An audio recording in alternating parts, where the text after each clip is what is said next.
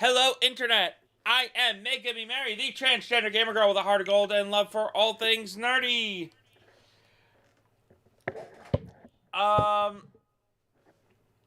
Start software, I guess. Alright. Today we are playing Mario vs. Donkey Kong. Just came out today. So yeah, let's just jump into it. Amazing mini Mario toy. Hurry, bud. Bananas.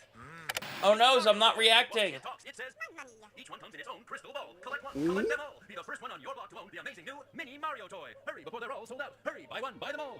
Buy them all. Buy them all. Buy them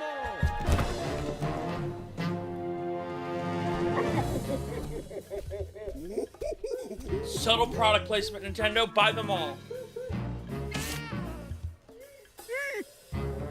Oh, hey, what do you know? The scalpers got to it already.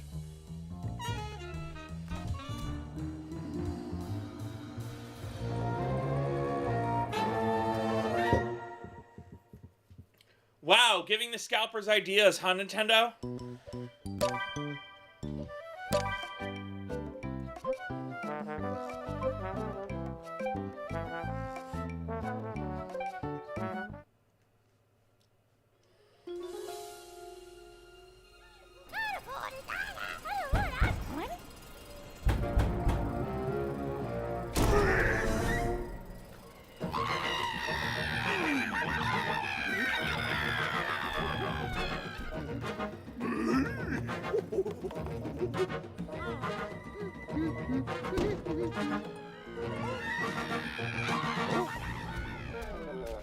Hey! Hey! Wait!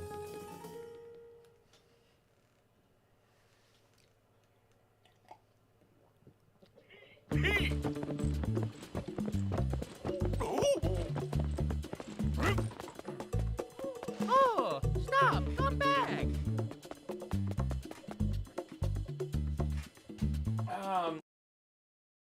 Be a little too loud. Hold on.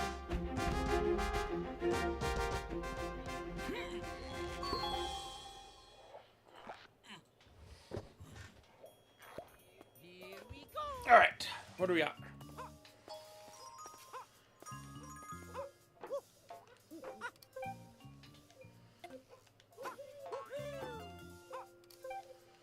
Okay.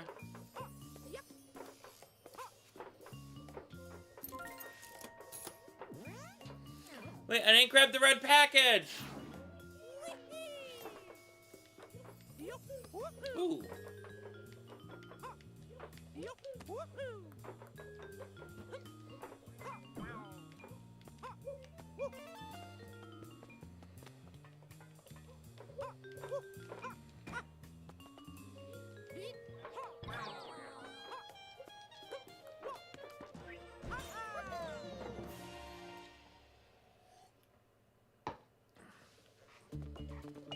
Am I really gonna be a completionist about this?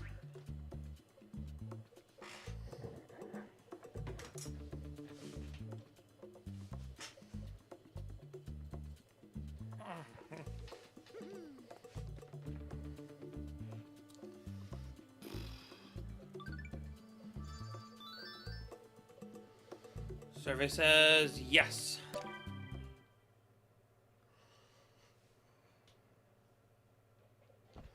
Here we go!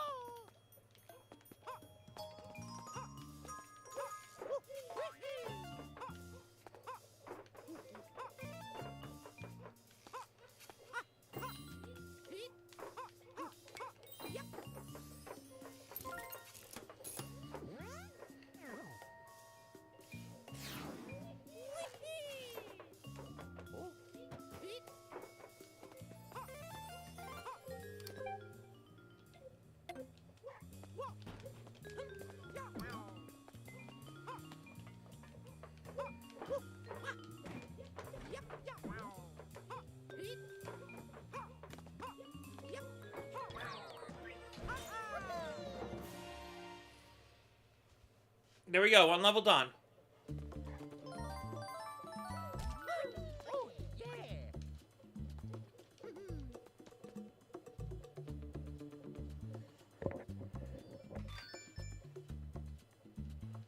Next.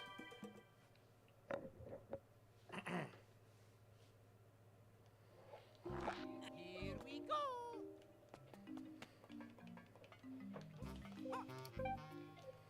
Yeah, I already figured that one out.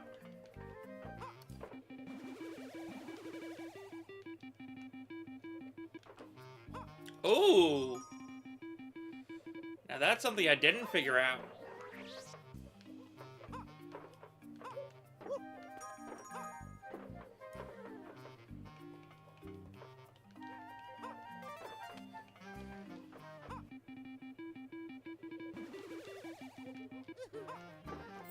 Yep.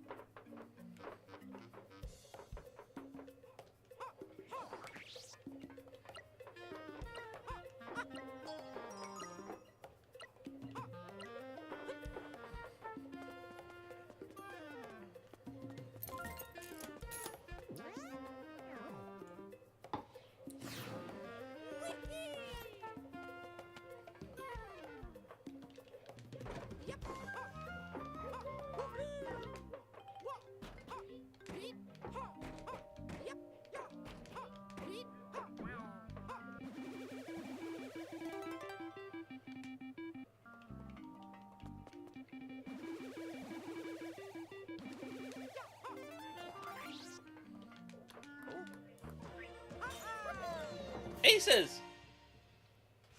We're off to a good start. Oh, yeah.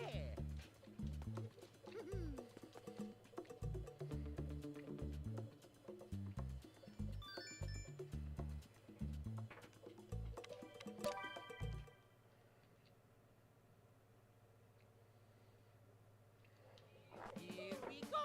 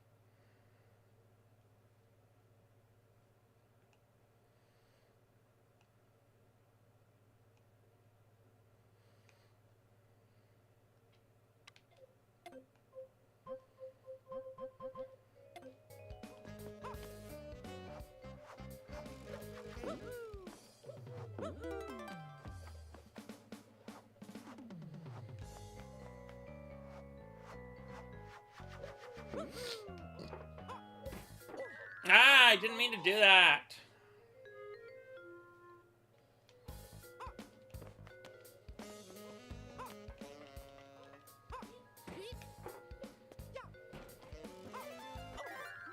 Mamma mia.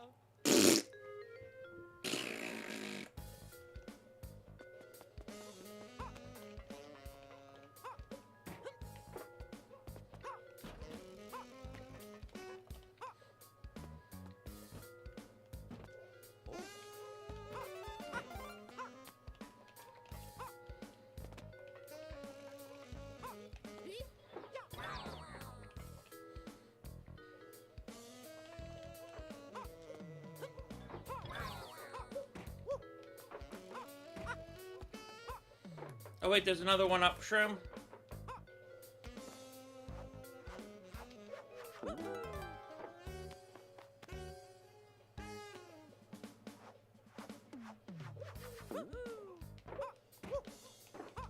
yeah.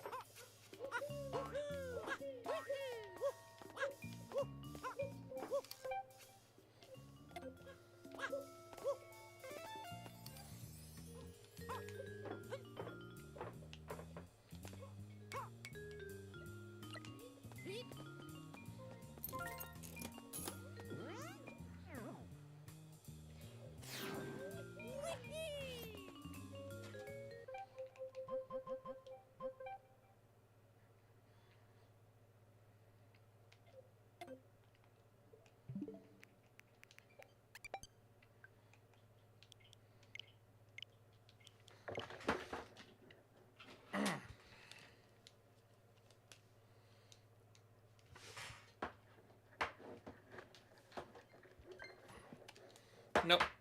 Back.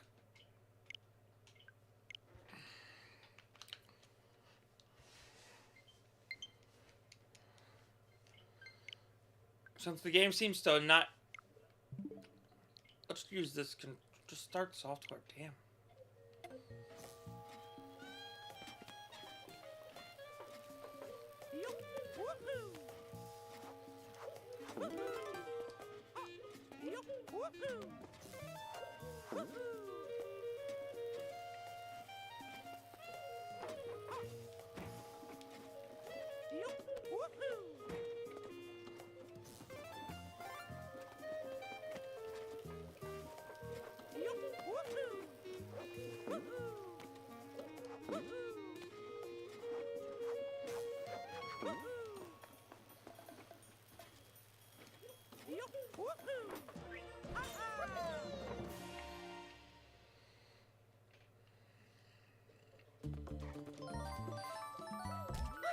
Oh, yeah.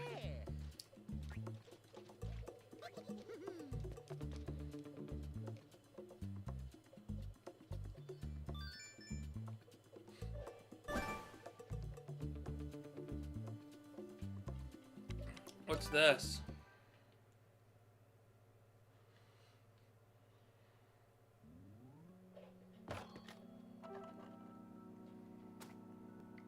Here we go.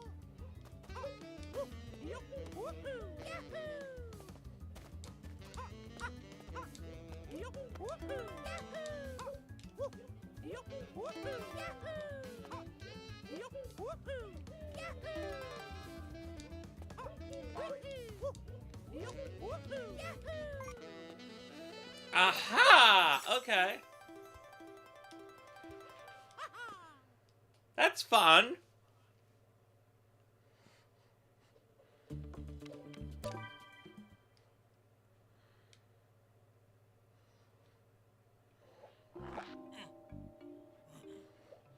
Here we go.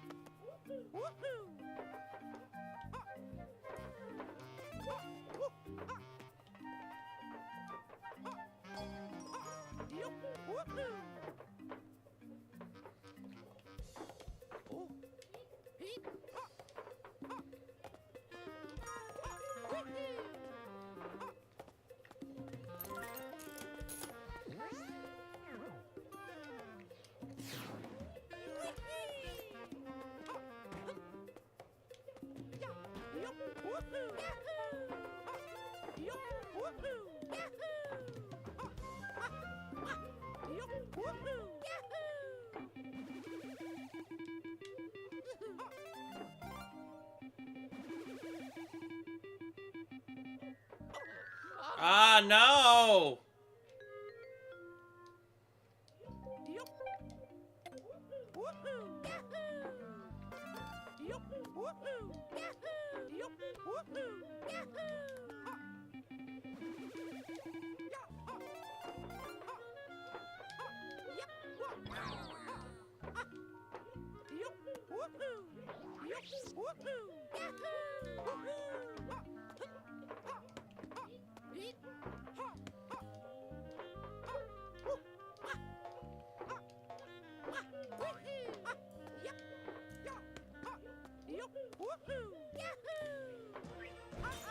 Aces!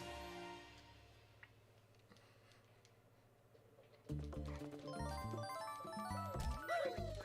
yeah. This is a pretty fun game. Definitely a good palate cleanser, you know, after Hollow Knight the other day. You know, Arzette was definitely a really fun game, too. You know, Hollow Knight was just punishing, but it's good to have, like, just a really simple game for a change of pace, you know?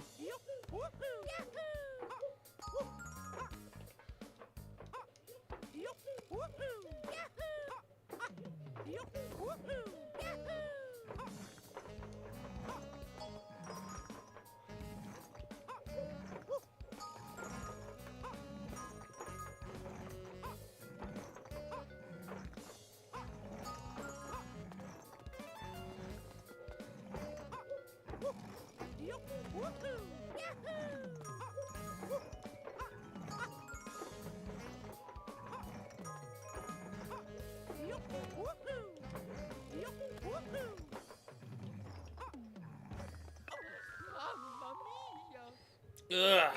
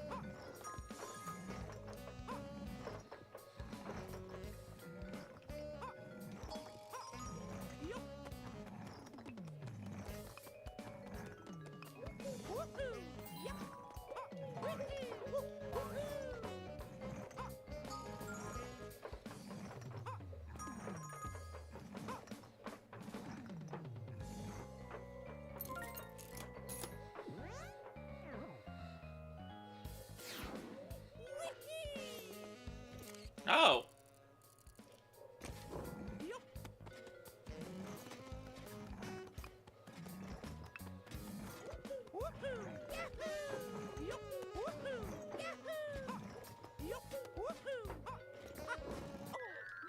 Mamma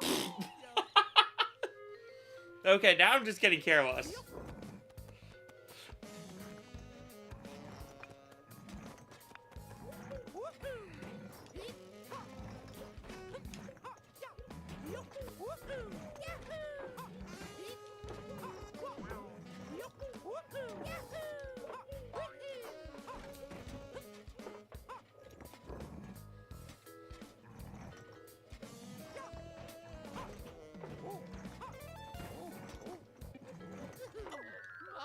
mia.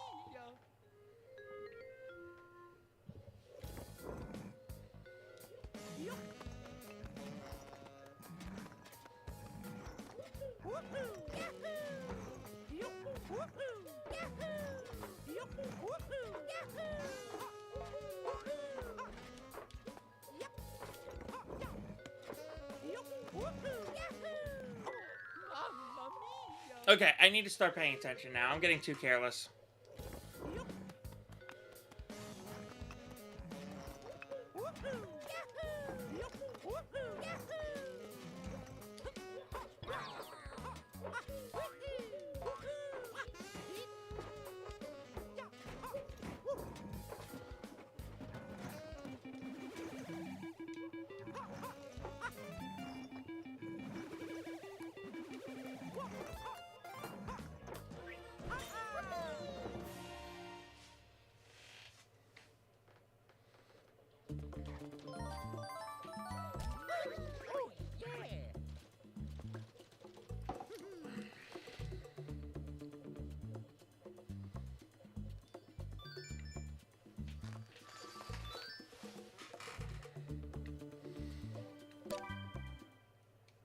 Alright, what's this?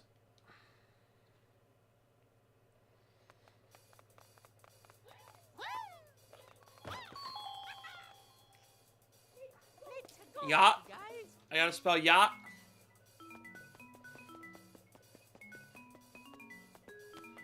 Okay.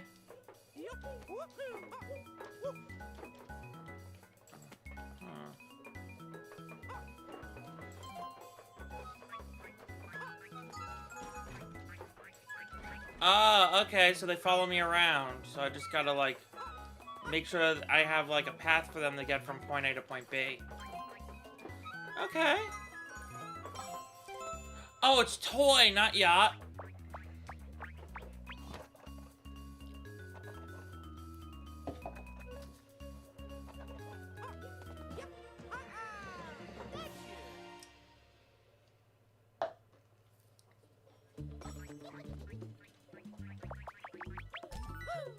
Perfect. Does that mean something happens if I don't get them all? Like, something can happen to them in future ones?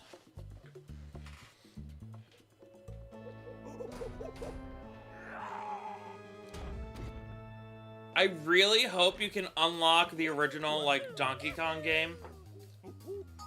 Hey, Blue Jay. How you doing today? Ooh.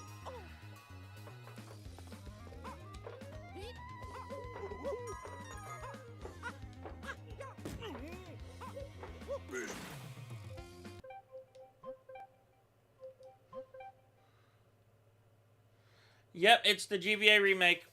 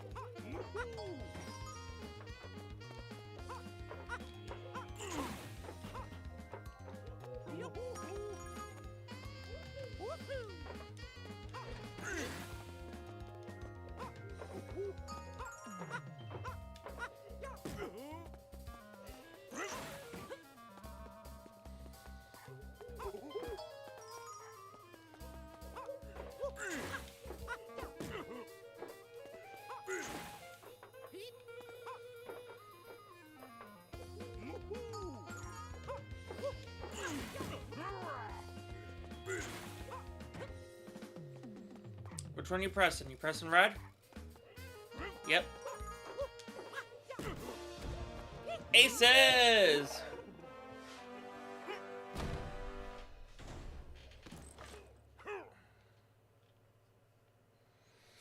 The only Mario vs. Donkey Kong game I played to completion was the DSi game, Mini's March Again. I played like the first couple levels of this one on the Game Boy Advance, and that's it. And that was when I got it as part of the DS Ambassador program. And the only reason why I never got farther with it was because my original 3DS was stolen. And that was before Nintendo did the whole Nintendo Network ID thing. So it wasn't like your purchases were tied to your actual console instead of like your account. Later on, I actually managed to get that retroactively, like get my Ambassador program retroactively fixed.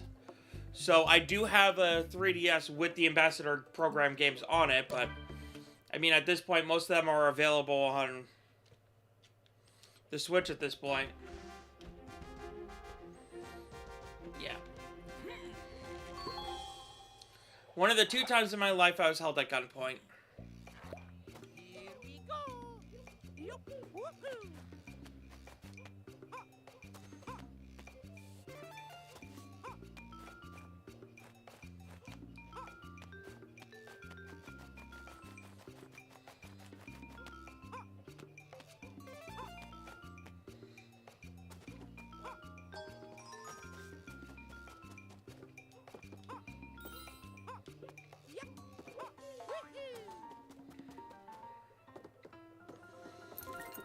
Yeah, that sucks.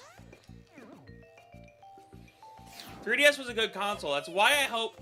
Honestly, that's why I hope that my idea for what the Nintendo Switch successor is actually going to be a thing, because I honestly hope that the Switch successor is basically a hybrid DS Switch. That'll be, like, backwards compatible with 3DS eShop and Wii U eShop. But, like, things that use, like, Wii peripheral won't work. but it'll like instantly make it so that you can like re-download Wind Waker HD and Twilight Princess HD.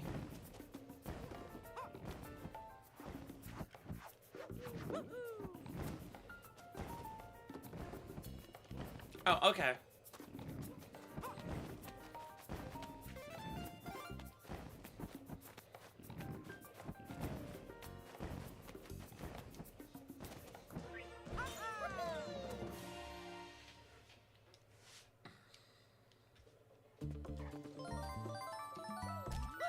Oh, yeah. Yep.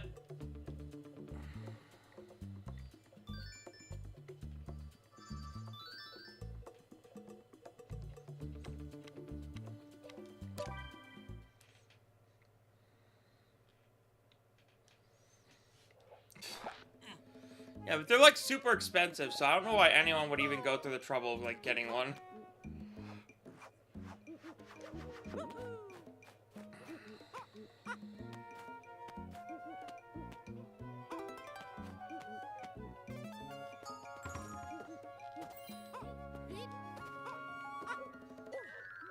Mamma mia. Oof.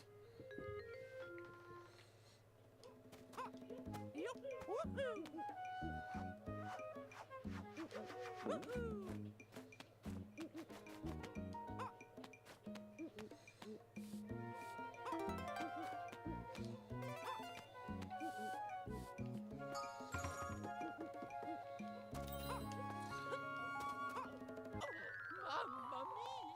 I didn't see you wait, were you here last night? I don't think I remember seeing you last night for the second half of my Arzette stream.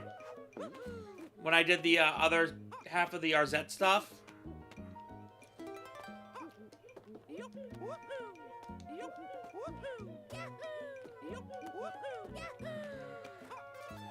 Basically, I went for all the achievements in Arzette yesterday, as well as, what was it? Yeah, I basically just went for all the remaining achievements.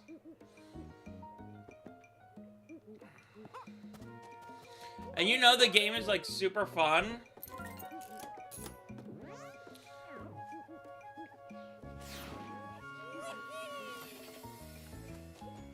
Like, yeah, there's a lot of Sonic games that need a re-release but never get one. Well, all the streams are archived on my channel, so you can always check them out there.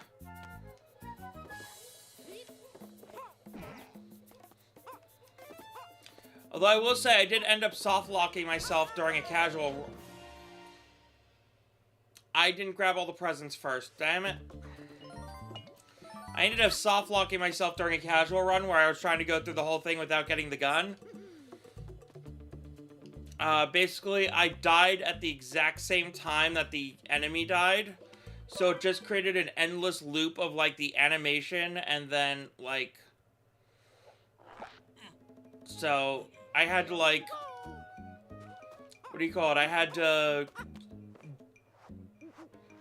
cut out of, like, go to the main menu of the game, but then later on I realized because I didn't, like, properly kill the enemy, even though the game registered the enemy as dead, it wouldn't let me get the collectible I needed from the boss to get to the final end game.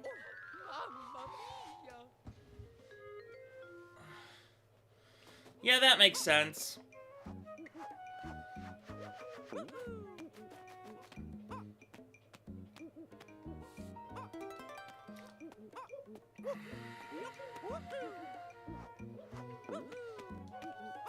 Honestly, if there's a game that deserves a re-release, it's the Advanced Trilogy. They need to re-release the Advanced Trilogy. Like, I'm surprised they haven't re-released the Advanced Trilogy.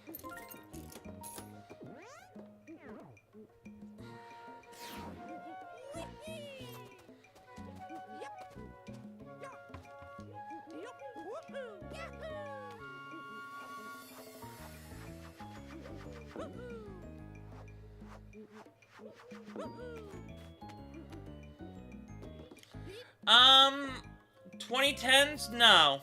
I would disagree, actually. 2006 specifically was the lowest year.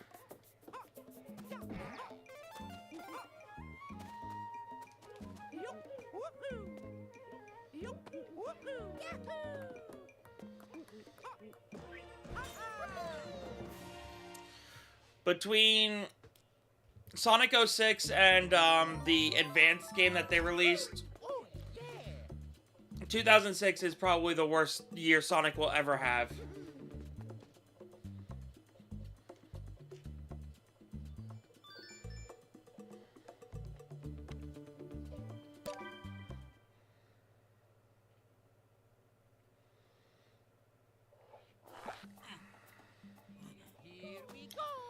Although, I will say, I think Sonic 06 should get a remake.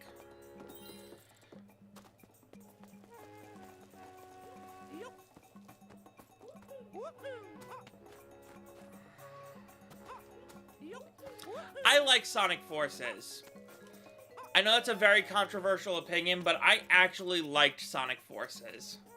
I thought it was a really fun game. I played it to completion. I had a lot of fun with it.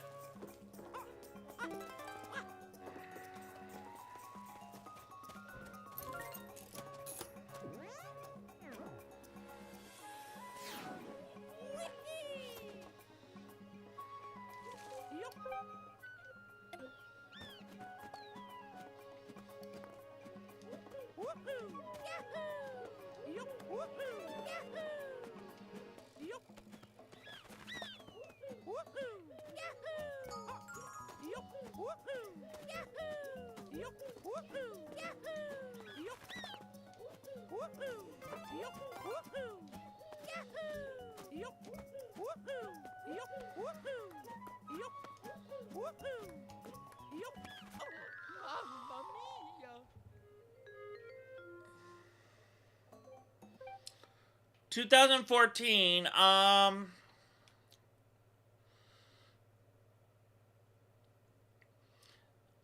2014 was the year of Sonic Boom, right? You see, Sonic Boom, yeah, it was a glitchy mess. It was awful. But a lot of people expected it to be awful. Sonic 06 was supposed to be, like, the next big thing.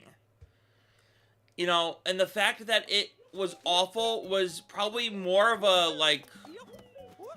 It was probably more of a slap in the face to diehard Sonic fans than I think Sonic Boom was.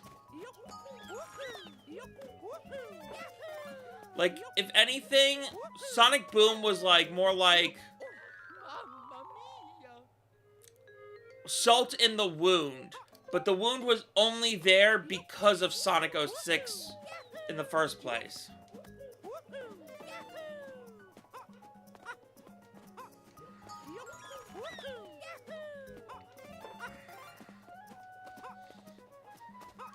Yahoo!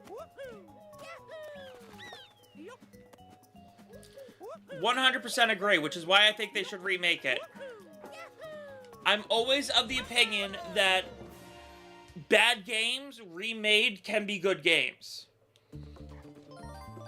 RZ is a perfect example that they can remake the Zelda CDI games and they would actually be good.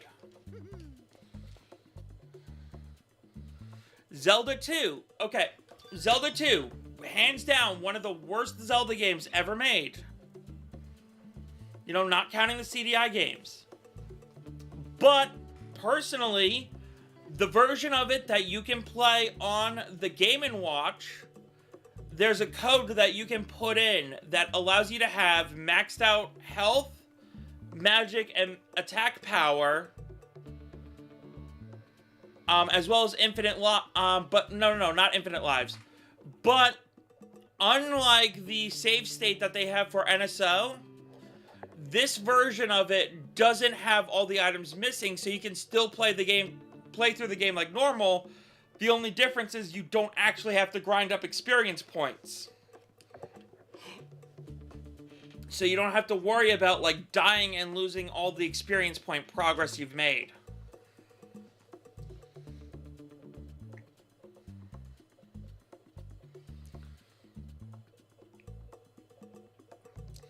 I am always of the opinion that if you take a bad game and remake it, it can be a good game.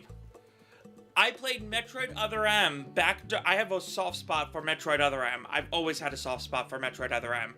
My first channel when I refreshed my first video when I refreshed my channel back in 2015 was a video about Metroid Other M and defending it. I think that if they brought that, like if they updated the game a bit, and they redubbed Samus, specifically they have to redub Samus. The voice actress they got to play Samus was awful. I think they need someone better to portray Samus. My personal opinion, Stephanie Sheh. But yeah, Metroid Other M, another game that would work wonders with a remake. There are countless games out there that are, like, critically panned, but if they get a remake, I honestly think that they would be, like, critical darlings. Especially because some of the times, the reason why a game doesn't work is because the technology wasn't there for the time. You know, like, Wanda Gamelon and Faces of Evil. The technology wasn't really there for those games to work the way they did.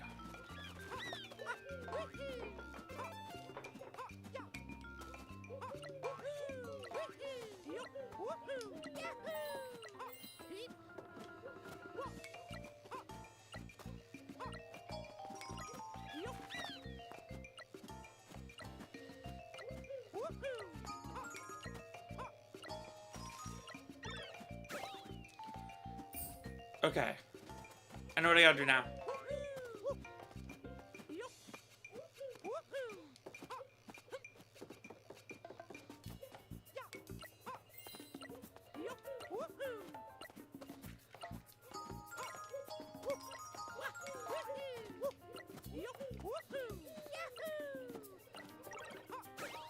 Ah, I gotta be quicker.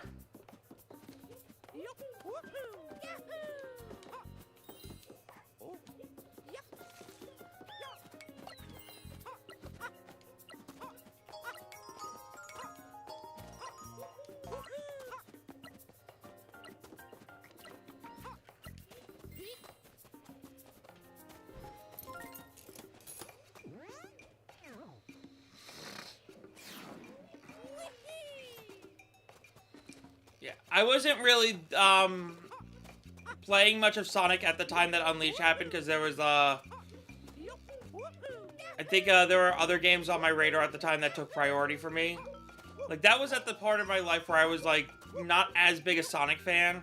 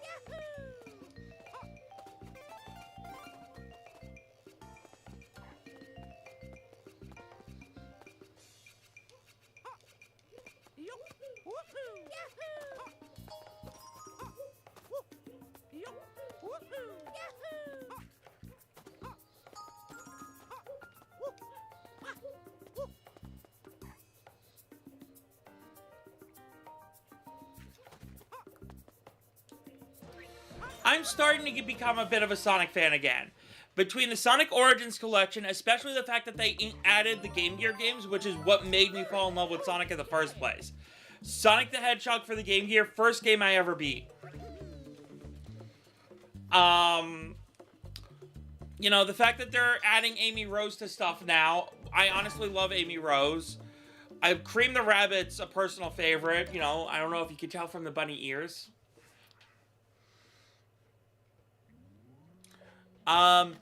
Sonic Adventure 2 Battle, honestly, like, my personal favorite Sonic game in the series. Which is honestly why I'm, like, super nervous about the upcoming movie, because if they don't nail the dynamic between Sonic and Shadow, I'm gonna be so upset. because a lot of people just like, oh, it's just Sonic but dark, and it's like, the rivalry is like so, like, I love the rivalry between them, because it's like, at first they just see each other as like pale imitations of each other, which is like how the fan base saw Shadow at first, but then it's like the two are like constantly learning from each other and growing off of each other. You know, and even though, like, during, like, that final, like, race fight at the end of the game, they're still technically enemies. They still have, like, this respect for each other. And it's, like, one of those moments that I just, you know, it's, like, one of those video game moments that I just absolutely adore.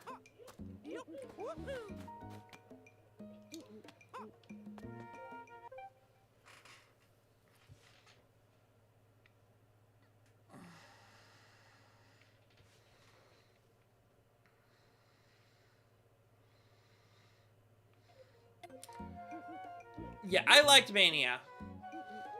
I do wish Amy was a playable character. I don't like the fact that there were, like, what?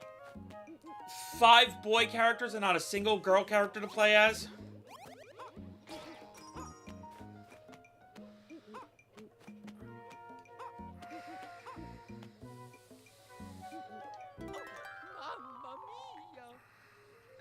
You know, because they added, what do you call it? They added 2 more characters with the DLC.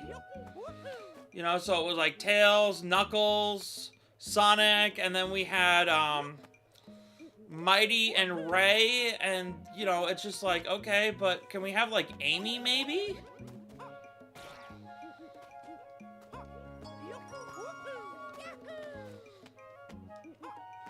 Now, I thought Mania was great. If anything, I think Superstars is a little bloated. Oh, I loved the new stages in Mania. I thought that, like, they really, like, perfectly captured the feel of, like, the old, like, Genesis. If anything, I feel like Superstars didn't, like Superstars didn't live up to what I wanted. Because while Superstars did have, like, 2 playable girl characters, spoilers for post-game.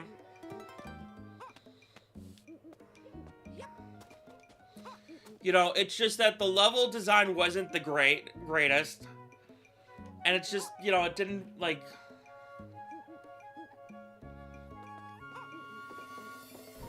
Well, Tails is, you know, honestly, I wouldn't like the fact if they made Tails a girl, because Tails is definitely, I like Tails as, like, a guy character.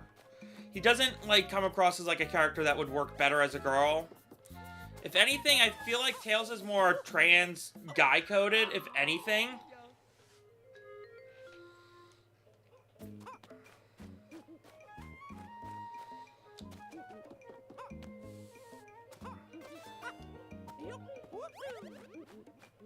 Which...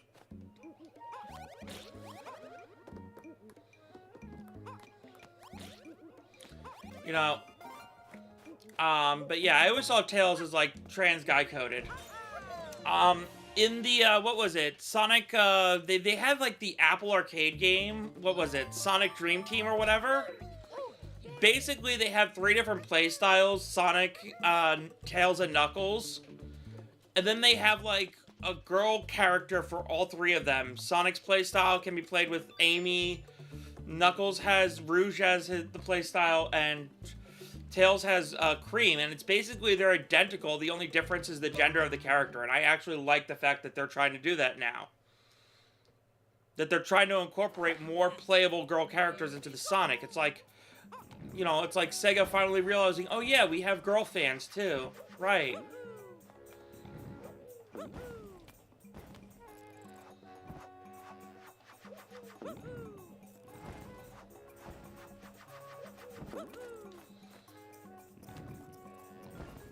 I don't think so, honestly, because, again, Mania, like...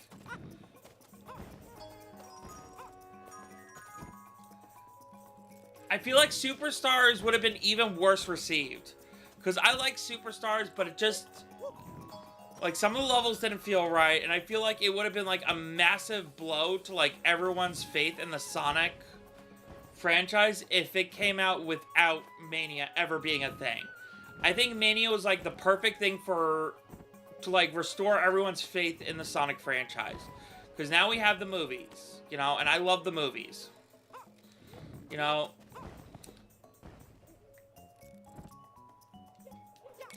I mean, yeah, say what you want about, like, Ugly Sonic, you know, breakout star of Chip and Dale Rescue Rangers, Ugly Sonic, you know, but...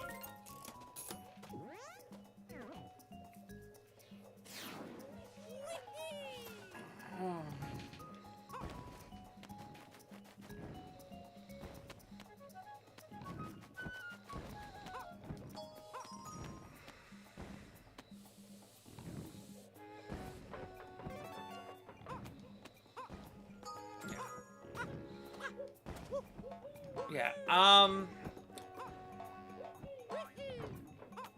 in regards to Sonic Adventure... Hold on. Let me...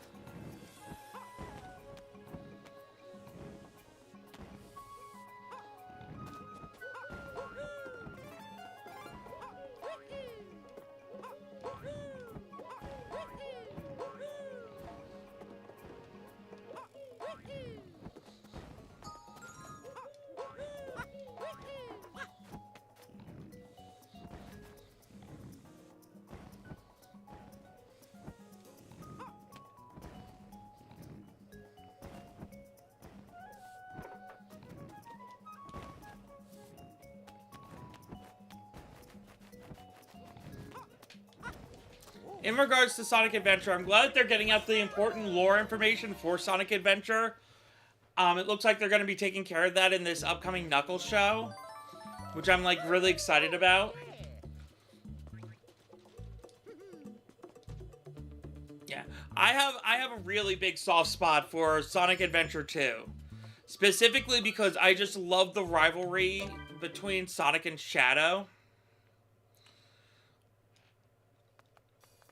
You know, and like, I don't know if this is, like, actually a thing, but this is always how I read it. Like, this is always how I interpreted this particular moment of the game, right? So, Chaos Control. Shadow uses Chaos Control, right? And it's, like, this pretty awesome ability with the Chaos Emerald. I always thought it was, like, something that required, like, a deep emotional, like... I felt like it required, like, a strong desire to protect someone. Because I felt like that's... Like, I feel like... Like, that was kind of like the subtext that they were hinting at between all the flashbacks to Maria... As well as the fact that when he rushes to Rouge, he uses Chaos Control to teleport out of there. You know, and I just felt like that was, like, supposed to be, like, them, like, hinting at that Chaos Control is supposed to be, like, a power that you can only call upon if you have the urge to protect someone or something. You know, and Shadow is calling upon his emotions of wanting to protect Maria even though he couldn't. You know, so when Sonic uses the fake Chaos Emerald, I always interpreted that as him wanting to protect everyone from, what do you call it? He wanted to protect everyone from the cannon firing, and that's when he used Chaos Control. So I feel like if that's the case, then it's in that moment that he realized that every time Shadow was using Chaos Control, he actually had this desire to protect, and it's in that moment Sonic actually started to respect Shadow. You know, like, he actually understood Shadow on a deeper level because he finally understood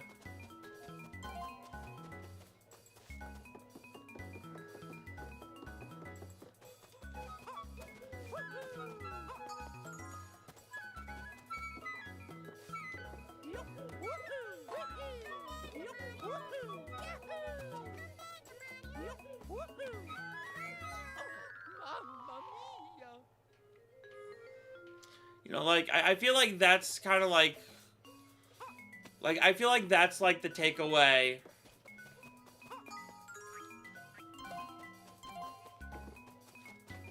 You know, like, that's my takeaway, personally, from Chaos Control. Like, I feel like that is, like,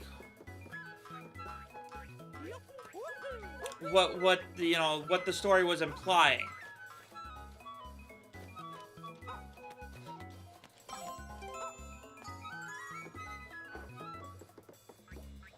Oh yeah, honestly, I feel like it had the best story.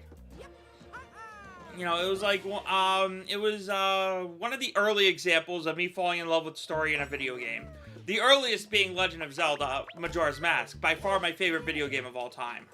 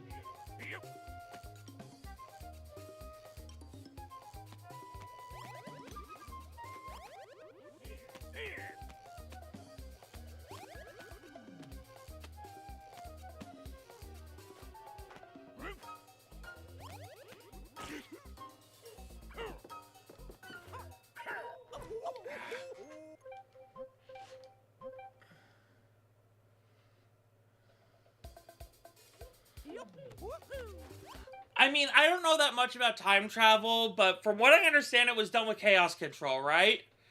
In which case, I kind of feel like it makes sense, because Chaos Control was supposed to be a way to manipulate, what do you call it? It basically teleports a person through space. But the thing is that space is, you know, just one of many dimensions. You know, so it would also make sense that if you factor in space-time, you know, it kind of makes sense that the Chaos Control could theoretically teleport someone through time.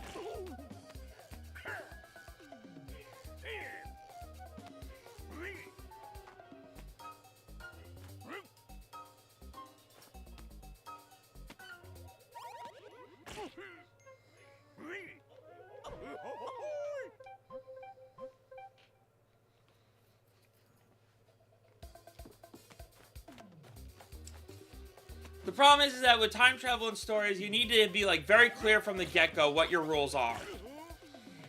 In my book series, I have a book series I'm working on, I make it very clear in book 3 that time travel is going to be a factor at the end of the series. But I operate on what I call the closed loop philosophy. Basically, any instance of time travel in my book series has to be preordained. Nothing can happen that wasn't already set in stone. If something happens that wasn't already, or you know, that didn't already exist as part of the timeline, it would basically result in the timeline being destroyed.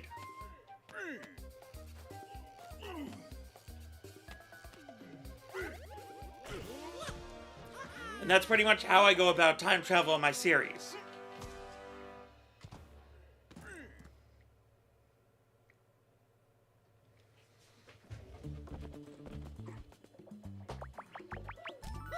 Oh, yeah.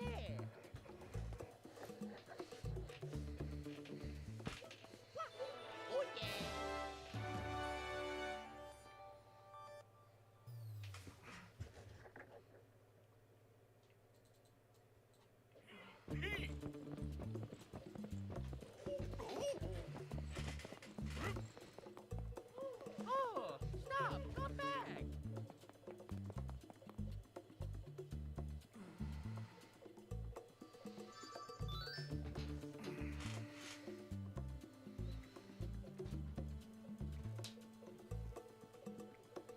Okay, there's that message. Sorry, I was having trouble viewing that message, but it was because I was still on top chat instead of live chat.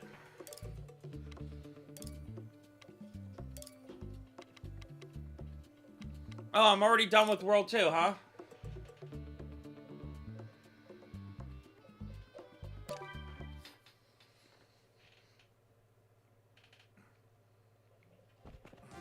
I guess use of the F word forced you to not be in live chat, top chat. Here we go. Yup. Woohoo. Lava World already? Seems a little premature. Yup. Woohoo. Yahoo. Yup. Woohoo. Mamma mia. Yup. Woohoo. Yup. Woohoo. Yup. Woohoo. Ugh, I gotta pay attention. Yup. Woohoo. Yahoo. Yup. Woohoo. Yahoo. Yup. Woohoo. Ha. Yep. Ha.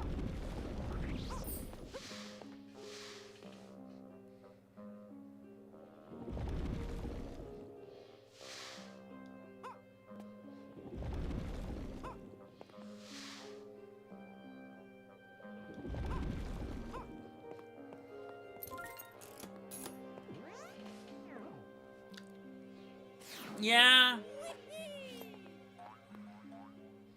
Are those ninjas?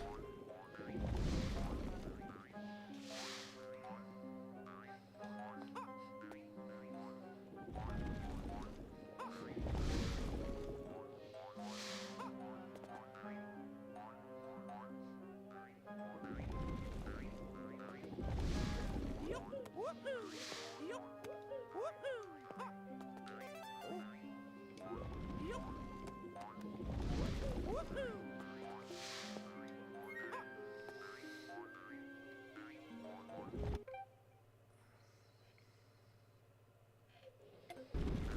Yup. Woohoo. Well, I don't know about that. Sonic Frontiers was really solid. And I feel like it's a really good foundation for what they do next. The thing is that they have to stick with it. They can't abandon it and go straight to something new. They have to, like, actually stick with the formula that they established in Frontiers. Because if they don't stick with what they established in Frontiers, then it's just gonna... It's not gonna work, you know? Like, they have to stick to it. They have a winning formula now with what they did in Frontiers. They just have to stick with it. The problem is that so many times they end up changing their formula drastically between games. Here we go. Yup. Woohoo. Yahoo. Yup. Woohoo. Yup. Woohoo. Yeet.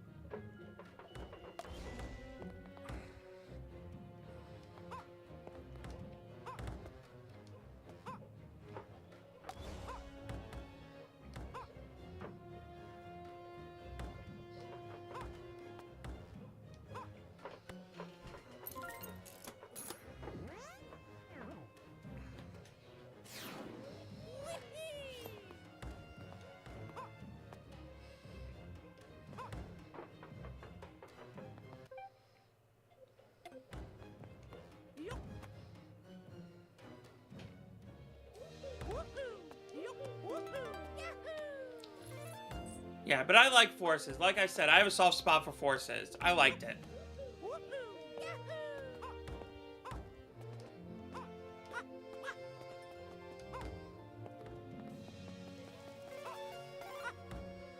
Ah, mother Fletcher.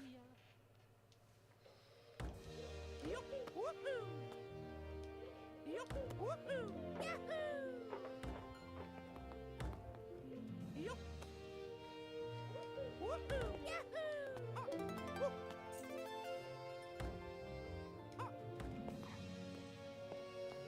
Yup. Woohoo.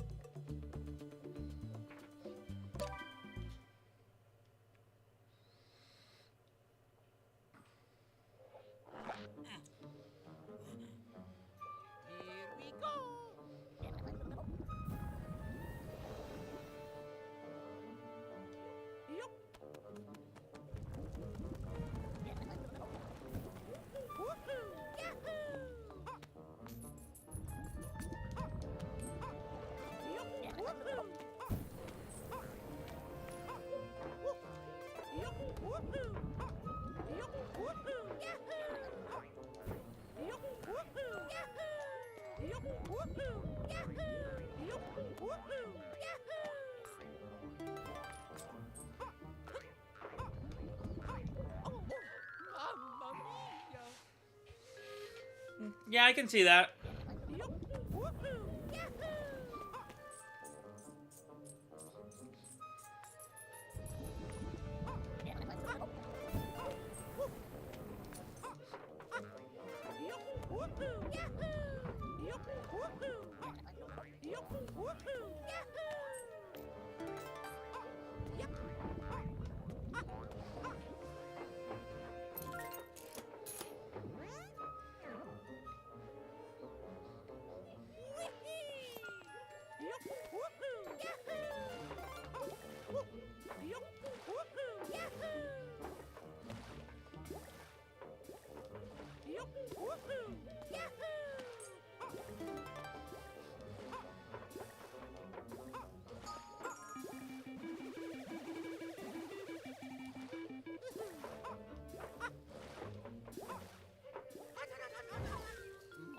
Mm.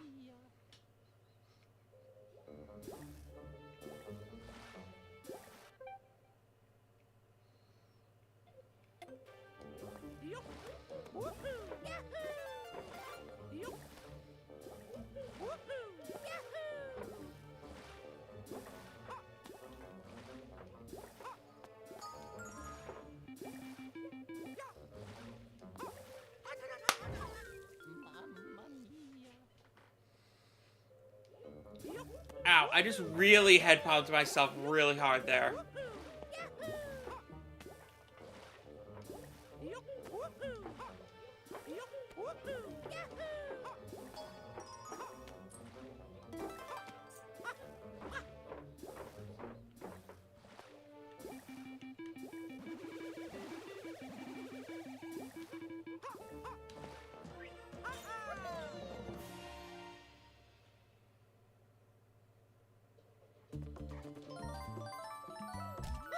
Oh,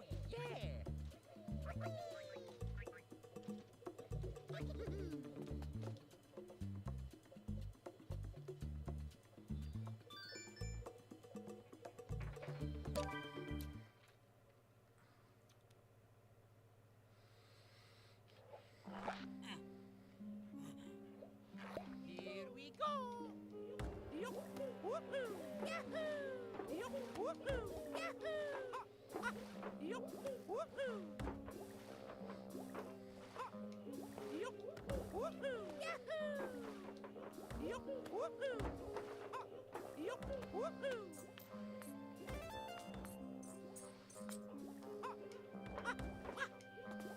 Woohoo!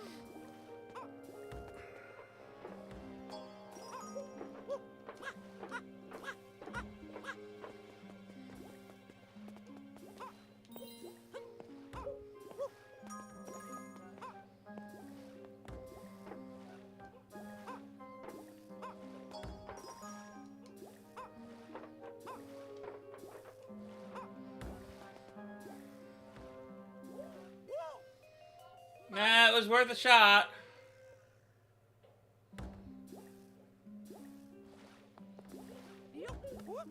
Well, I don't know if I'd go as far as to say that. I think they just, like, shoehorned in a last-second advertisement for it because they wanted to basically advertise their own thing on this already what was going to be successful game. Mamma mia! Yeah, I have to say though, I'm not as like heated about the Sonic games as most people are though, because I kind of fell out of the fandom for a while, and it wasn't until probably after watching the first movie that I started to get back in. And that's actually like when I decided to like actually play Forces, was like after the movie. So, you know, like, I've only recently, like, within, like, the past couple of years, actually got back into, like, Sonic stuff.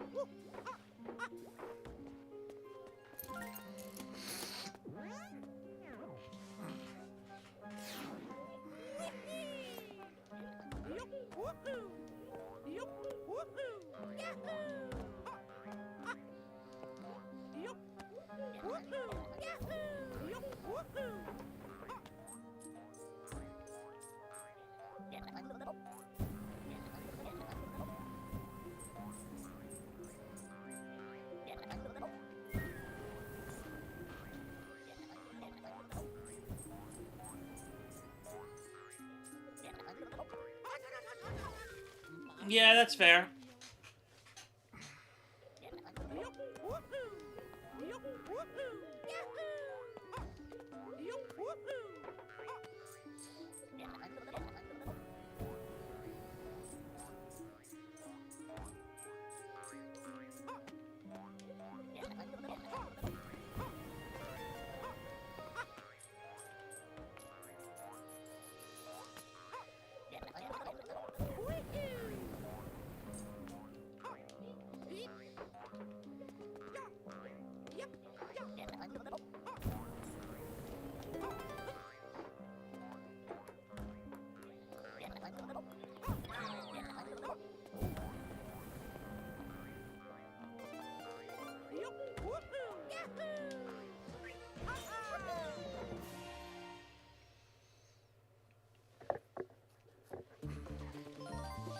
Yeah. Yeah, I'm not really the level of fan I used to be a long time ago. Is basically what I'm saying. Like, I think Sonic Heroes was the last game I really got obsessed with as a Sonic fan. And there's a Sonic game I want to see come back. That was a fun one. Here we go. Yup. Woohoo. Yahoo. Yup. Woohoo. Yahoo.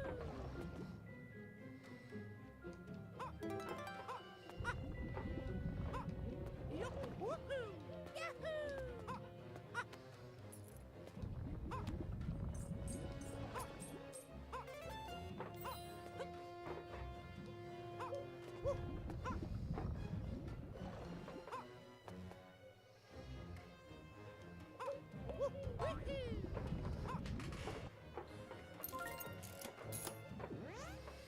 Yeah, that's true.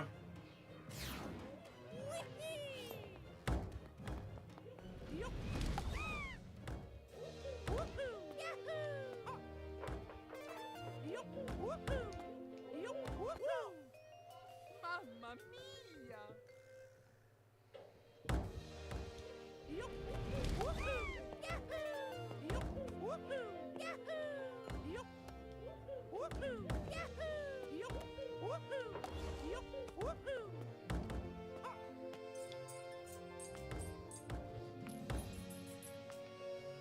Yup. Woohoo. Yahoo.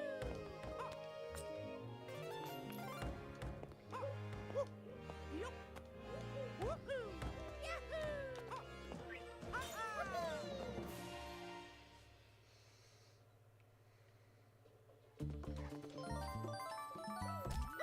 Oh, yeah.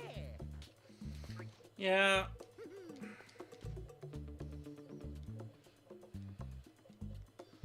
I got back into this, like I said, first game I ever beat was on the Game Gear. Sonic the Hedgehog for the Game Gear. So we're talking like mid-90s.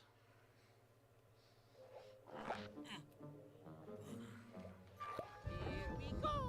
Oh, that's fun.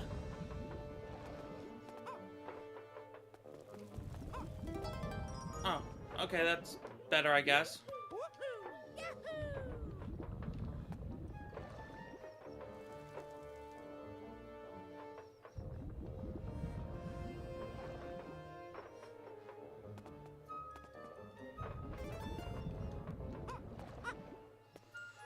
Oh no, I see what you're about to do. You're about to make this a mad dash to the top, aren't you? I know what you're gonna do. You're gonna do that. You're gonna do that. Oh, don't you dare, don't you dare.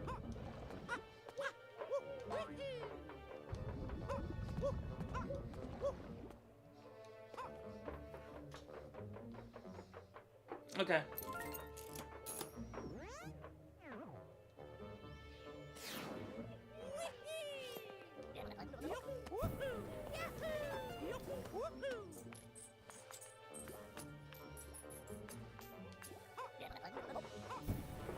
I was born a few months before the Berlin Wall came down. Let's just say that.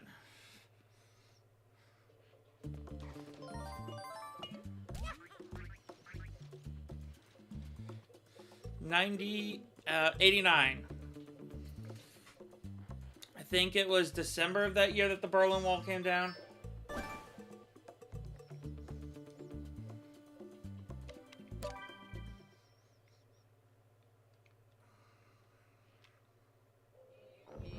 go.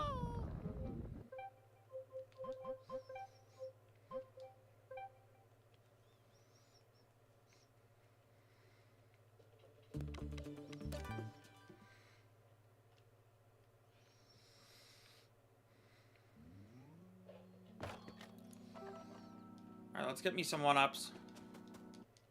Here we go. Woohoo! Ha, ha. Ha, woo, wee-hee. Ha, yup, woohoo. Yahoo! Yup, woohoo. Yahoo!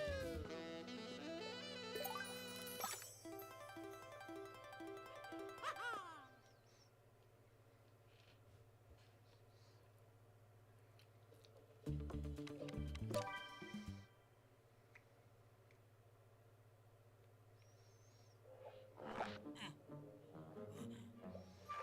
Here we go.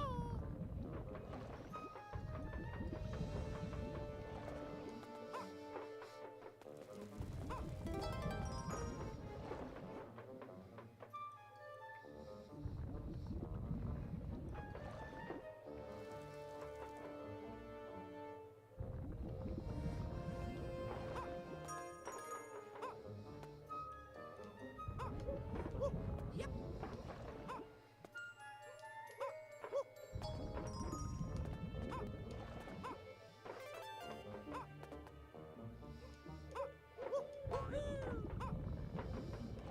Ah, crap.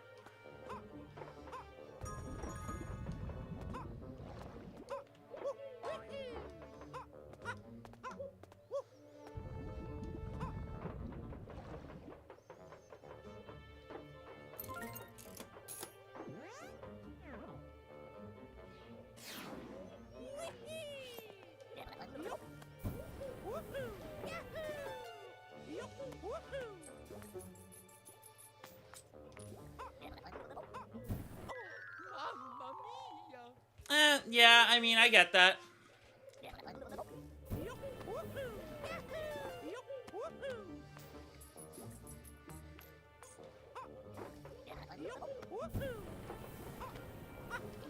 But then again, you also had, like, stuff like Sonic X, if you watched that. I still have to finish Sonic X.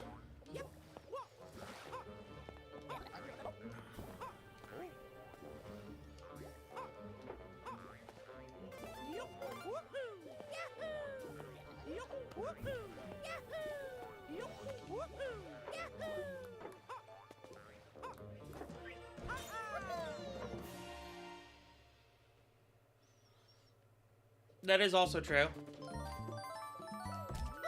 Oh, yeah!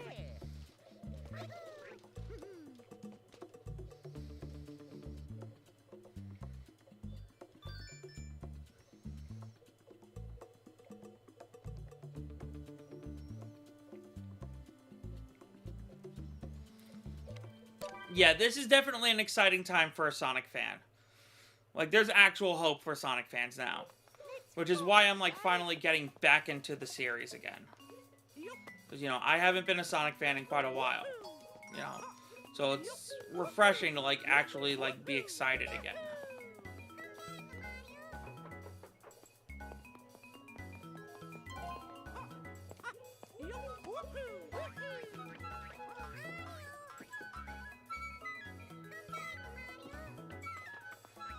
Oh. I have to see them in order for them to move?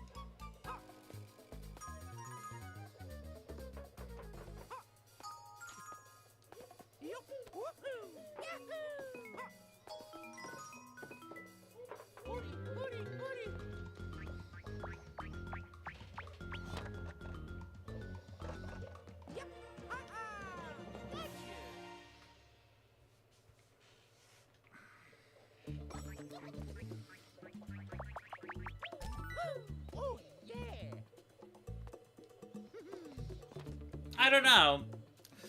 I mean, the fact that they're doing Shadow and Sonic, you know, that they're doing a Sonic Generations game with Shadow, on top of the what do you call it? On top of Shadow, on top of them adapting the storyline from Sonic Adventure 2,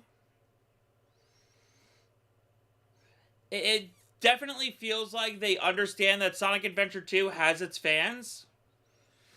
So maybe they are going to remake those games at the very least.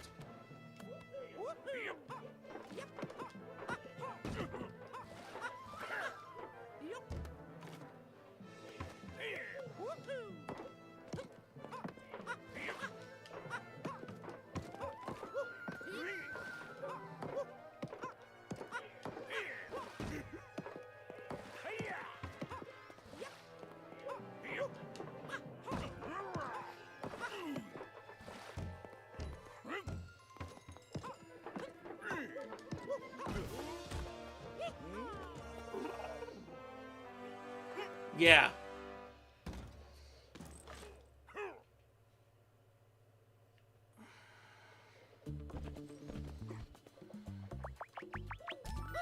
Oh, yeah. Oh, yeah. Another world down.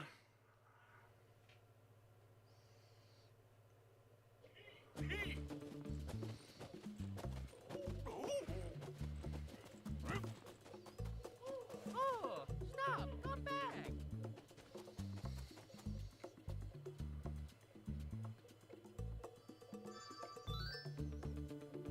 Wait a second.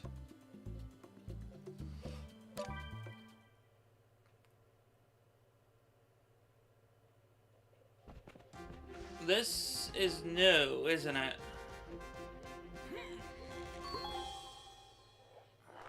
Here we go.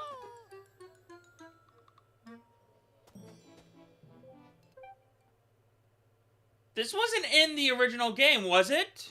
I don't remember this. I thought the next world was like the power plant one. Yup. Woohoo.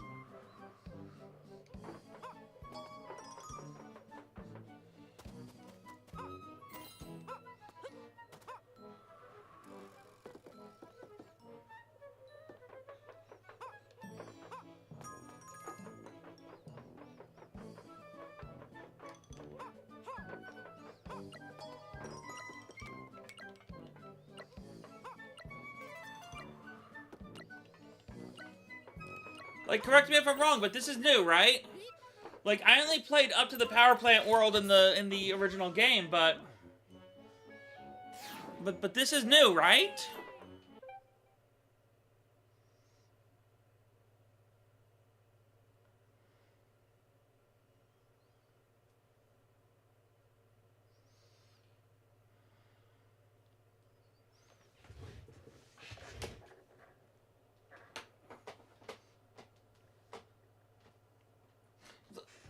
Yeah, but is this new? That's what I want to know. Is this new?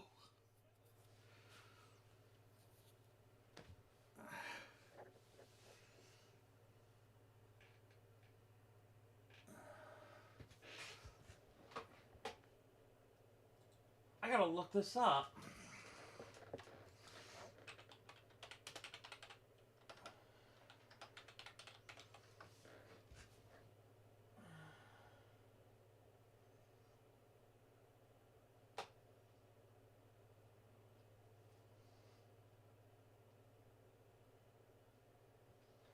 It is a brand new world. Wow.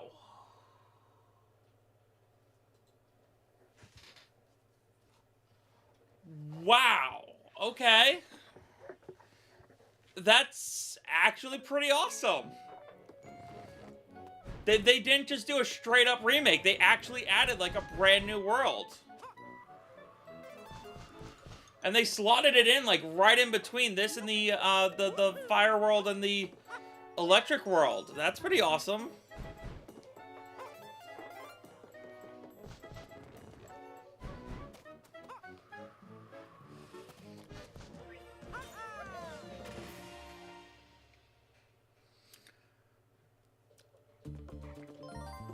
Like, I've only made it up to, like, the electric world, so this is actually, like, I don't even know, like, what happens after the factory world, or whatever it is. So, yeah, this is awesome. Like, this is a pleasant surprise.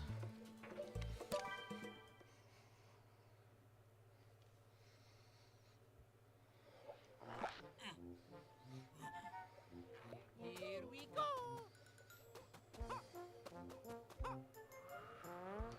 Yup. Woohoo. Yahoo. Okay. Oh.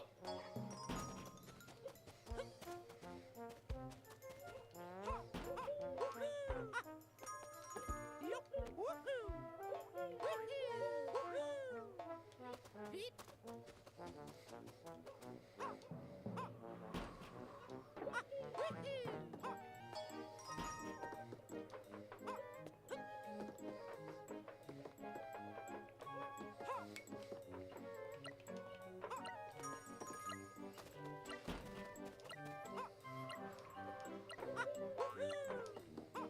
Yep. Beep. Yep.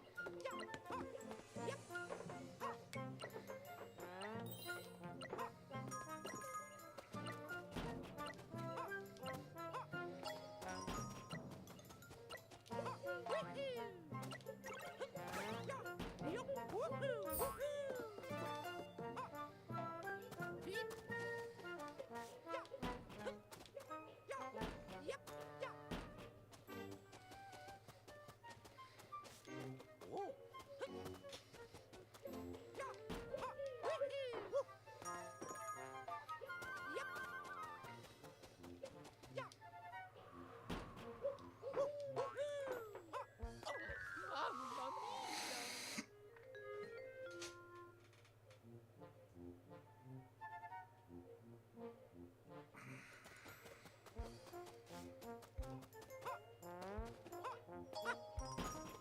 Beep.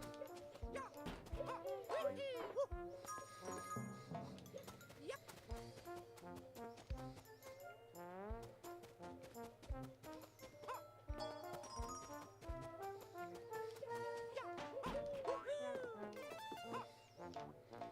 Beep.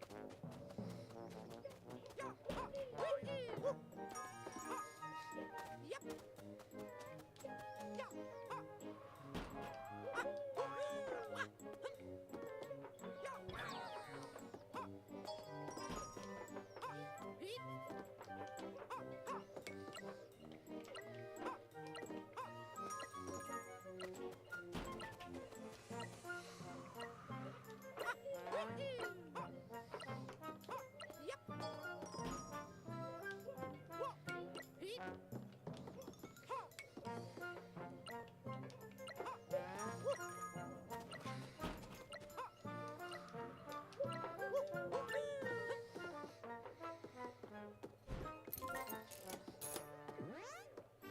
I mean, yeah, I can hear that.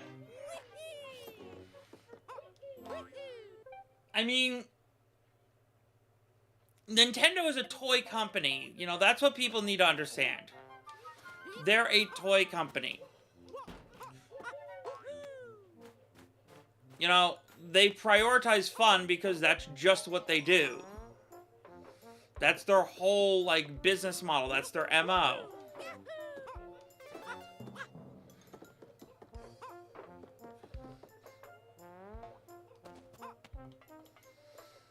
So, like, people complaining, like, Nintendo is being for kids, it's like, yeah, they're, you know, like, that's...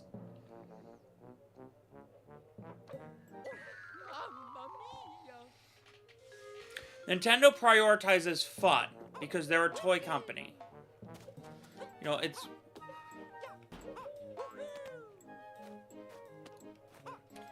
People, you know, you know, and it's like... People complain, like, Nintendo games aren't good because they prioritize fun. It's like, okay, like, what should they do? Make boring games? Do you want their games to be boring? Is that what you would rather play? A boring game? Like, what do you want from them?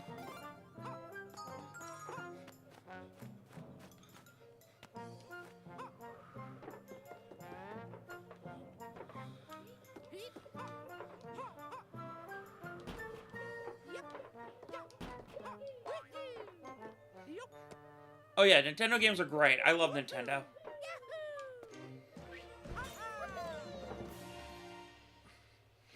I mean, when all else fails, Nintendo games are just fun. You know, even if I don't like what I'm playing, I'm at least having fun with a Nintendo game. And there's nothing wrong with a sweet aesthetic.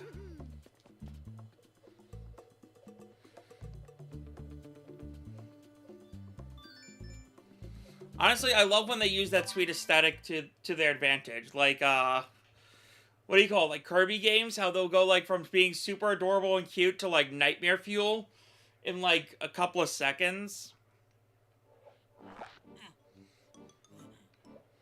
Here we go.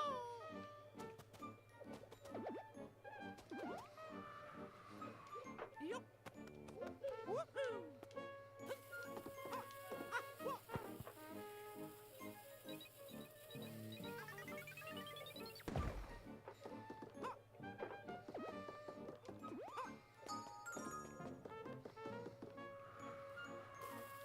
Yup. Woohoo. Hee. Ya. Ha. Woo. Yup. Woohoo.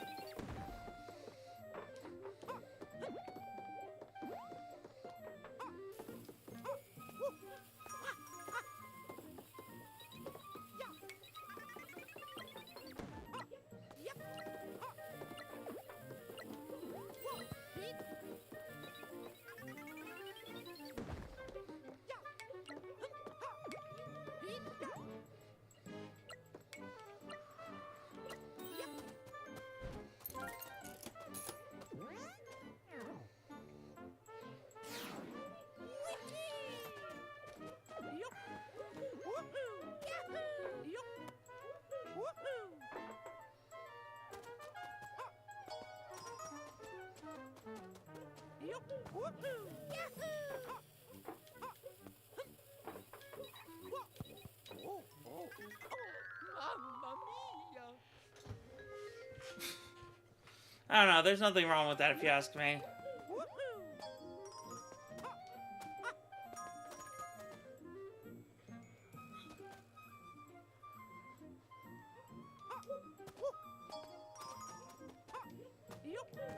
Because again, there are times when they make it work to their advantage.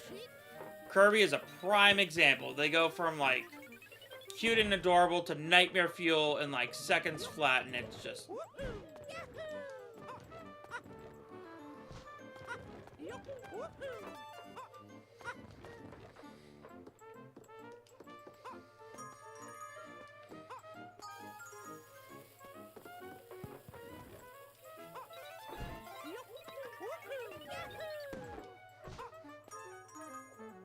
Okay, see what I gotta do this time.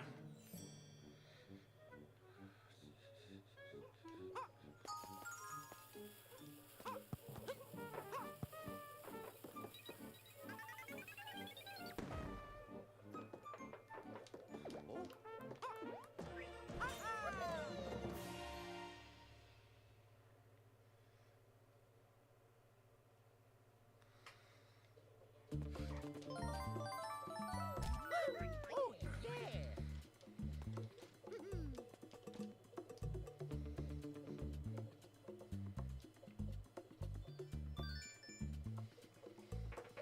Yeah, but to be fair, they also are iconic when it comes to sound design.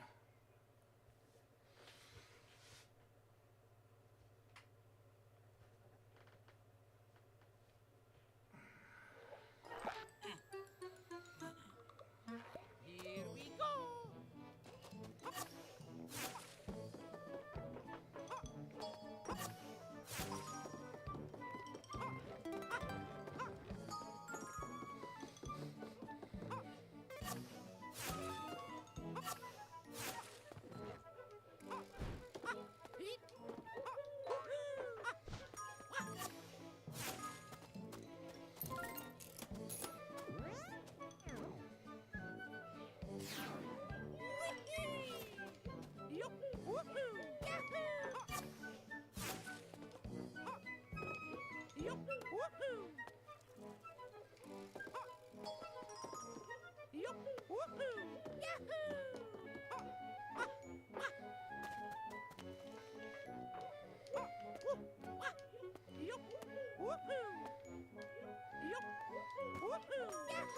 Yeah, well, to be fair, sound design is, like, kind of like my Achilles heel. So, I'm not the best when it comes to sound design or, like, recognizing good sound design or music. I'm kind of more of the type of person who, when I recognize something sounds good, I love it. But otherwise, I'll just, like, overall, just, like, not pay attention.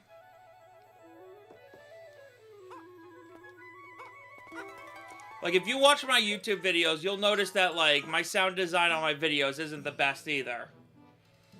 It's probably, like I said, it's my biggest Achilles heel. I don't even like, you know, if I don't have a familiarity with music, I don't even like listening to it. Like, if I listen to music, it has to be from something I know of. Like, anime music or soundtracks from movies, stuff like that.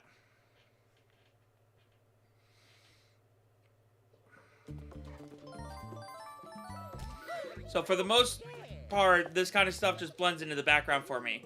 But when something does, like, stand out, it stands out to me.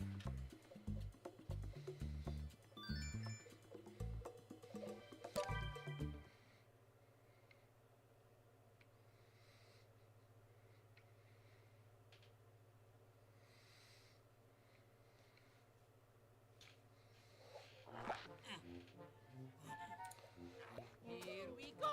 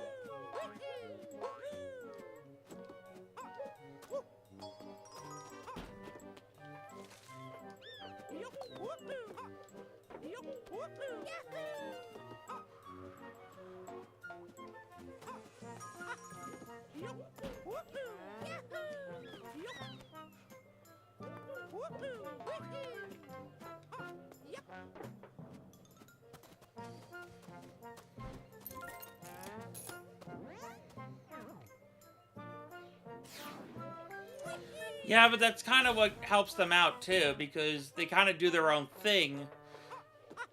And that's kind of what I like about them, because they innovate. If they weren't off doing their own thing, they wouldn't be able to innovate to the way they do.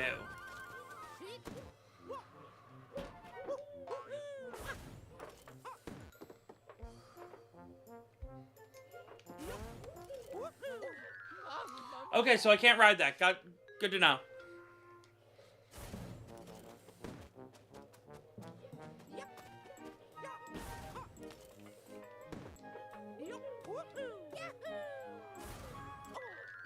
Mamma mia. Oh,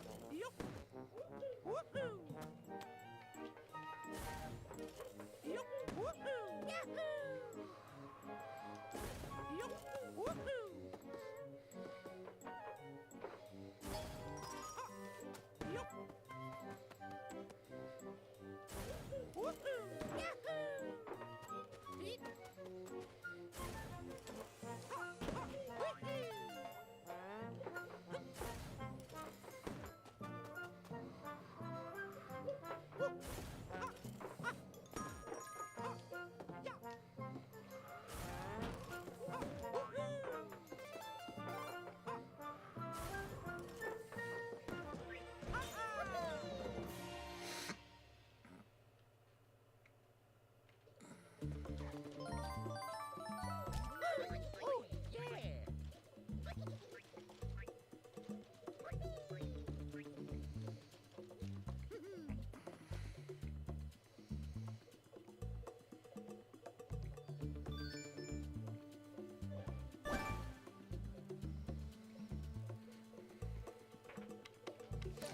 Yeah, which is why I also love the fact that Nintendo also has been supporting the indies as much as they have. You know, I saw a lot of people tweeting about the fact that Nintendo, what do you call it, was promoting RZ, saying, oh, Nintendo better not find out what this actually is.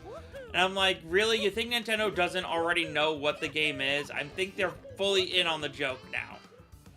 Like, Nintendo wouldn't be promoting this game if they weren't fully aware of what it was based on.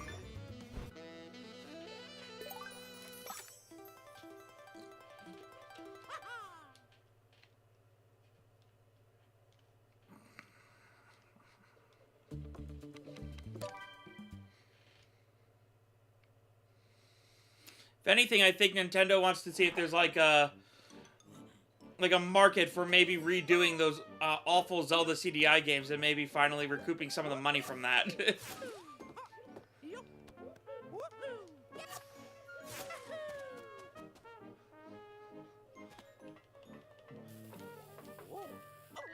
Mamma mia!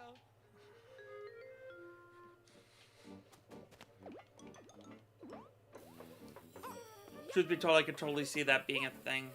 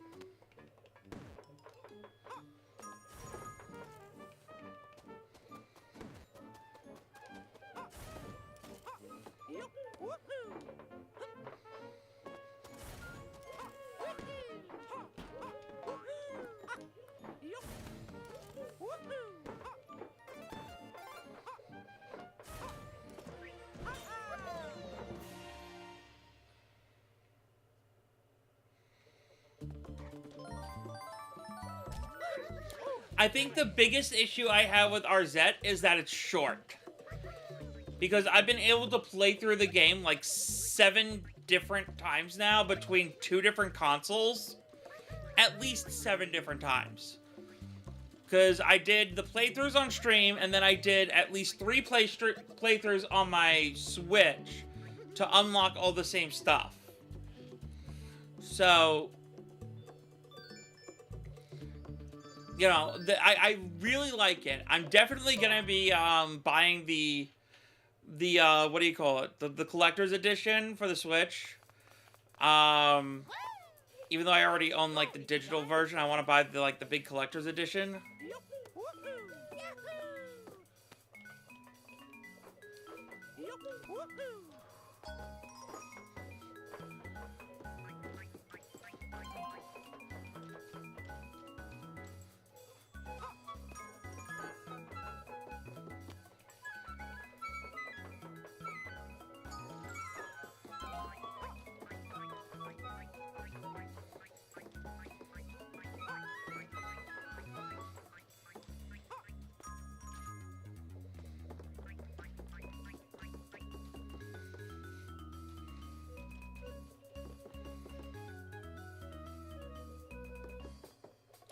Yeah, I get the feeling that they're 3D models that are just made to look the way they do. Does that make sense?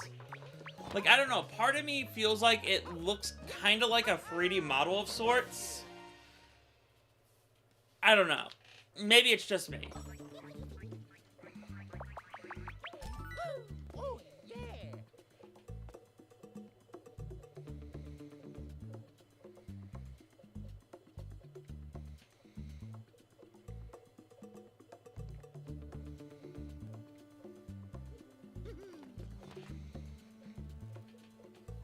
Exactly. I feel like there were 3D models that they, which honestly, if they're planning more with the RZ, like if they're planning more RZ games, I can definitely see why they would do that though.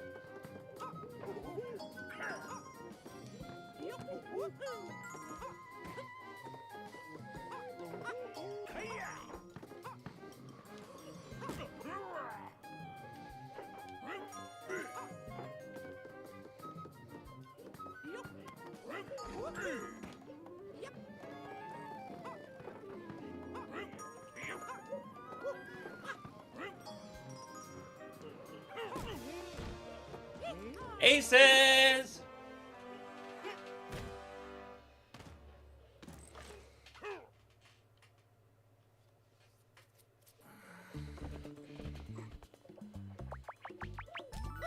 Oh, yeah.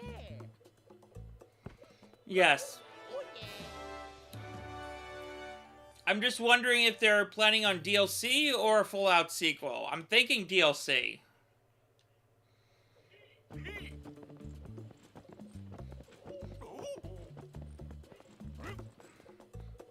Oh, stop. Come back. But honestly, it's met my expectations way more than I anticipated. And it was one of my 2 anticipated games of the year. What?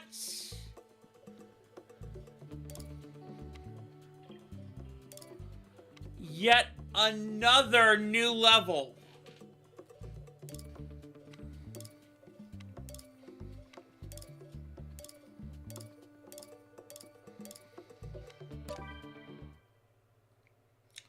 Oh. Here we go. Yup. Okay, that doesn't protect me. Yup. Woohoo.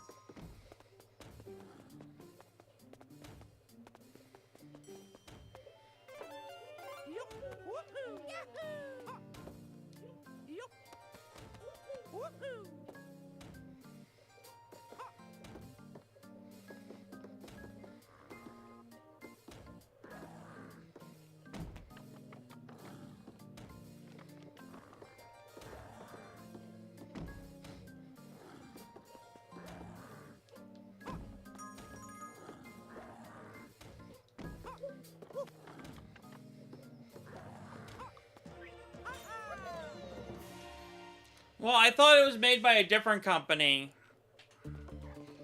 What was it? CDI?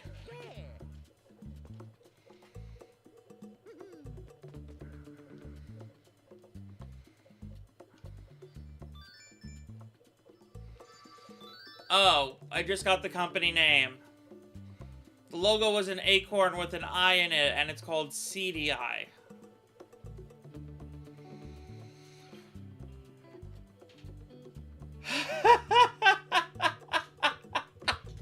How did I not get that pun?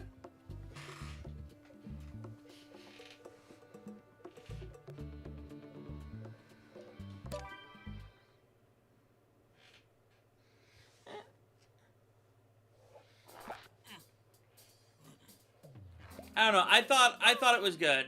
You know, again, the game met every last one of my expectations. Which is, again, incredible because, it, like I keep saying, it was, like, my most anticipated game of the year.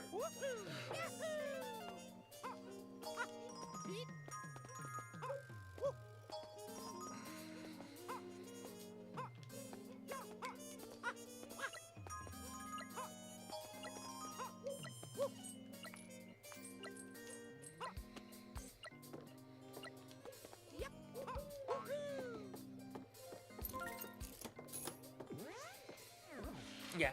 What I did not like, though, was the fact that in, classic mode, when I was not at full health, I couldn't fire my gun. That was annoying.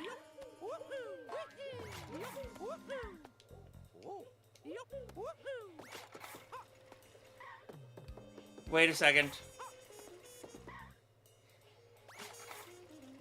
Oh, that's cool. That's a cool mechanic.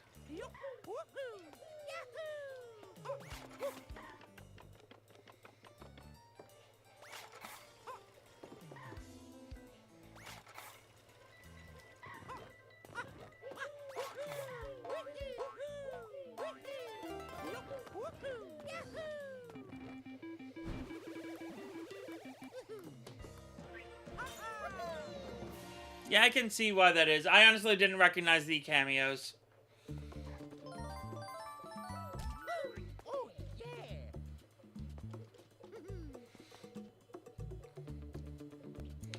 I mean, I'm so bad at recognizing cameos that when I was watching the FNAF movie, MatPat was literally staring at the camera saying, "It's just a theory," and I'm like, wait a second. Was that MatPat?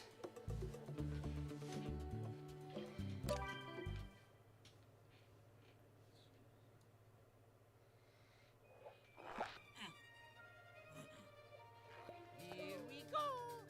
Yup, woohoo. Yahoo. Yup, woohoo. Yahoo. Yup.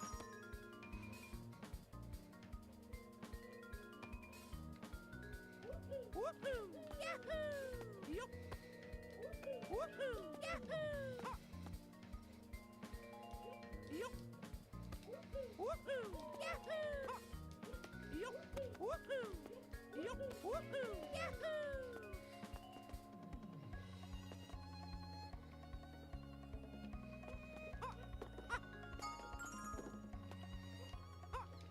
Yup. Woohoo. Yahoo. Yup. Woohoo. Yahoo. Yup. Woohoo. Yahoo. Yes, I cannot stress enough just how much I loved Arzette. Yup. Woohoo.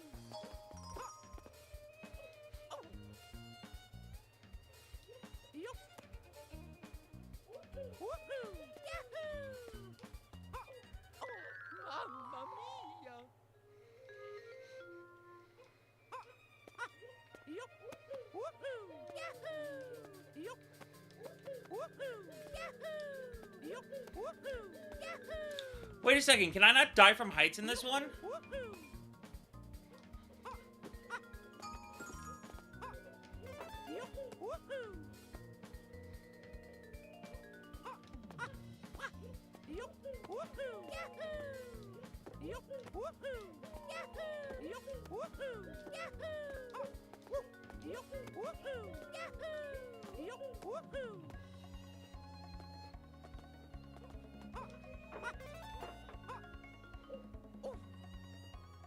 Yeah, I can't die from heights in this game. That's good to know.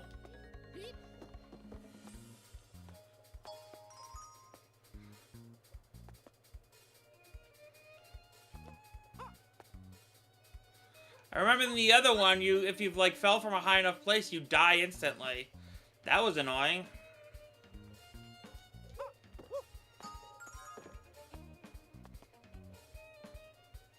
Princess Peach Showtime is my other anticipated game of the year.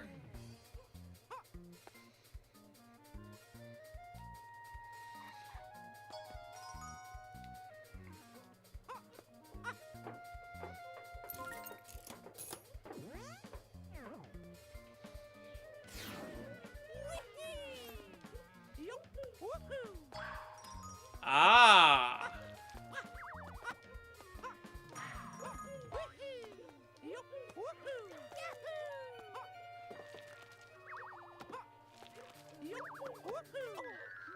Mamma mia! And just so you know, Princess Peach Showtime has already been pre-ordered. And I plan on playing it at midnight on the day of release, just like this game.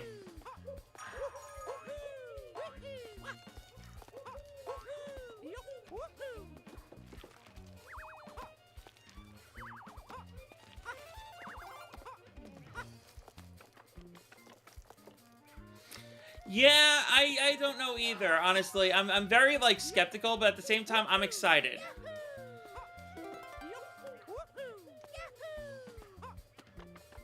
Honestly, I'm just glad that they're giving us a new Peach game. I know it's not going to be, like, as good as Super Princess Peach, but at the same time... Oh, yeah, Hat in Time is great. Great game. Oh, yeah! No, it does not.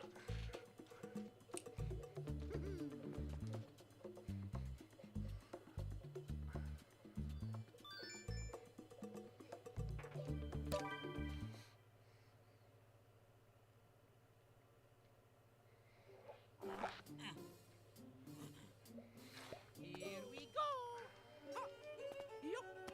Woohoo! Yahoo! Oops. Mamma mia!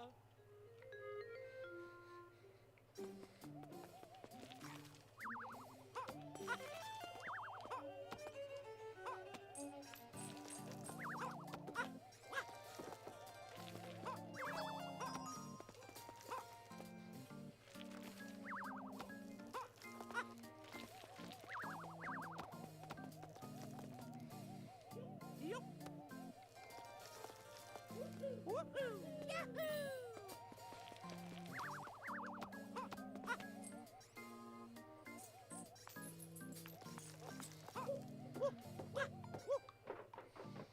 Yahoo! Woohoo! Yahoo! Yep.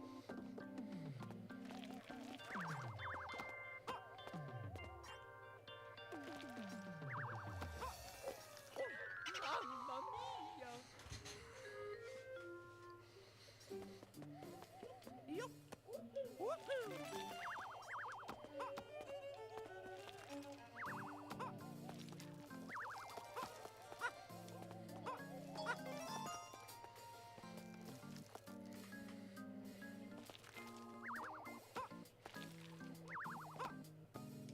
Yup.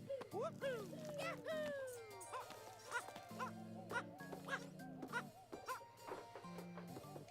Yup. Woohoo! Beep.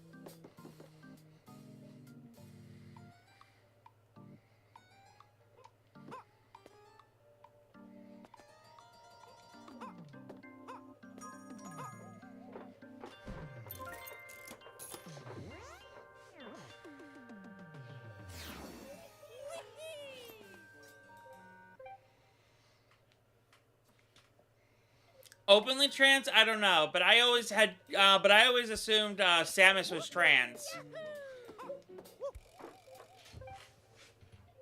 Samus from Metroid, I always assumed she was trans, especially after Metroid Other M. Like, her attachment to the baby Metroid, I always saw as, like, what do you call it? She was attached to the baby Metroid because she herself couldn't give birth.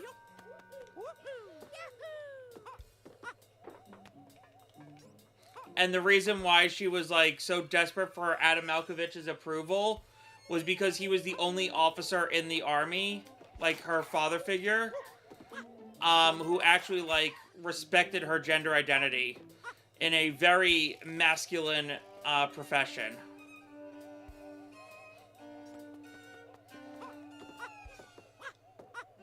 Like, honestly, Samus is a very trans-femme-coded character. I mean, the entire franchise is basically about constantly, transforming, and growing. Plus, if you really want to get technical, she is trans. At the very least, she's trans species.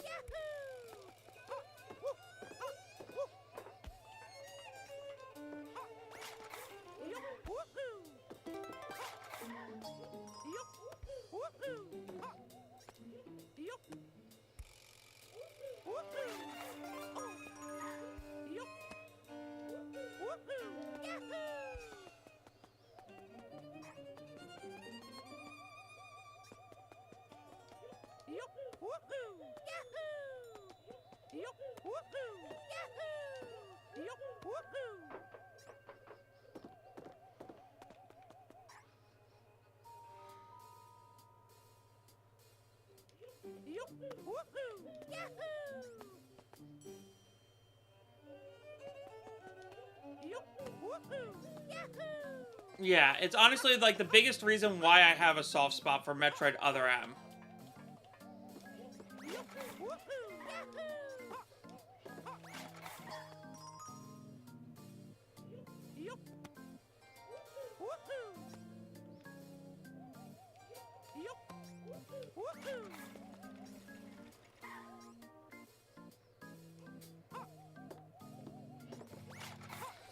Also, the original character design for Samus was supposed to be, what do you call it? The original character designer for Samus did say that she was supposed to be, quote, a transsexual, end quote.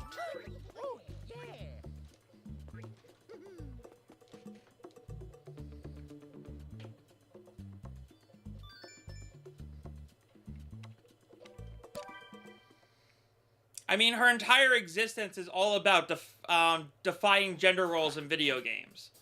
You know, her original, like, appearance was supposed to defy the expectation that this character you were playing as was a guy.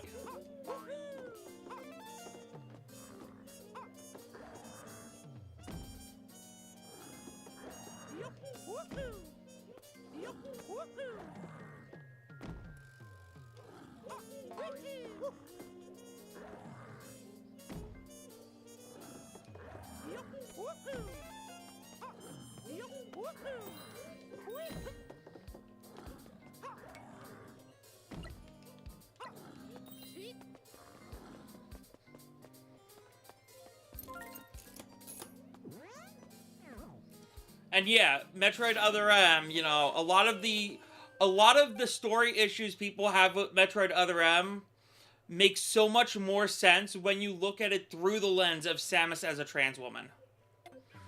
You know, a lot of people complain about the blatant sexism, but it makes some more sense if you think of it as Adam affirming her gender in a highly masculine profession. You know, and Samus desperately seeking approval of Adam Malkovich makes more sense when you consider the fact that he's literally, like, the only person, you know, outside of the Chozo to respect her, the first person outside of the Chozo to respect her gender identity. And the Chozo also are another part of that, because the Chozo are, like, based on, native cultures. I think specifically they were tailored after Native American cultures, which very highly respected and revered trans people, and, like, worshiped them as, like gods, or I forget exactly what it was, but I know it's, like, something like that.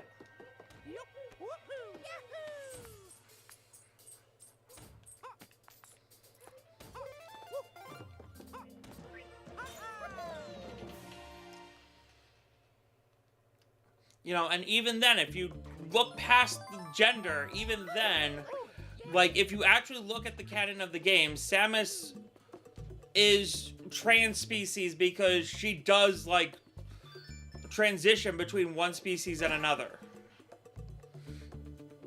I mean, that's literally the whole plot of the 4th and 5th games.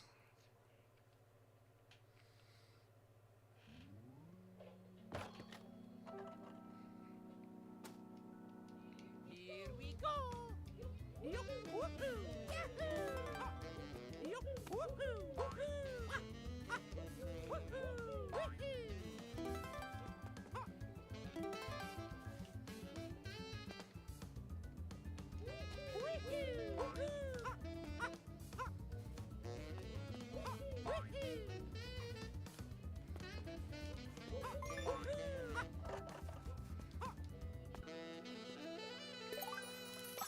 So even if she's not canonically transgender, you know, she's still trans in a way.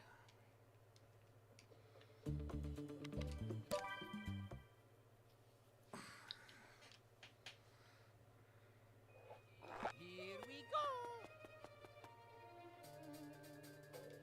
Yup. Woohoo. Woohoo.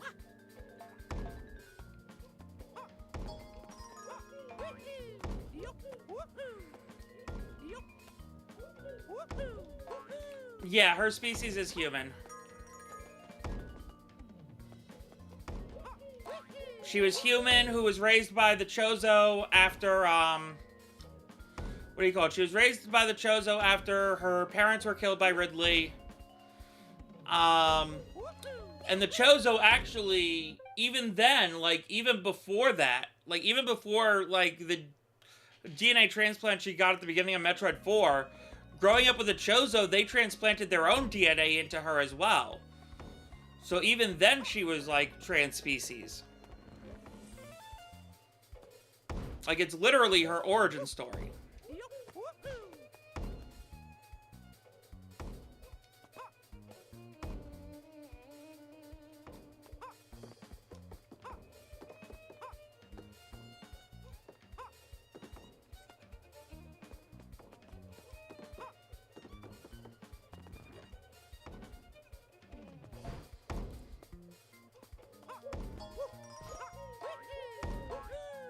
Yup.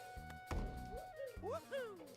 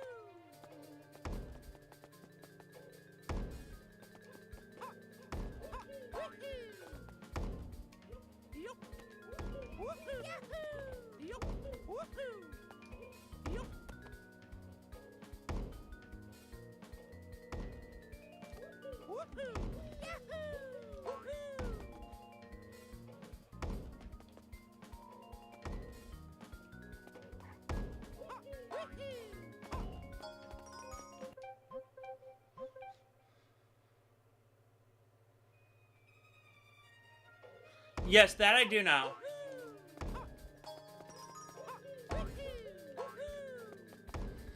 And I think I told you previously my headcanon on Toadette, right?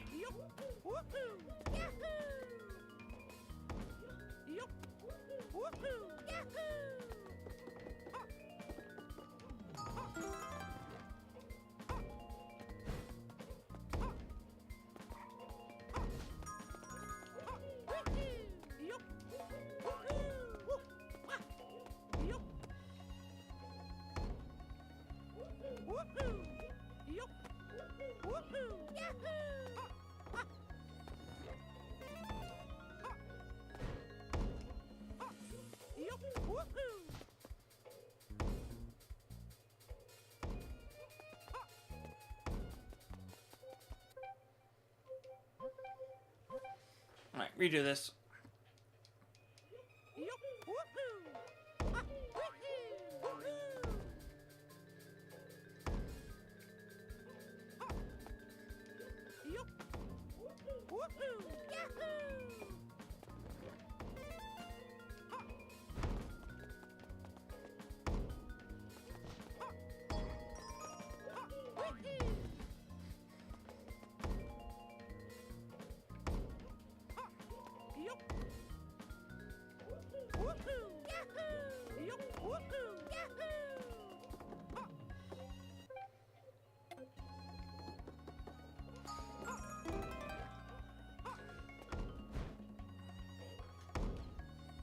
Yeah.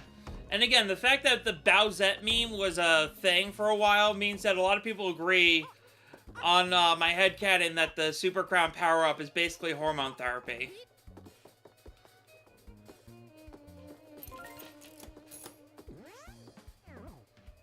Even if they didn't realize they were co-signing off on that at the time.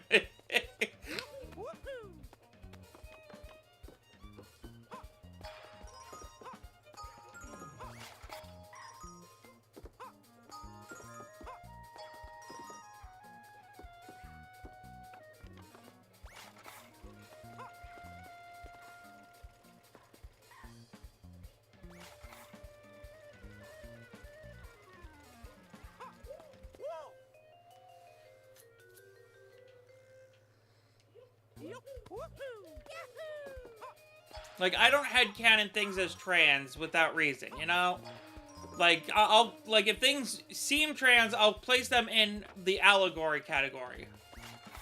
You know, but if things seem more likely to, like, actually be trans, I'll headcanon them as trans. You know, like Little Mermaid, that's allegory. You know?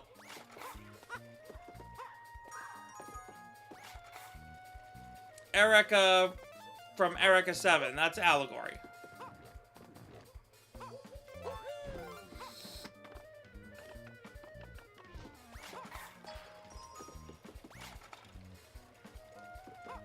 You know, Samus, I headcanon that as trans. The evidence is there. It makes a lot of sense. Toadette, headcanon trans.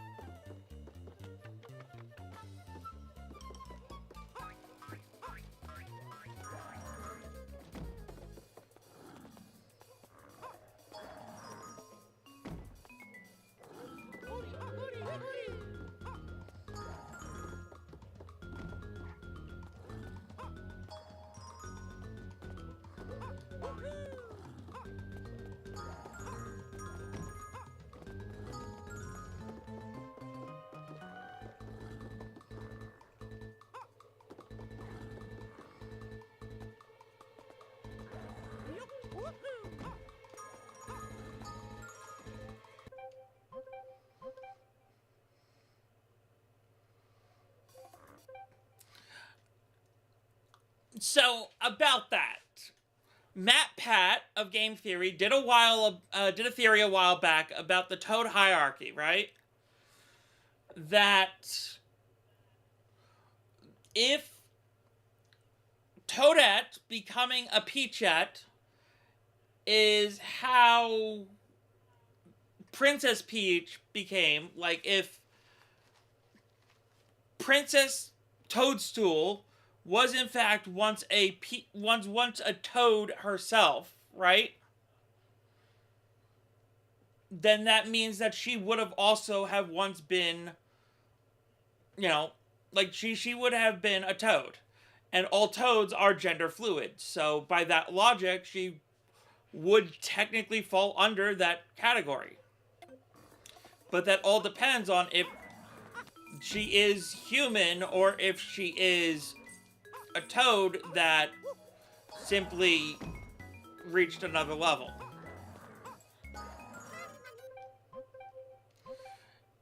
And the thing is that the movie, what do you call it? The Super Mario Bros. Movie recently did kind of say that she wasn't a toad. They suggested that she was, in fact, human. Or at the very least, not a toad.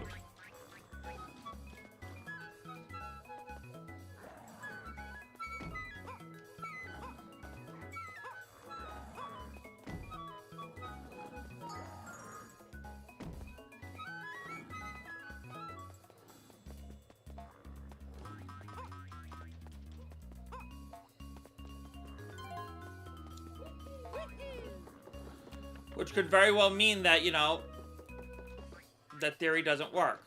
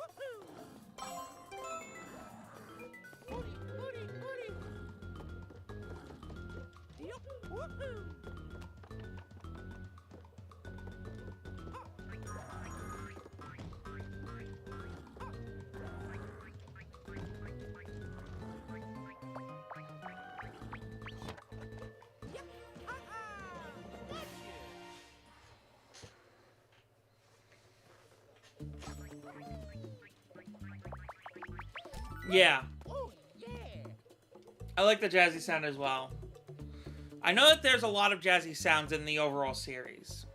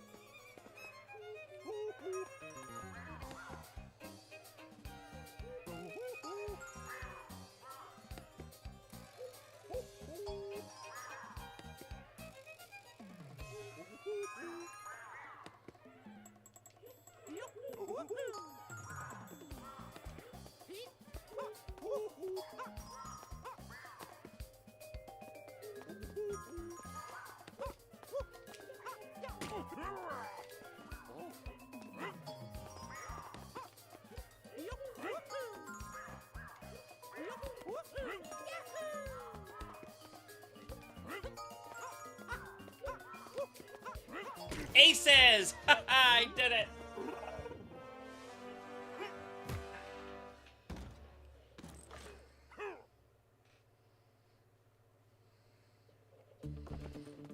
Is there another hidden level, or am I gonna go straight into, Yeah. Oh, yeah.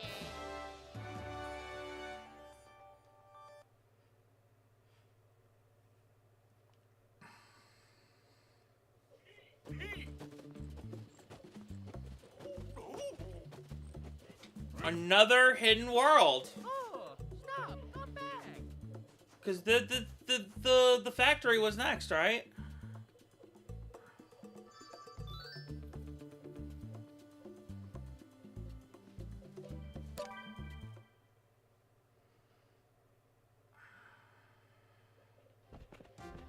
No, this is actually a what do you call it? The Mario versus Donkey Kong game is actually a continuation of Donkey Kong.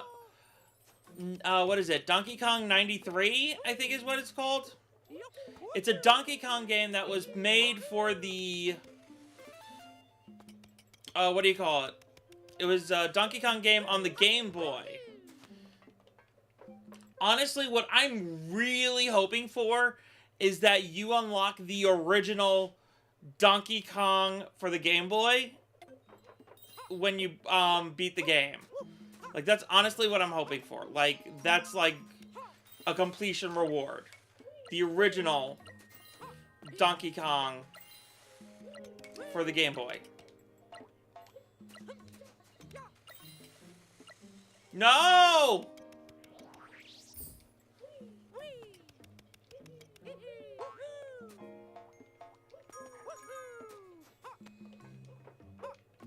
And yeah, they went all out with this remake.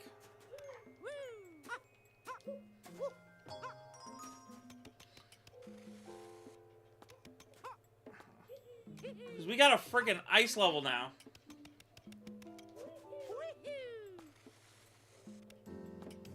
Yeah, 94, there we go. Yeah, and like I said, even because we haven't gotten Donkey Kong 94 on the, because we haven't gotten it yet on the, Game Boy emulator, NSO, I'm really hoping that it's unlockable when you beat the game. Or 100% completed, or whatever.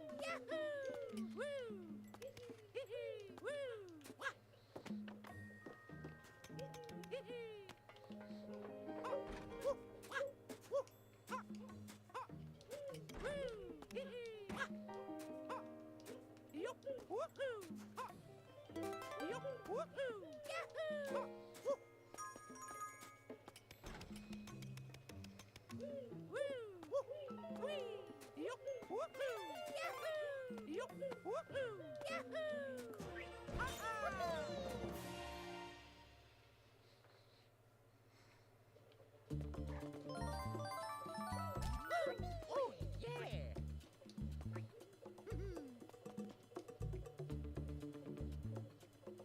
Really love their iris out.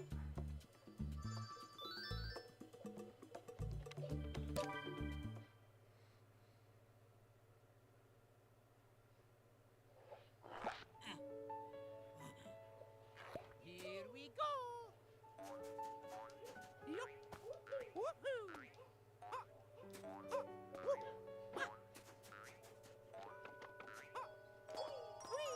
Yup. Woohoo.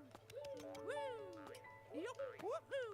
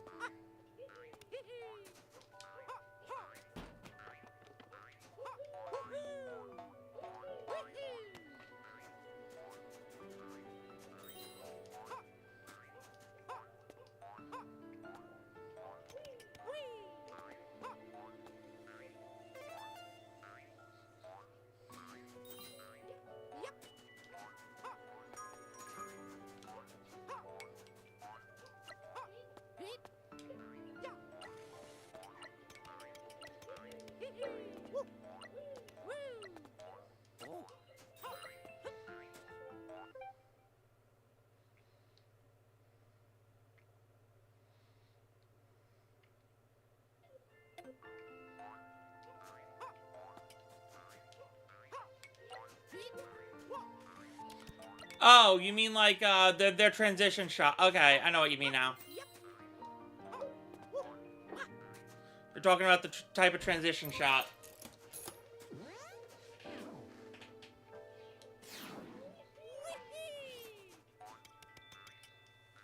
I just call it a zoom out.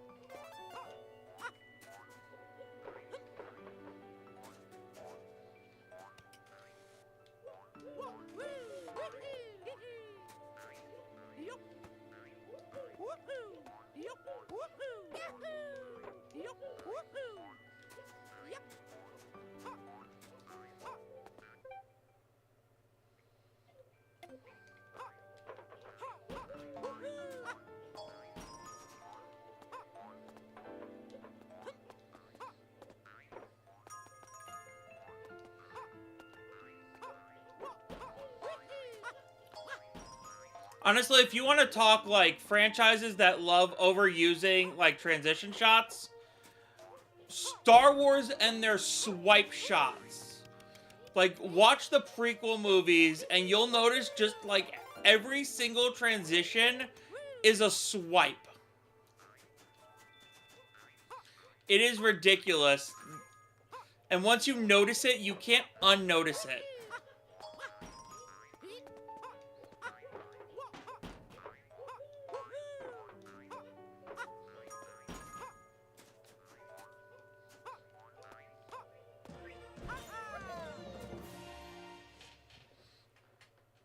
I never watched the Kirby anime. I'm hoping that they eventually do a box set release like they did for the Sonic anime and the Digimon first season anime. I like the fact that they're releasing those old anime in both sub and dub versions.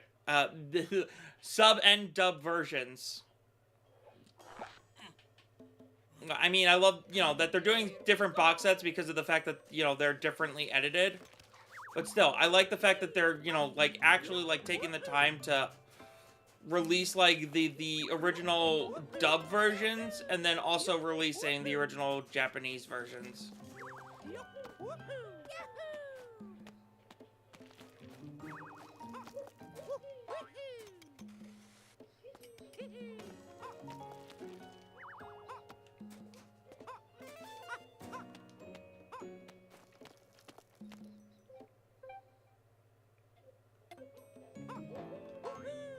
Give it time. They'll eventually do it.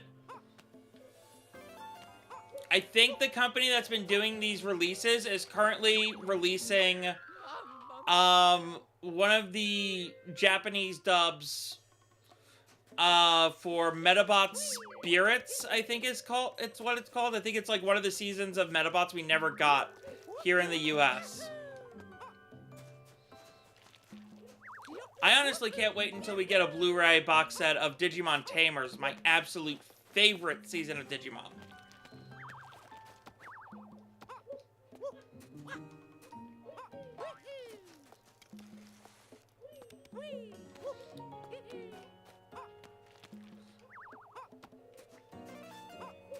Yeah, what they did with the, what do you call it?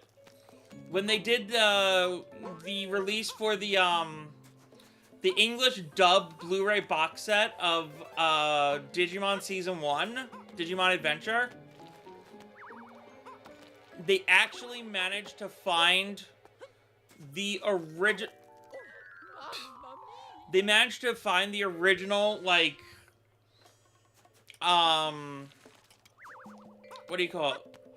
The original, like, footage. So, it's like the first time a home video release of the anime actually has, like, high quality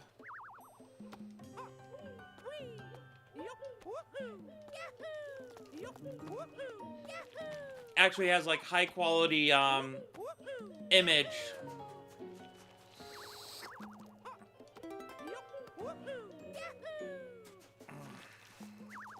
Because all the previous DVD releases for Digimon in the US, well, just in general, always had like those like logos and everything on them.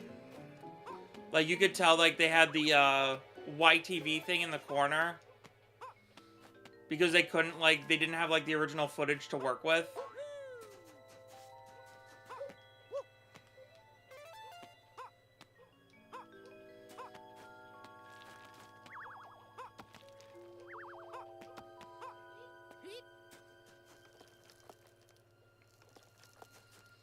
Yeah, I have the Blu-ray for Sonic X. I still have to finish watching it, though.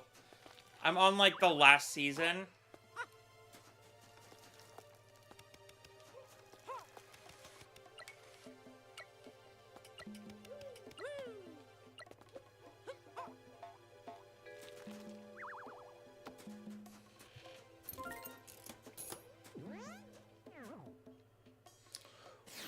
No, actually, they didn't. Because what do you call it? It used to be that they didn't have, like, the original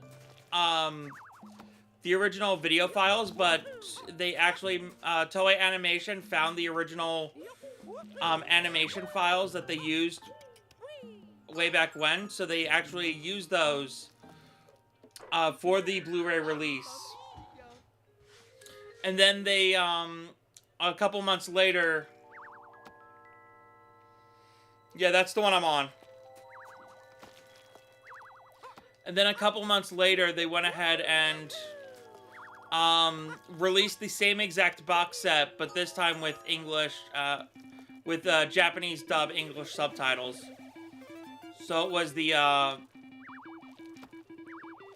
you know, it was the original Japanese version and not the edited one.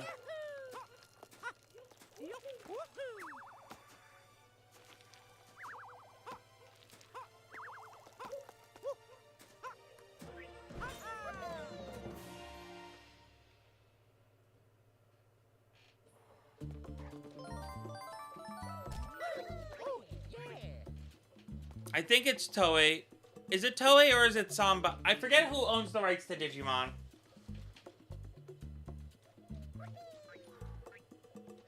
Bandai, that's who owns the rights. Bandai.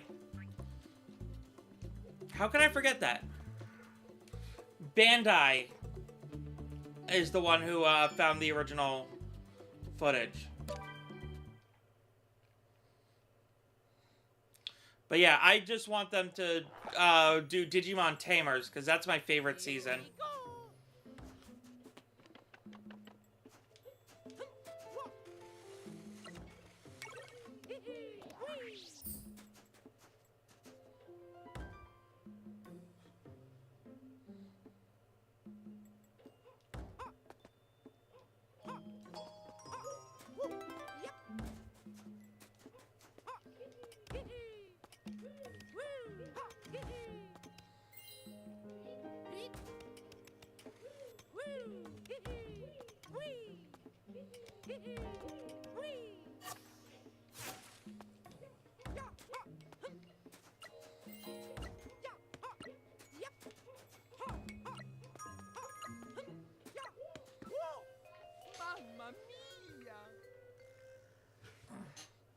Yeah, Samban did the localization.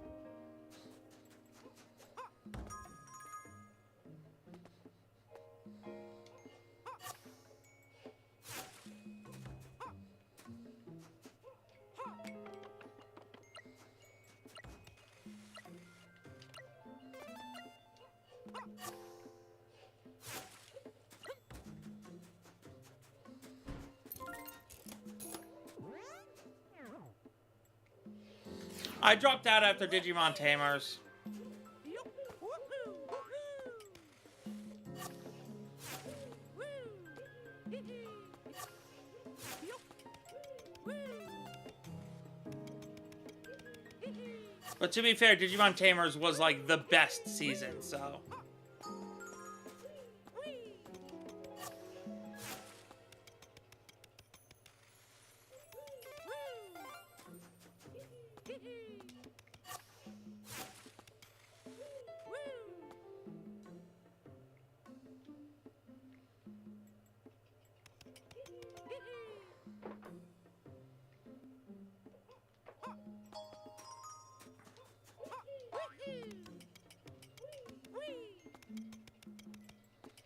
Woo.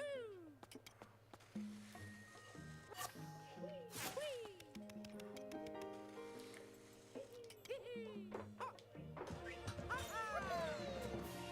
Yeah, a lot of people don't, you know, a lot of people just thought it was like a copycat of Pokemon. Oh, yeah.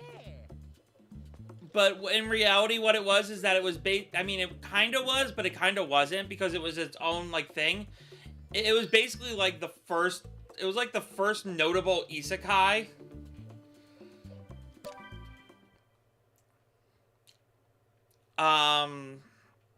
Yeah, it was, like, the first, like, notable isekai. Here we go. Yup. Woohoo. Yup. Woohoo.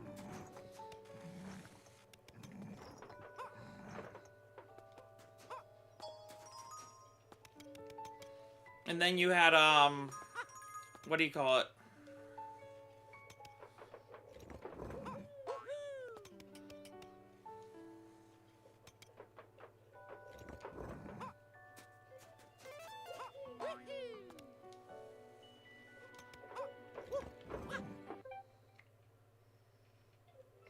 I mean, that's kind of how it started, but it evolved from there.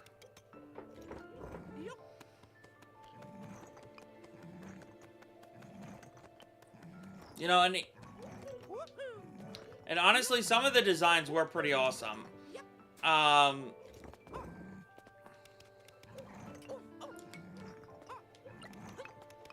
far as character designs go, my personal favorite is,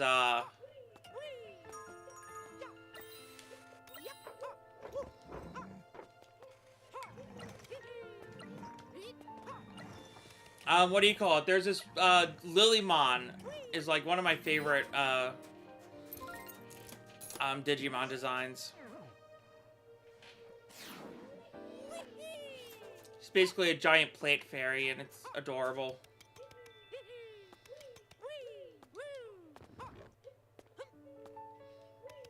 But Digimon Tamers had Antilomon, which is basically a giant, bunny with, that can turn her arm into blades.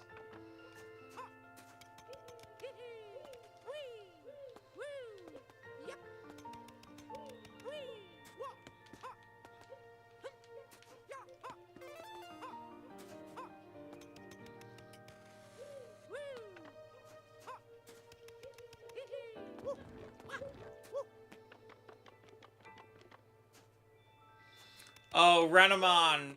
Classic character.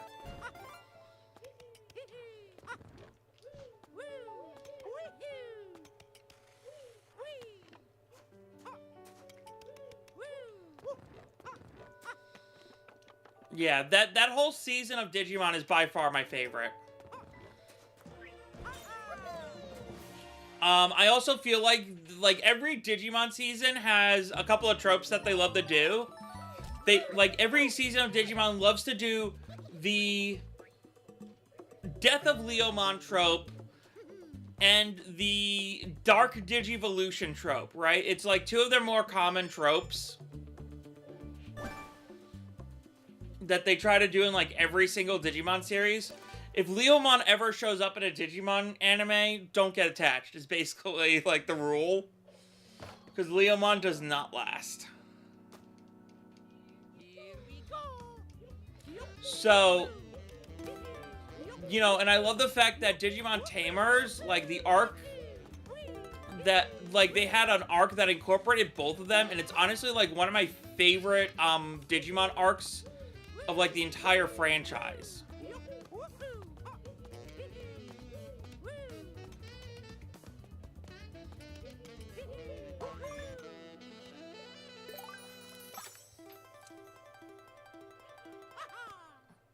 You know, and the first time I watched it,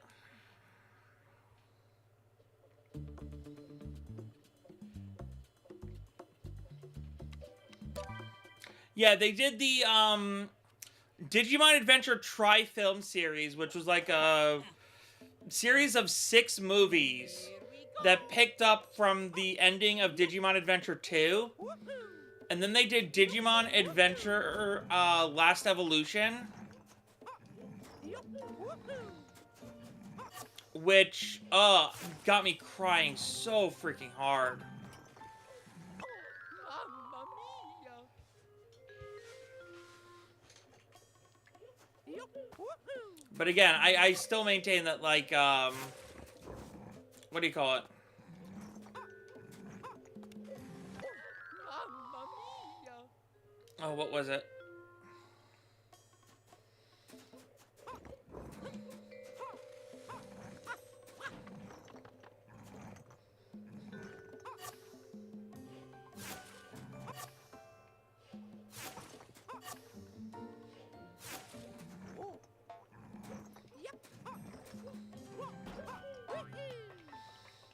But yeah, Digimon Tamers is still my favorite, Digimon.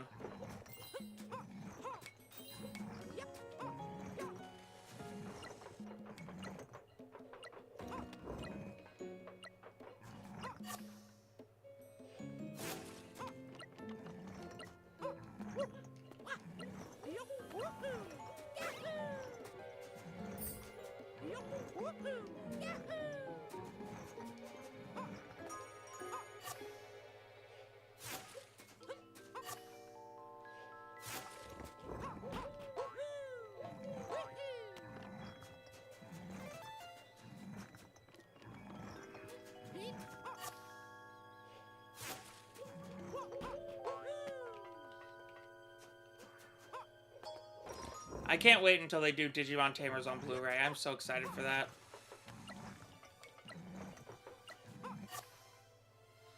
Well, you can watch them. I think, oh, I forget which streaming service, but you can find it on a streaming service.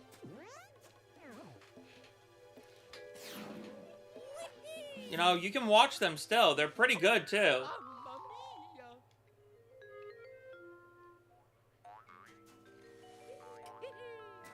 You know, and the dubs are, like, cringeworthy, but they're the fun kind of cringeworthy, you know?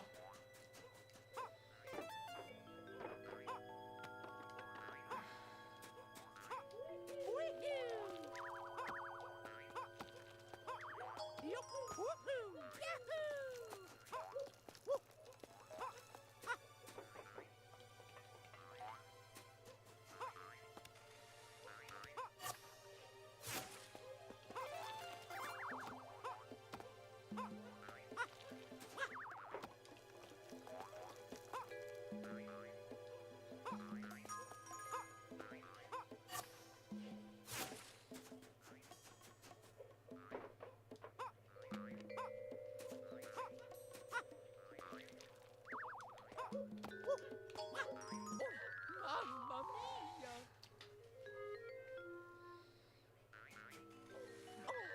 Mamma mia! And, you know, they don't hold back either. Like, Digimon has some really dark moments. Especially Tamers. Tamers does not hold back, and I love it for that.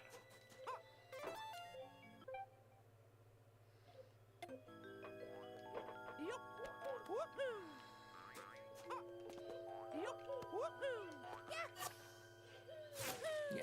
But the thing about Tamers is that it treats the original, like, it treats Adventure 1 and 2 as a show within the show.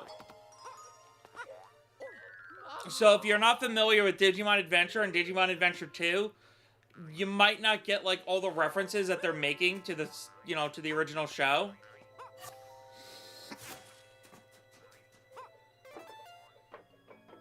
But again, Digimon Tamers, I would argue, is like the most narratively concise season of the entire like show.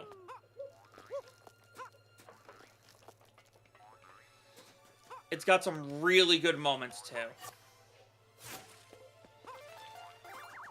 And it's got some great, and you know, like there are some times that, you know, like there are moments there that never fail to make me cry.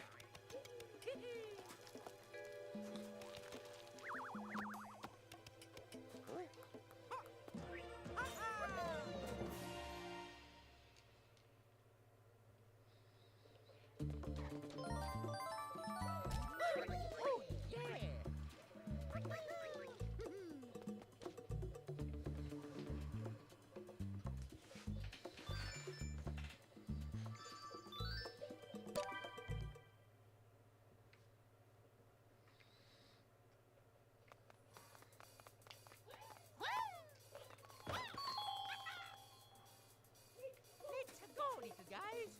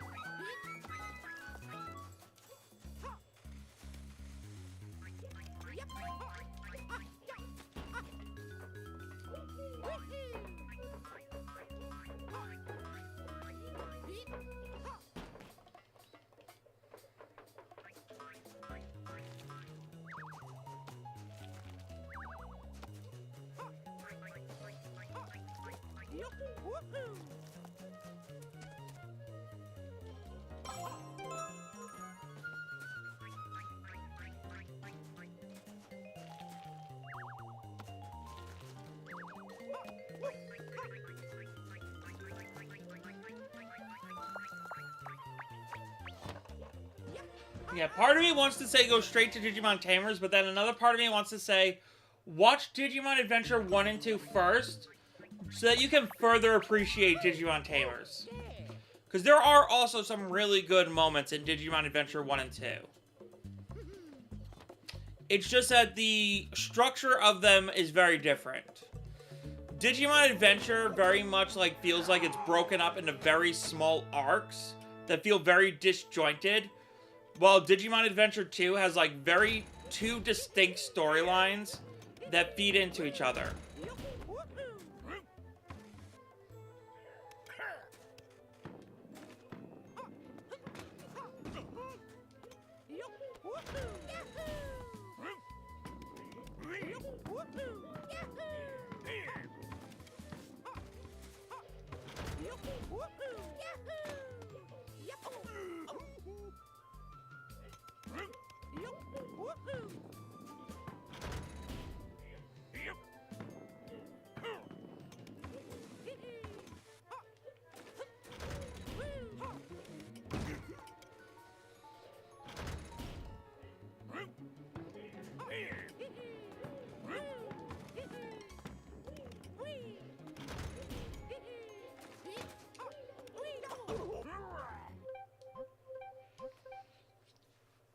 I haven't played much Persona, so I don't know. Actually, that's a lie. I haven't played any Persona, so I wouldn't know.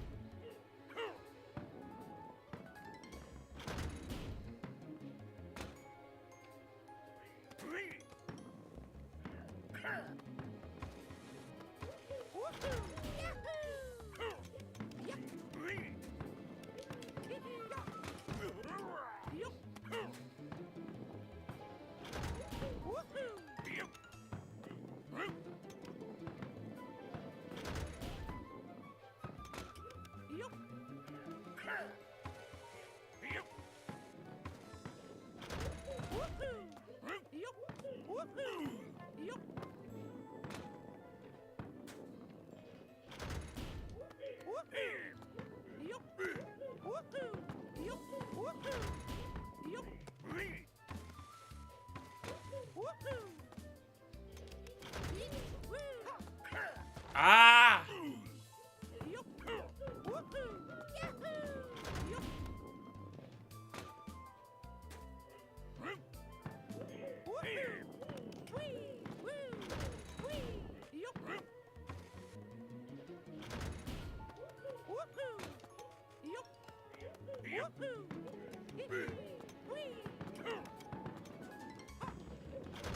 Oh, so close. Yeah, I highly recommend it. And again, the English dub is like cringeworthy, but it's like the fun kind of cringe. Especially if you like awful puns. Because they make a lot of awful puns, and I love it.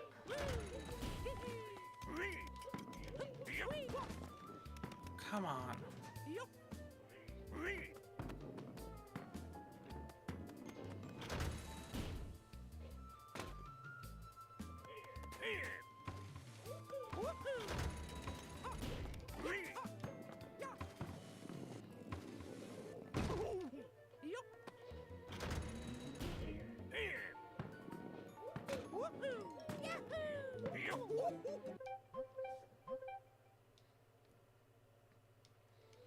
You think we're gonna get another new world after this, or you think it's gonna go to the factory level next?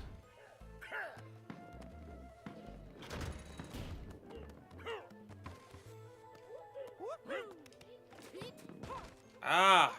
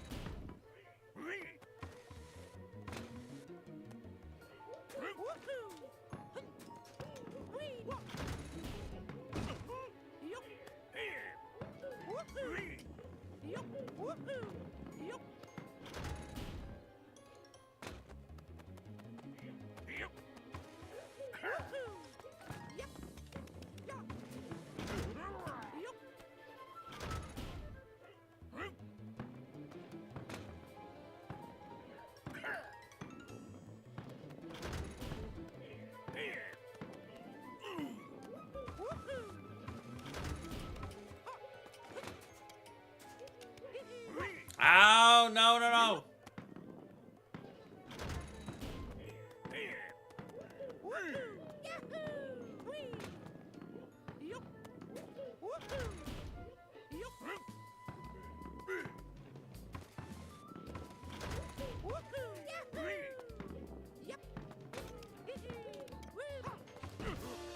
Aces!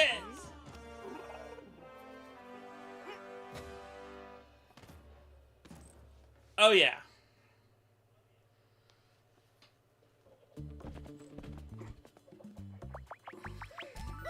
Oh, yeah.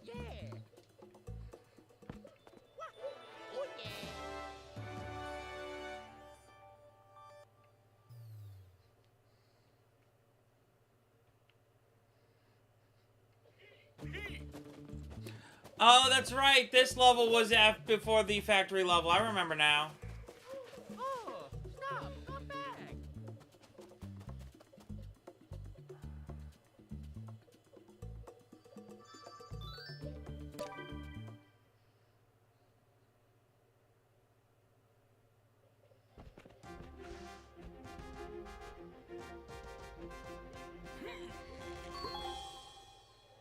Oh yeah, absolutely. Here we go. Okay, I remember this world now. We're back to levels that were in the actual game.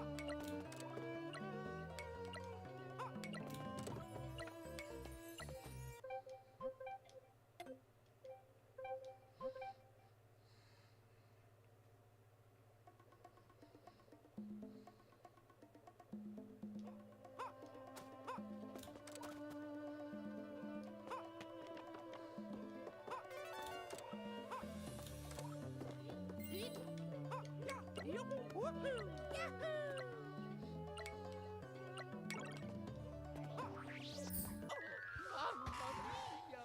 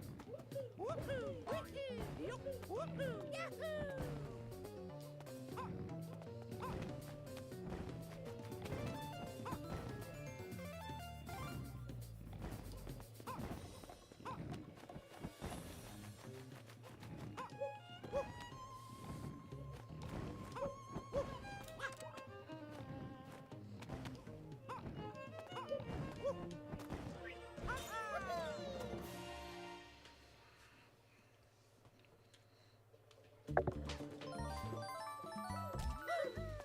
yeah.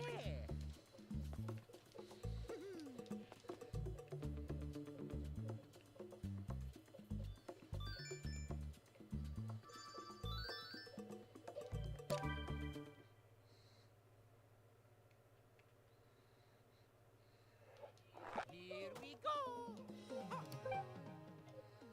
I mean, I figured that one out ages ago, Nintendo.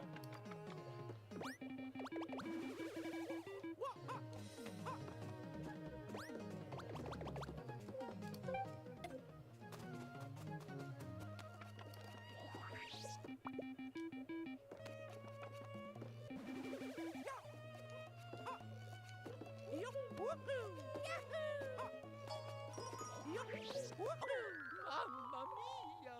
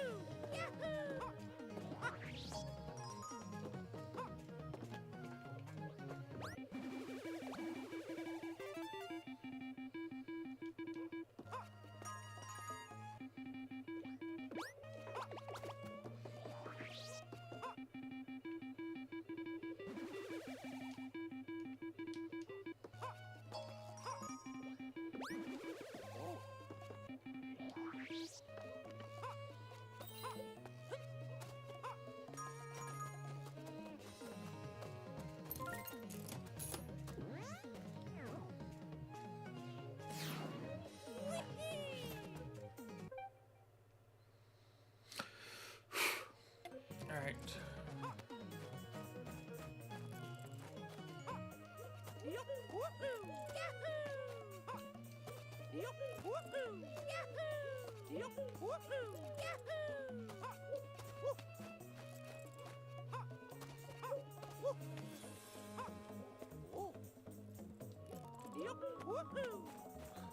Aha!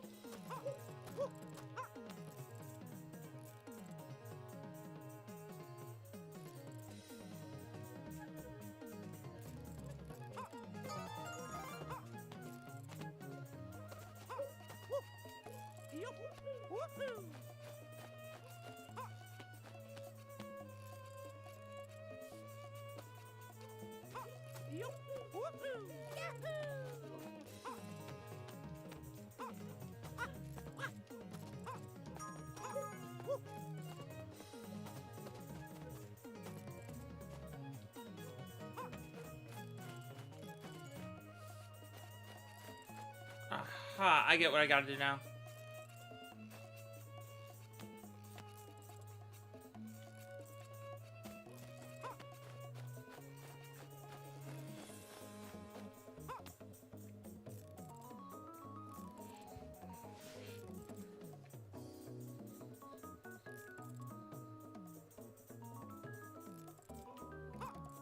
No, I messed up.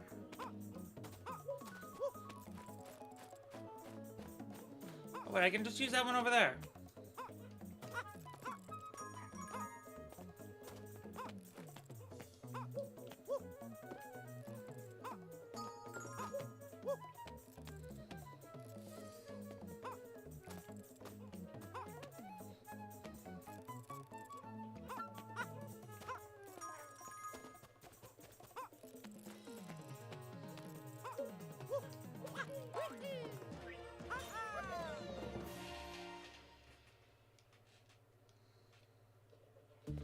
Alright, what's next? Oh, yeah.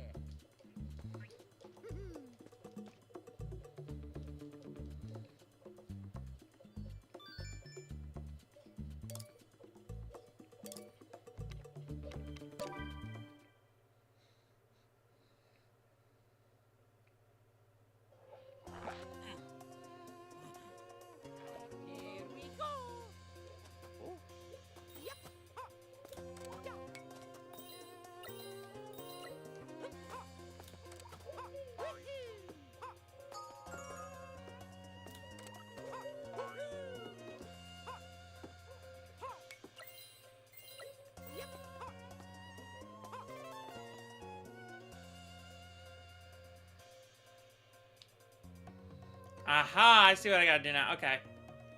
Boom.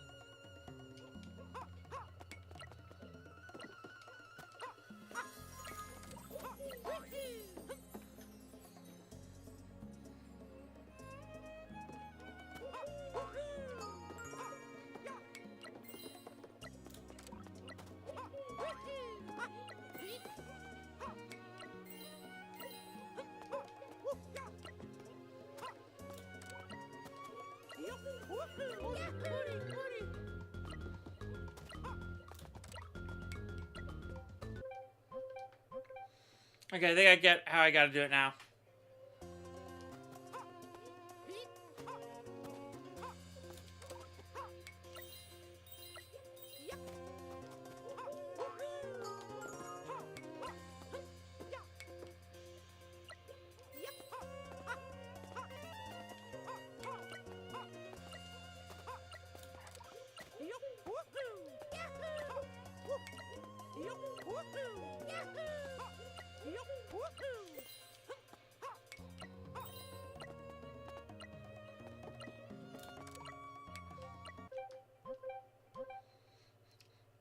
That was my bad.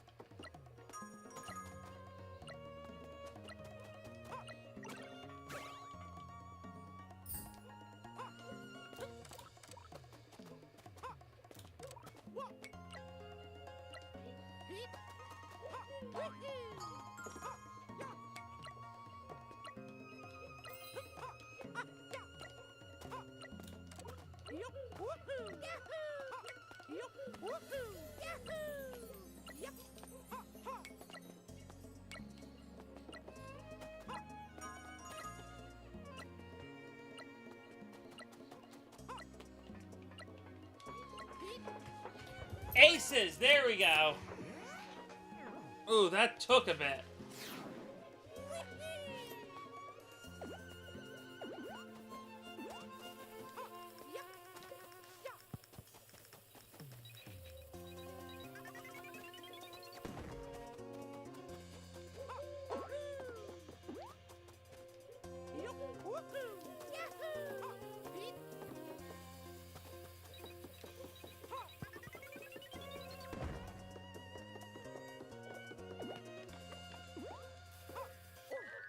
Mamma mia!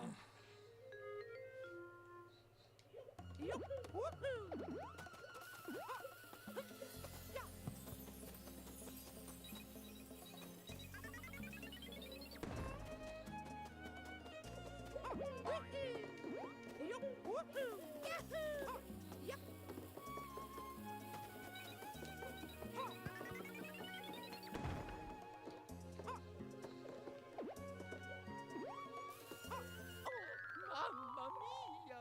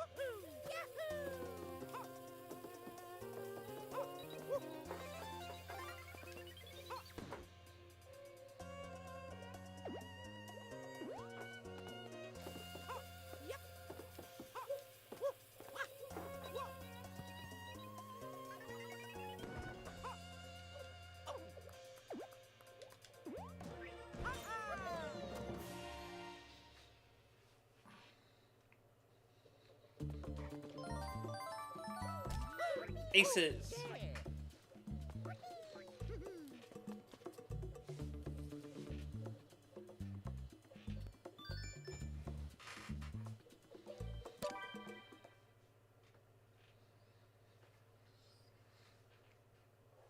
Here we go!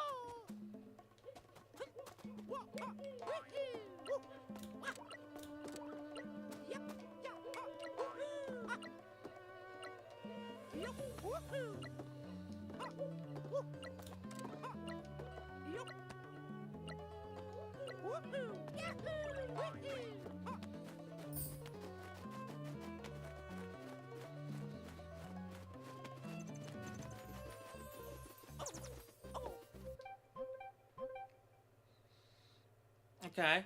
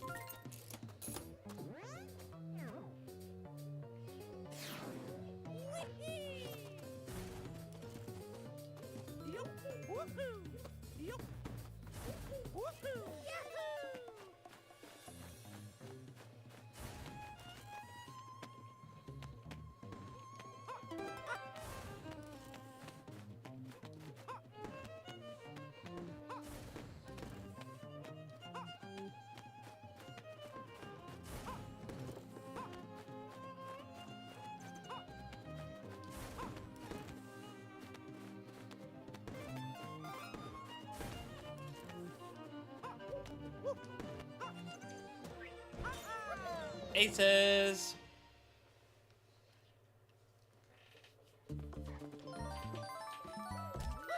Oh, yeah.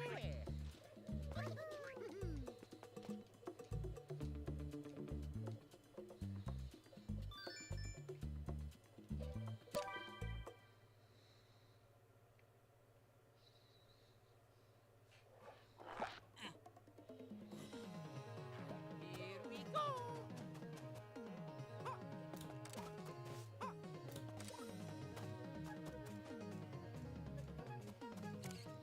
Keep forgetting this is a thing. All right. So what do we got? Some moving platforms.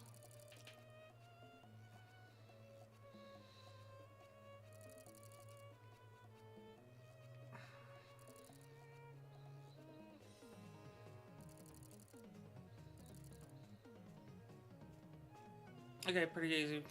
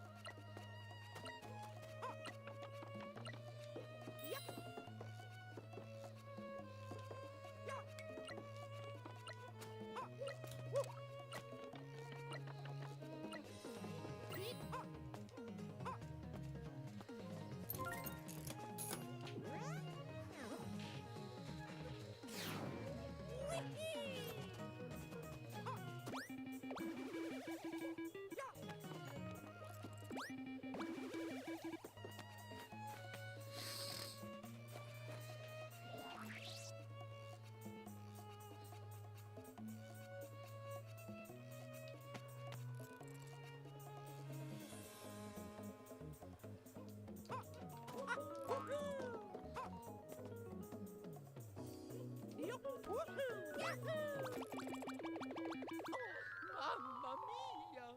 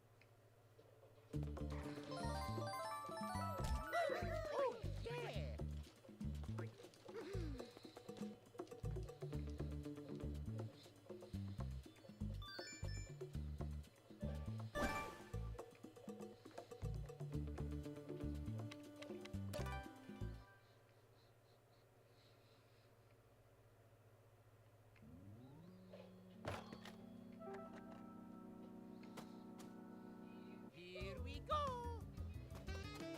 Yup, woohoo! Woohoo! Yup, woohoo! Woohoo!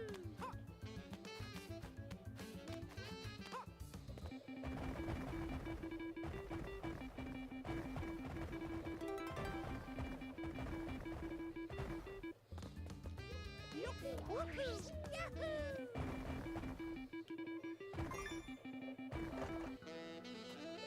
Aces!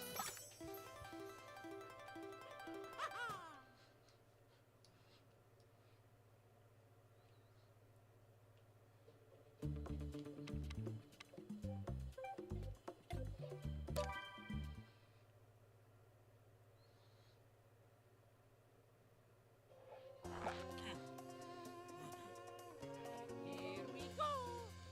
Yup! Woohoo! Yahoo! Yup! Woohoo! Yahoo! Yup! Woohoo! Yahoo! Yup! Woohoo! Yahoo! Woo! Yup! Woohoo! Yahoo! Yup! Woohoo! Yahoo! Woohoo! Yup! Woohoo! Yahoo! Woo!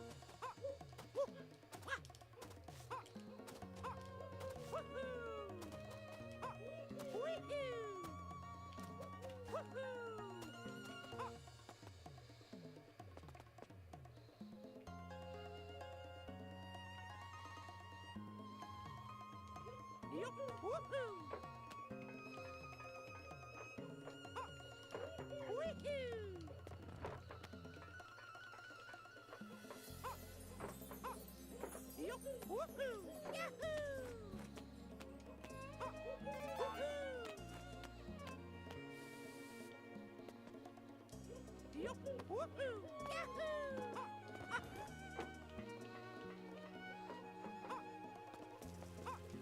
Yup, woohoo! Yahoo!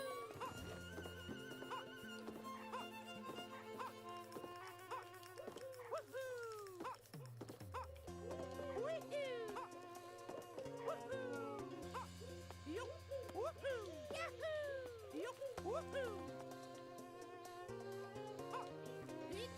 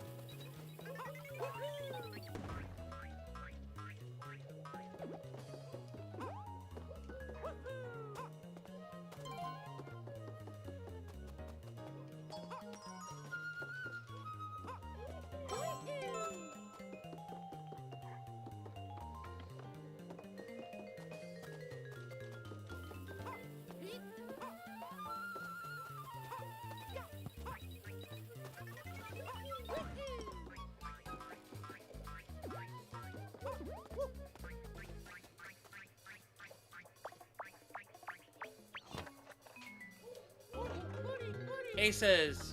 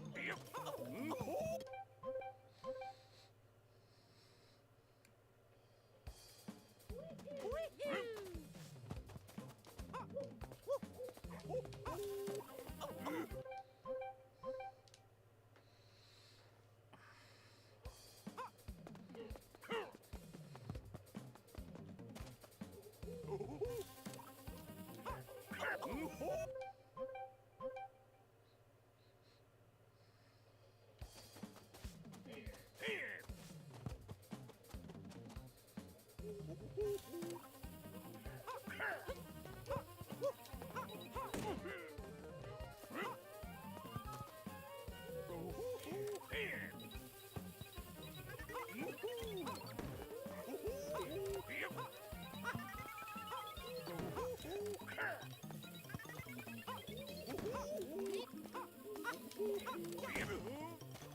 Gotcha. Oh, yeah. Hello, Andy. How you doing today?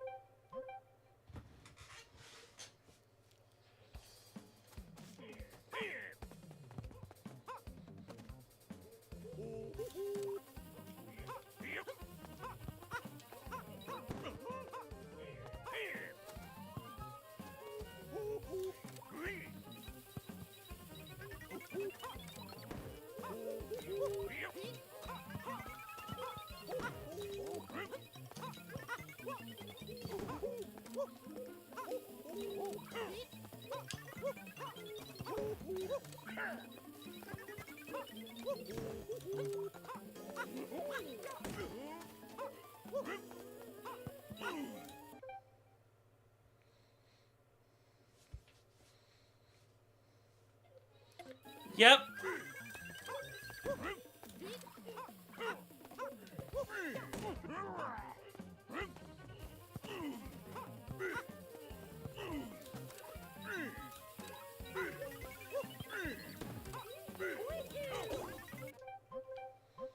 Launch day stream for a remake.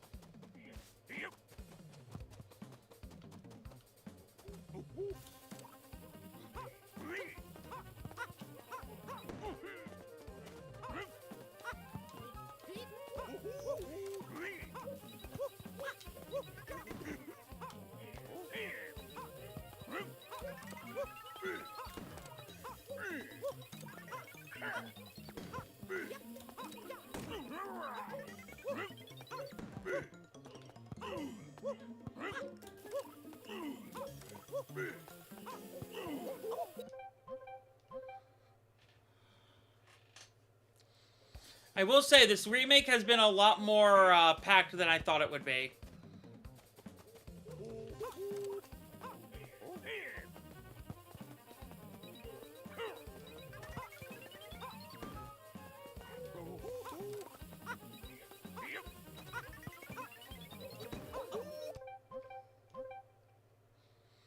There were several worlds slotted into the middle of the game, which I was not expecting at all.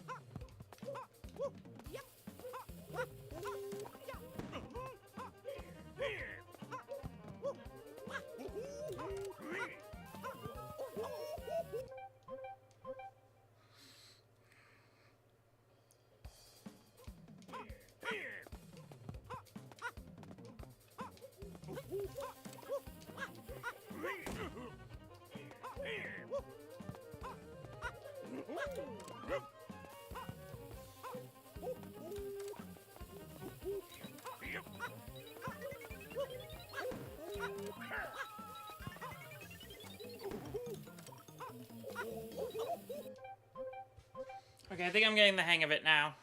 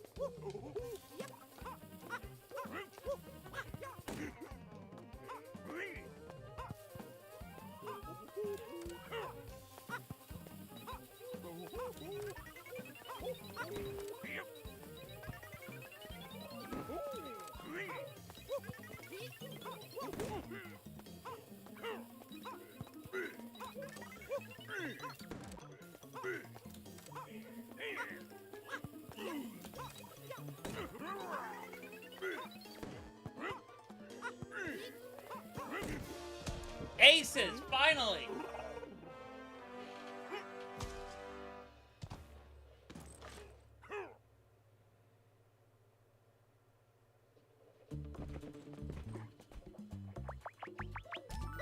Oh, yeah. Oh, yeah.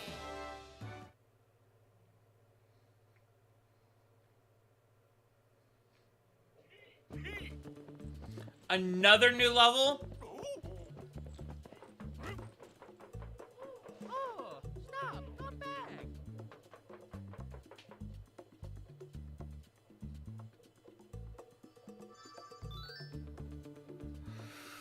Whew!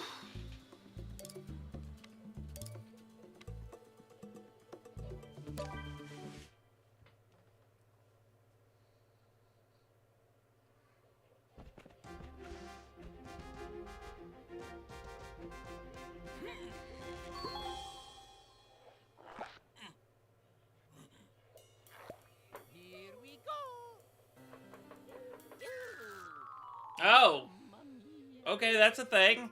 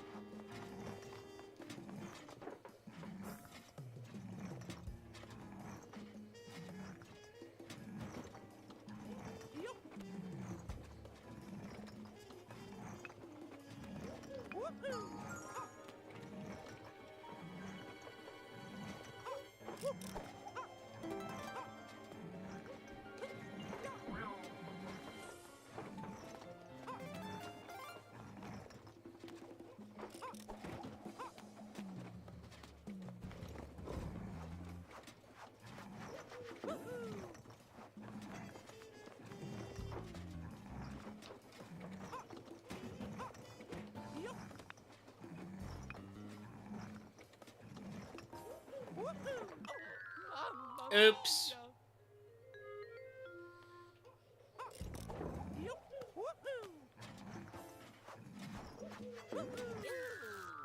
Oops.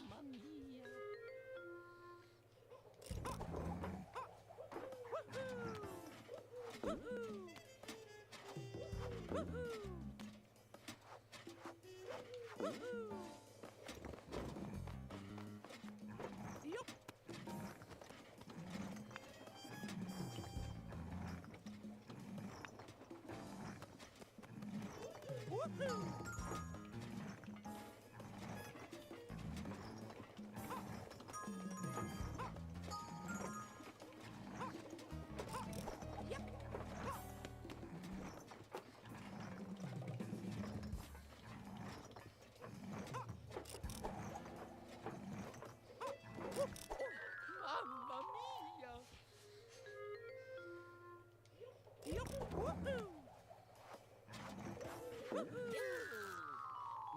Mamma mia! Mamma mia!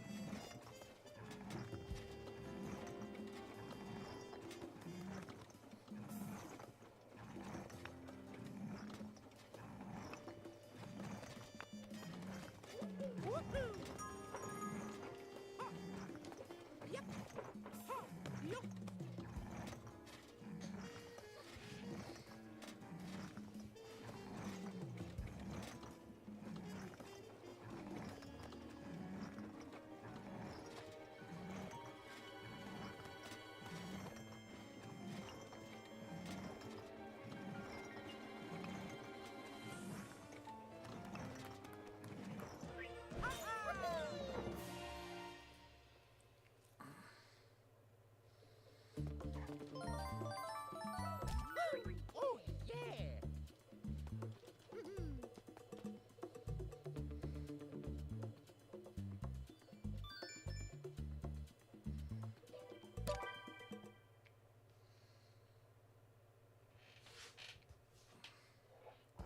Here we go! Woohoo! Yahoo!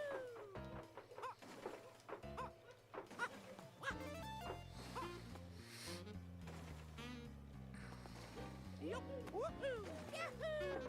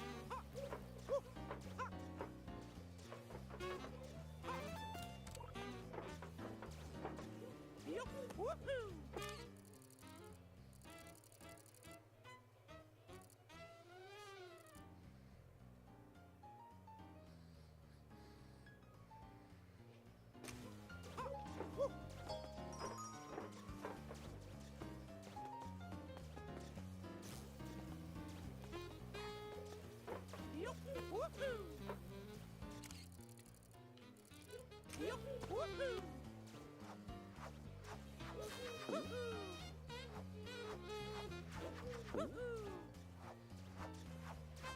Woohoo!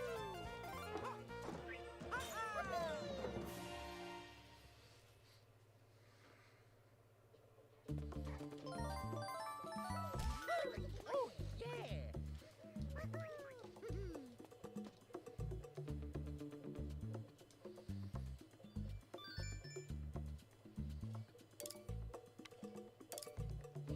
Mechanically, this is probably my least favorite level so far.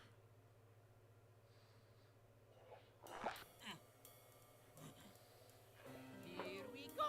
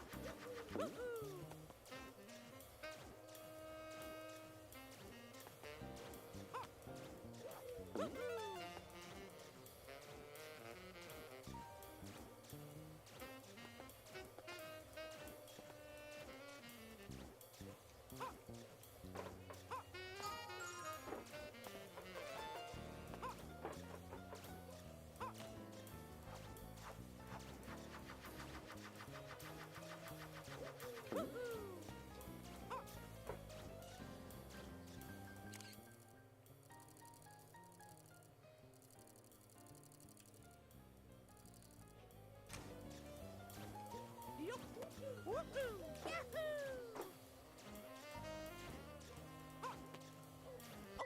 Oh, mamma mia!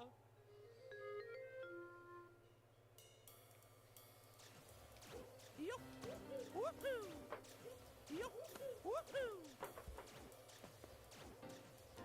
Yeah, mechanically, this is my least favorite level so far.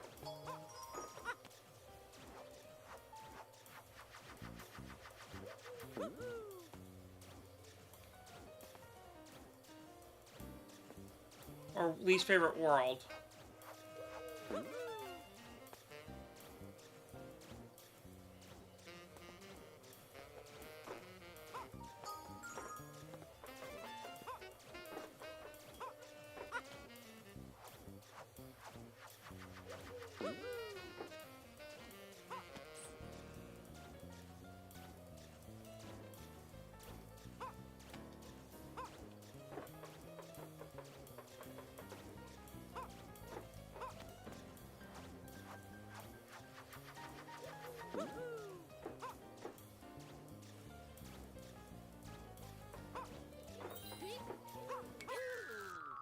Mamma mia!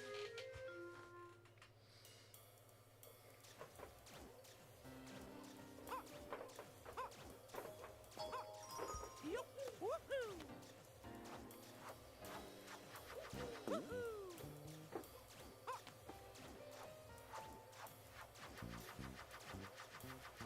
Woohoo!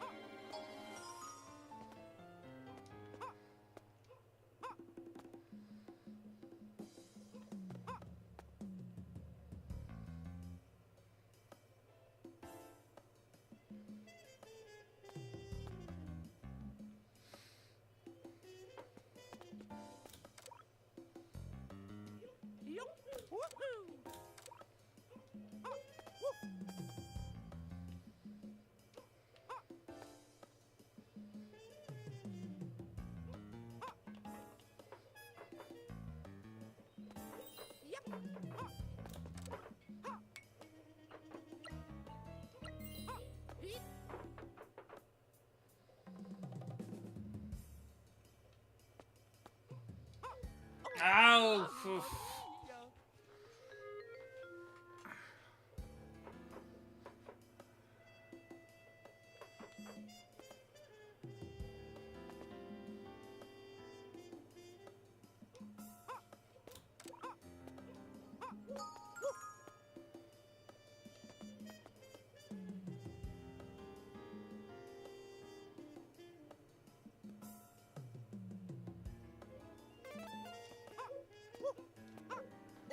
Mamma mia!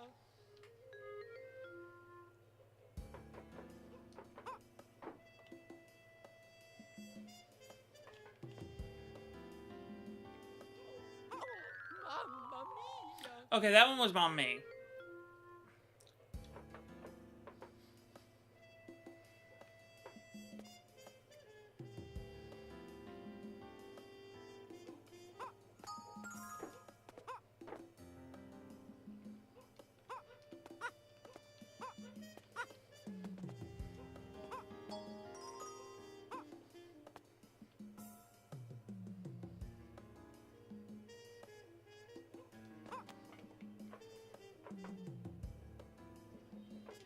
Yep.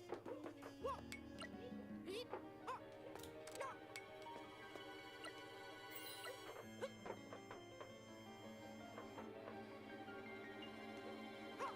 Yeah. Eat. Yep. Yeah.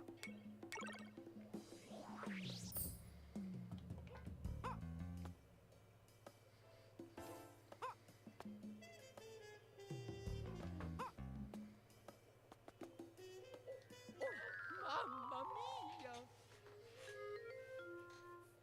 Okay.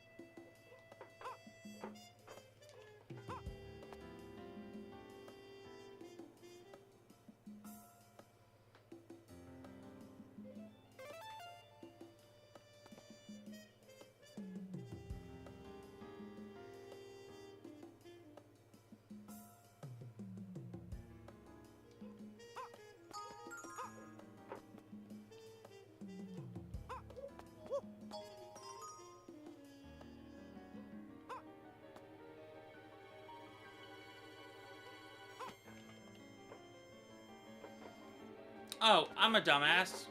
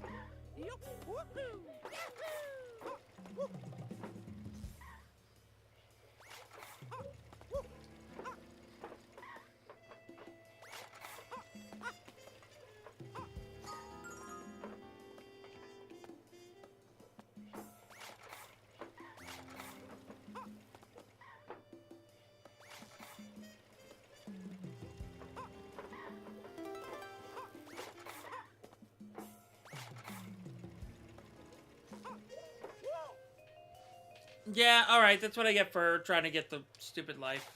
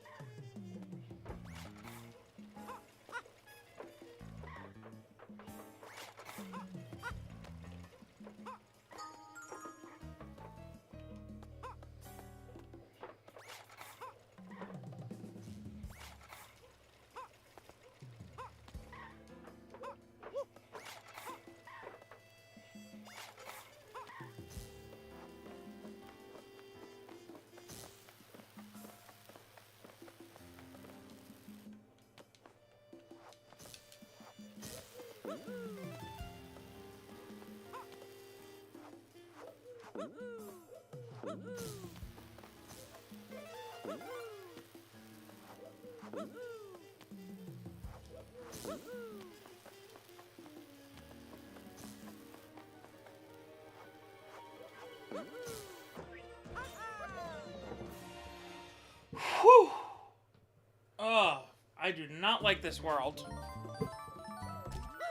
Oh, yeah. At least it's almost over.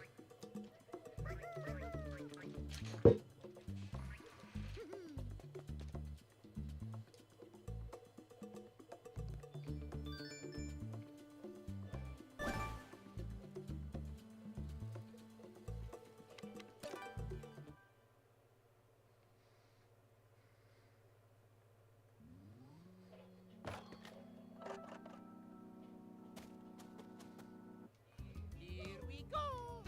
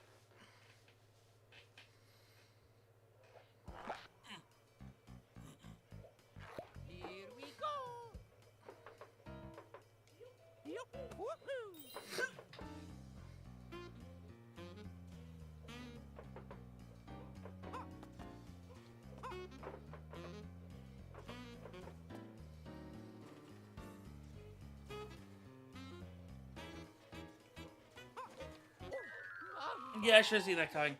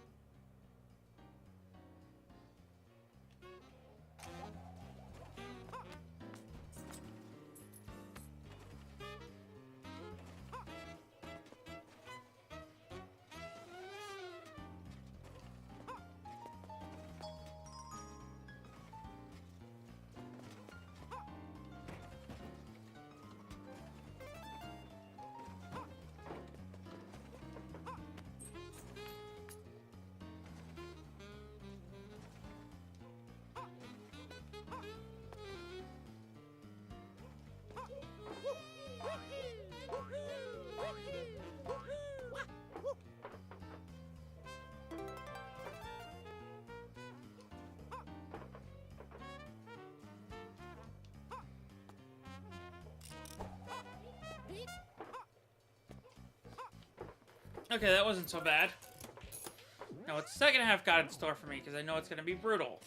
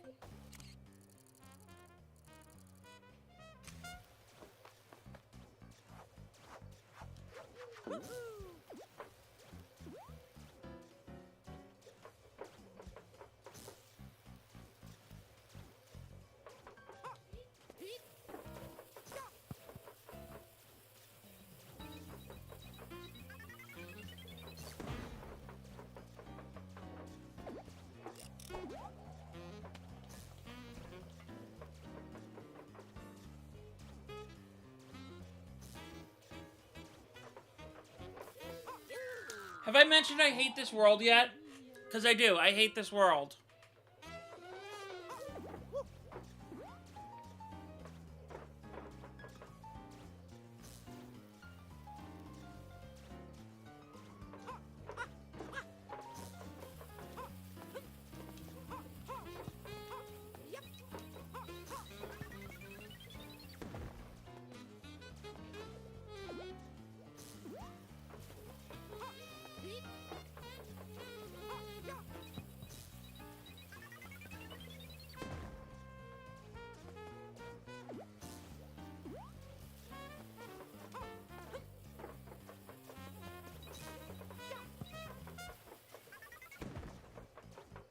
Like, I was having fun with this game until this world.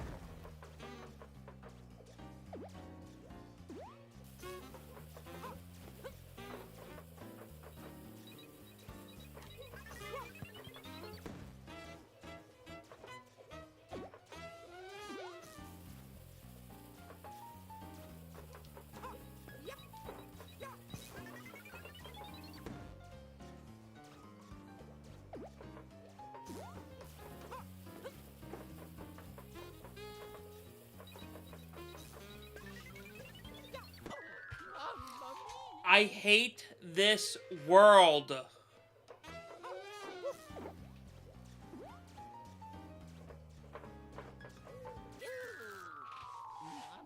mia. This was a nice, fun, relaxing game until this world. Mamma mia.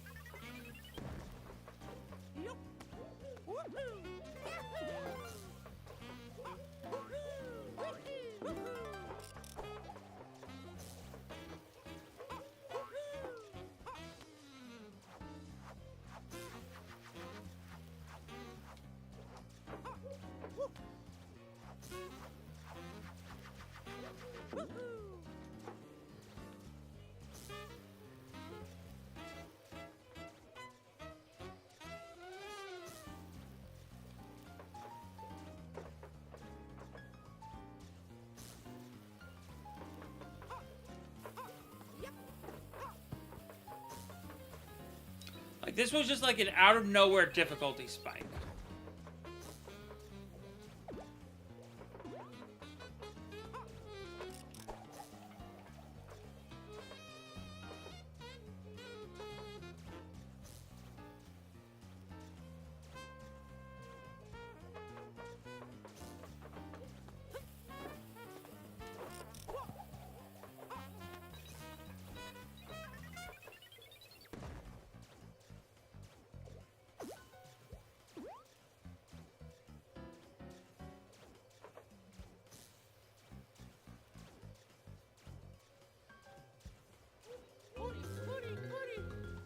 And of course, now the timer's my enemy.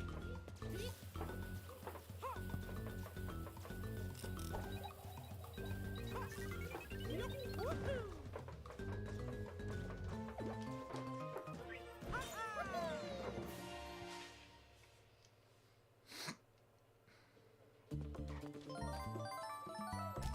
yeah.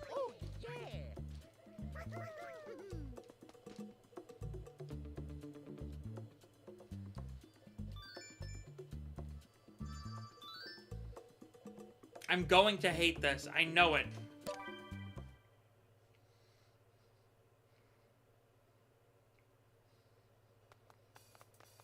Let's go, little guys.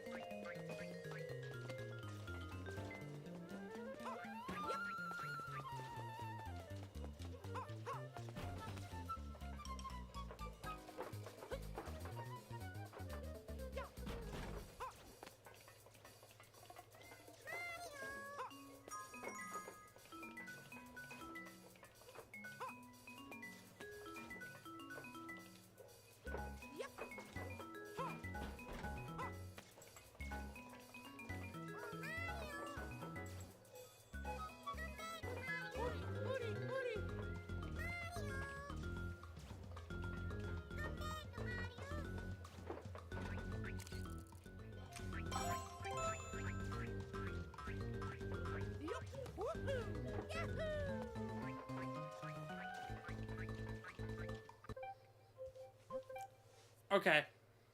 Let's do this again.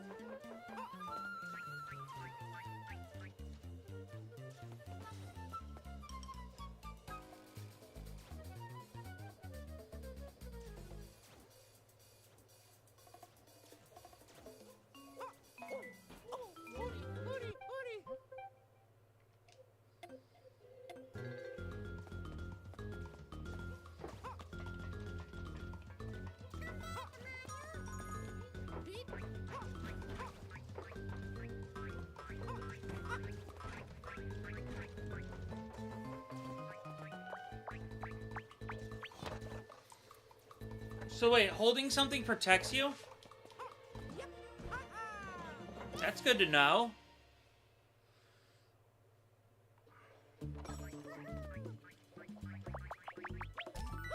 Oh, yeah.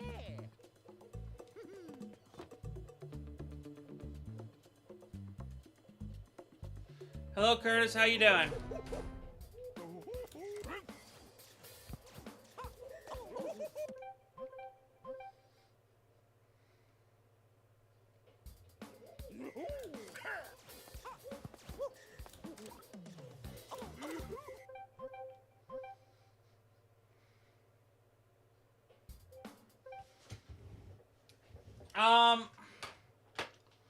Hold on, Nightbot. Did I? No. No.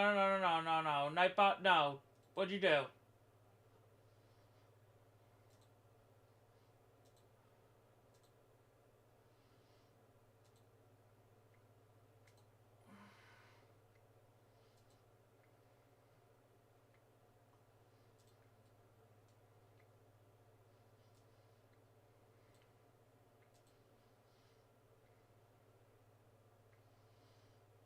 I'm sorry about that, Curtis. That is not what I wanted from you. That's not what I wanted from Nightbot.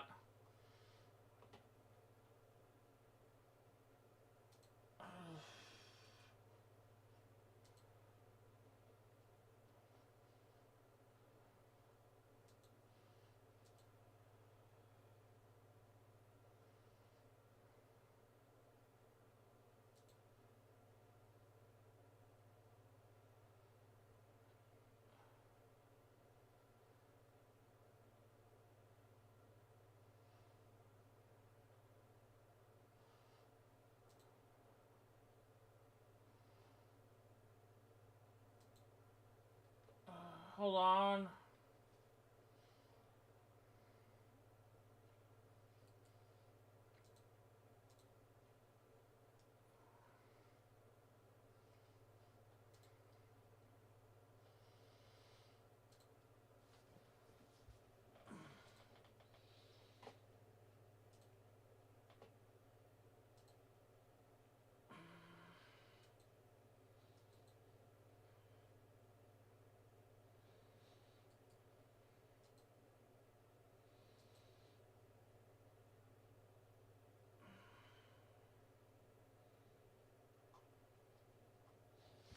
I'm gonna fix it so that spamming caps doesn't get you put in timeout. I'm sorry about that. That was not my intention. I am really sorry about that.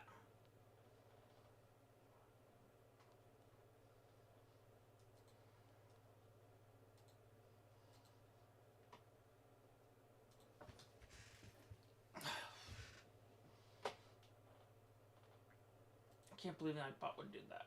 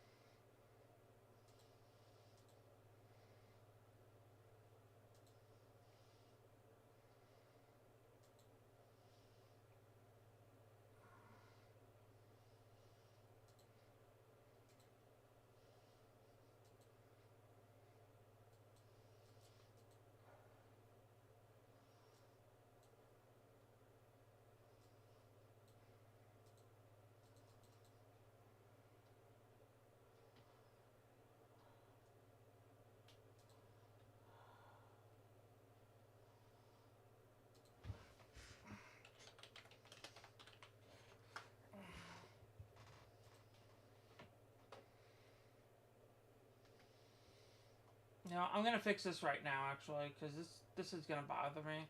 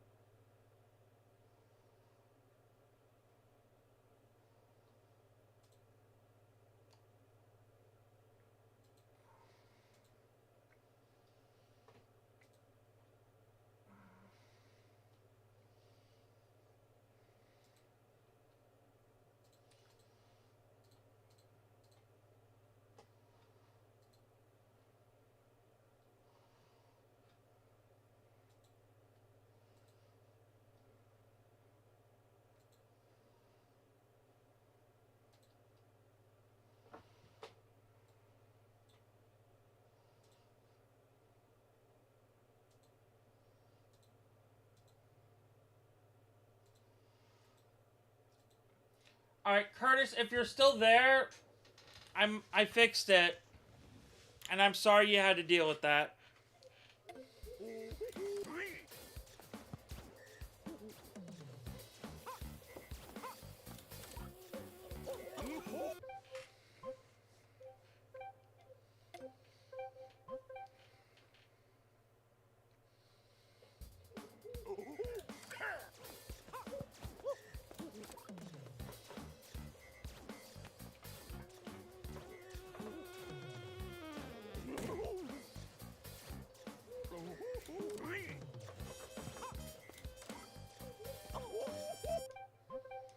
Okay, I get how this works now.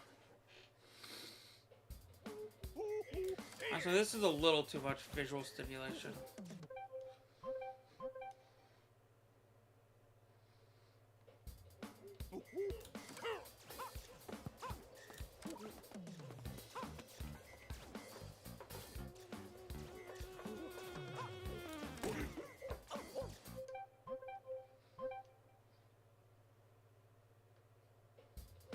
Oh, yeah.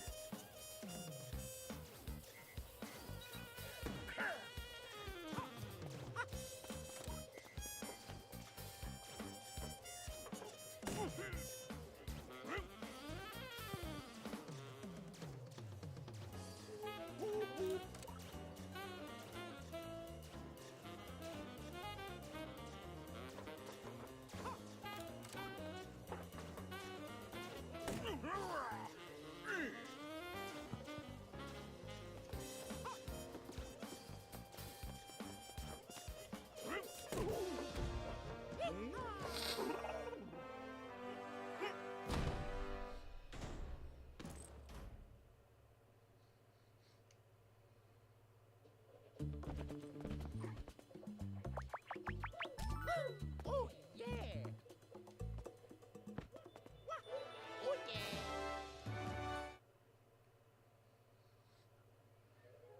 Hey, come back.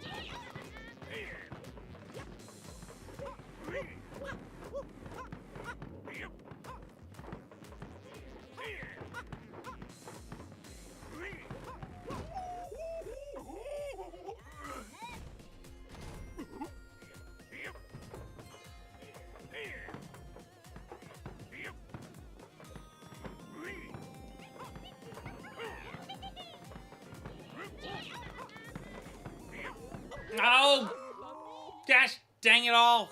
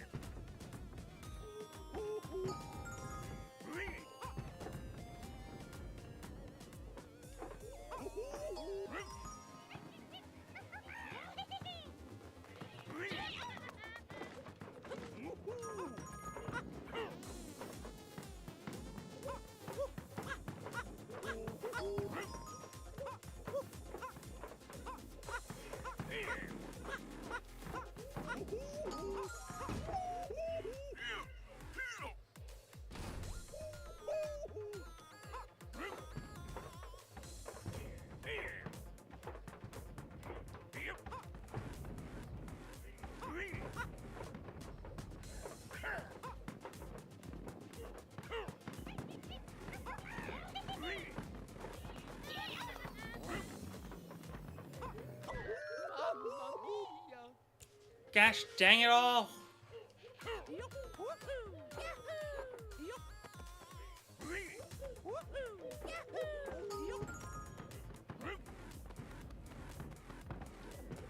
Okay, I wanted to see if that would work, but it doesn't. So that's good to know.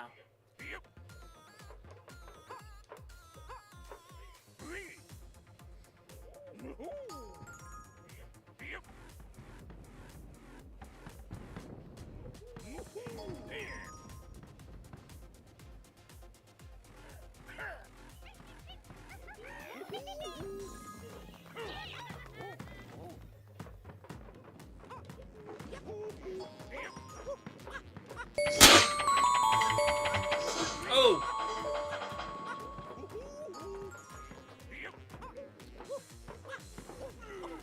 Oh, something happened over on Twitch. Ah, new chatter over on Twitch. Hello, Amaya. How you doing today?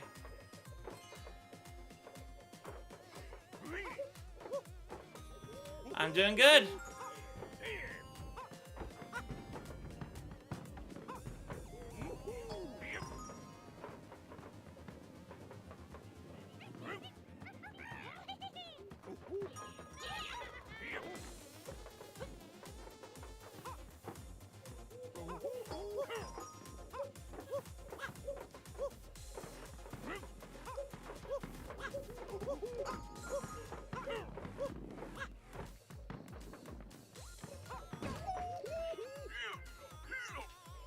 Where am I from? I'm from Maine.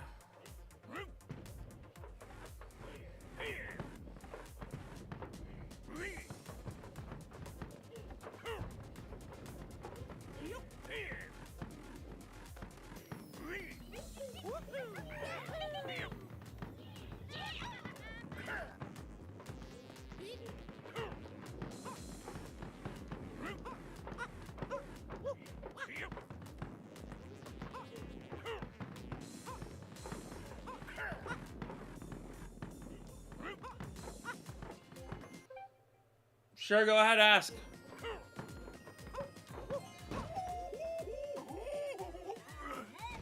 As long as it's not offensive.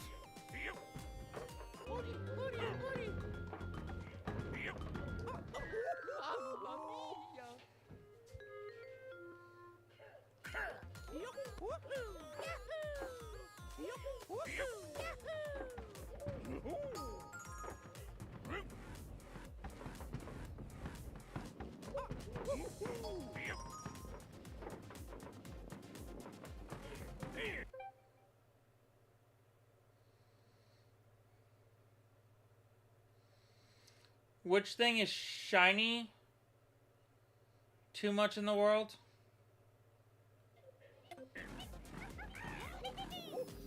I don't get what you mean by that. I don't understand the question.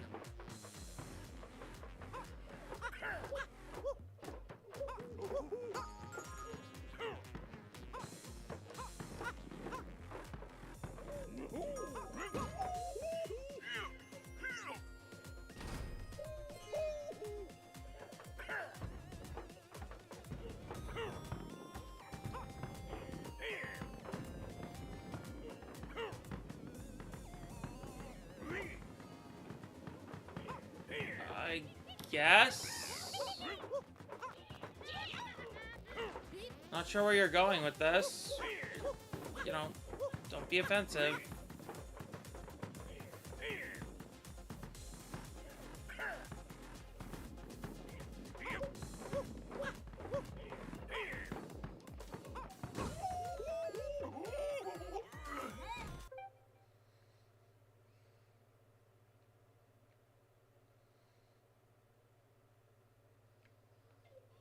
I don't understand.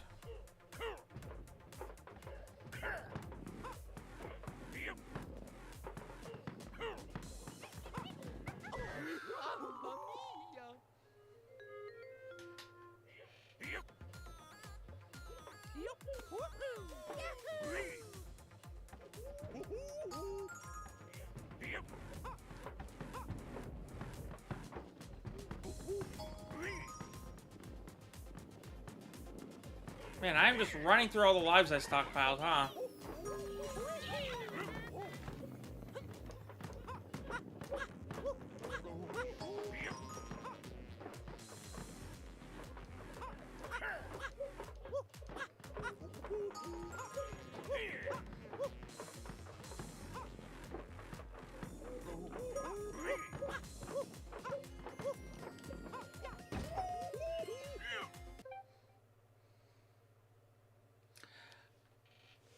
I'm not new. I'm new to Twitch. I've only been streaming on Twitch for a few months. As far as streaming goes, I've been doing it for over a year over on YouTube. As far as YouTube as a whole, not streaming, I've been doing YouTube off and on for over a decade at this point.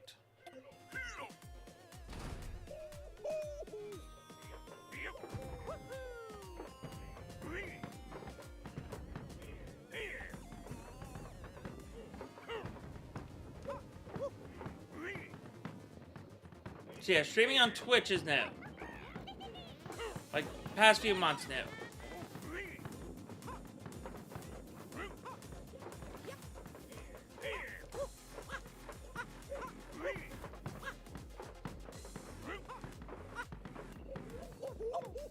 Gosh dang it.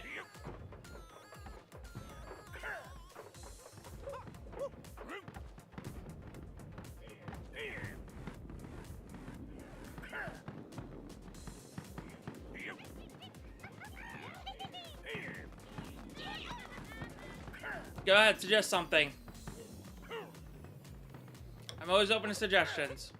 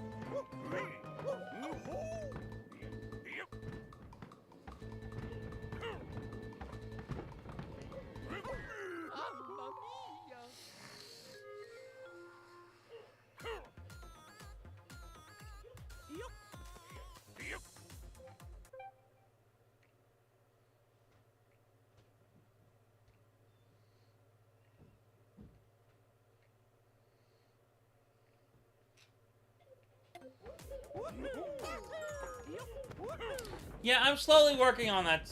I'm slowly working on that stuff. You know, I've been putting this stuff together for a while. I have the VTuber model. I have my own theme music. I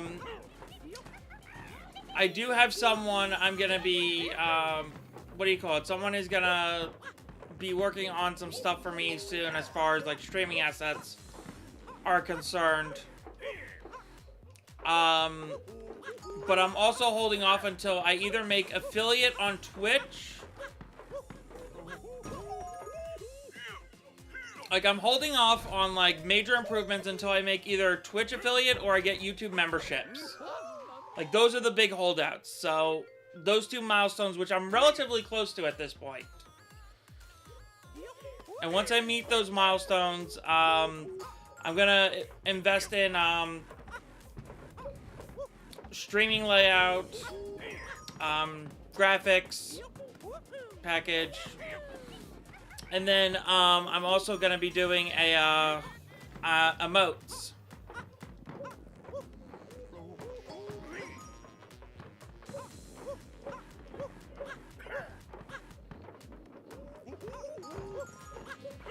For right now, though, I am working on smaller things.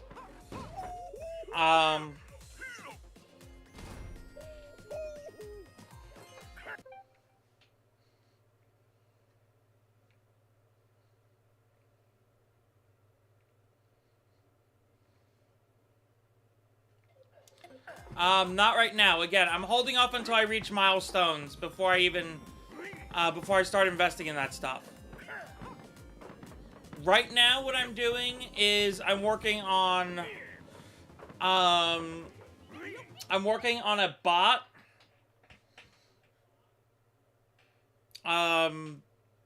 To interact during chat. Like, interact with the chat. That'll be in place of evil twin VTuber MegumiMary. I'll check it out when I get a chance, but I'm not commissioning anything until I reach my milestones. I've already set that in stone, like, a while back. Like,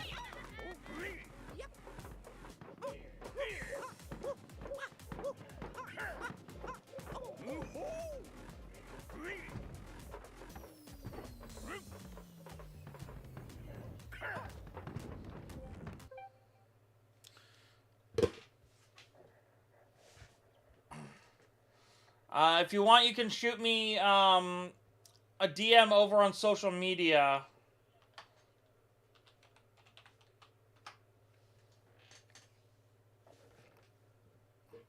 So that'll help you find my social media if you follow that link right there.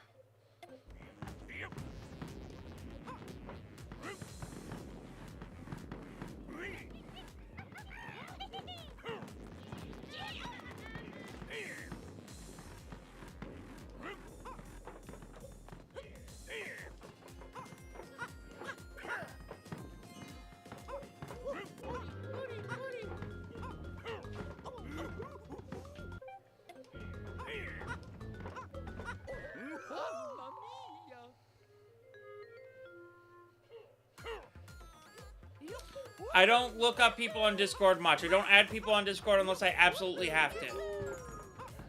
So I'm not going to be adding anyone on Discord.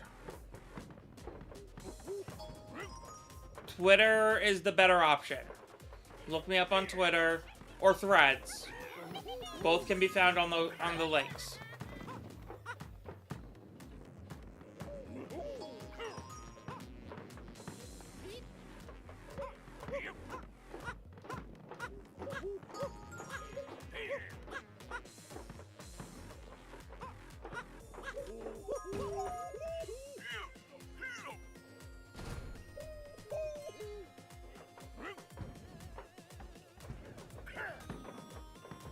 Remember, I'm not doing anything until I reach milestones.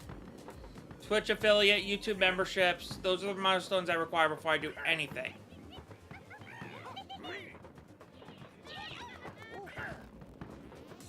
So even if I like what I see, I'm not getting anything until I reach my milestones.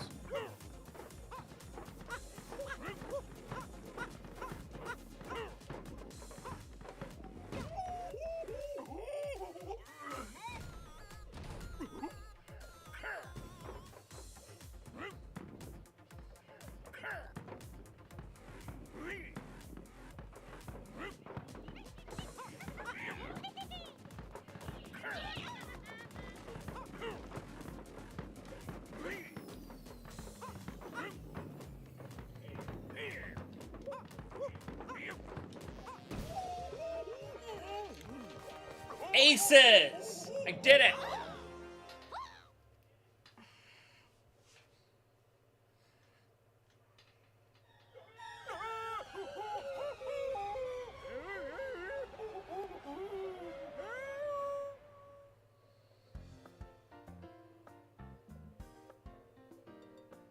Wait, that's the end? I thought there was a factory level. Or did they turn the factory level into a different world?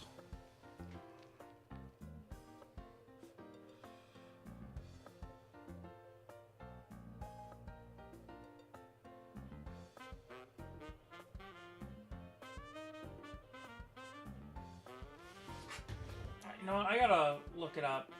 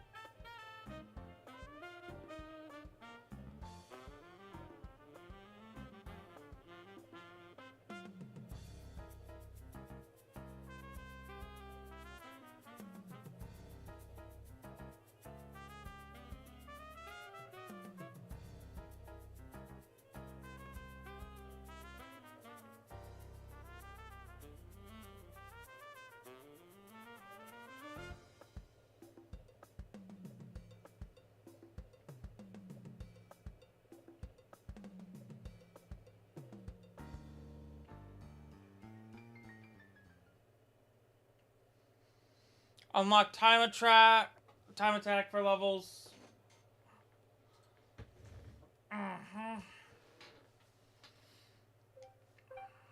Unlocked expert levels.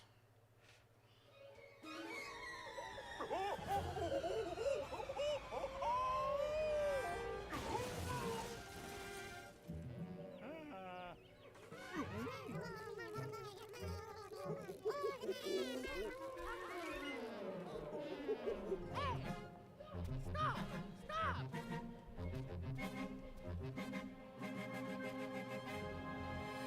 And it begins all over again.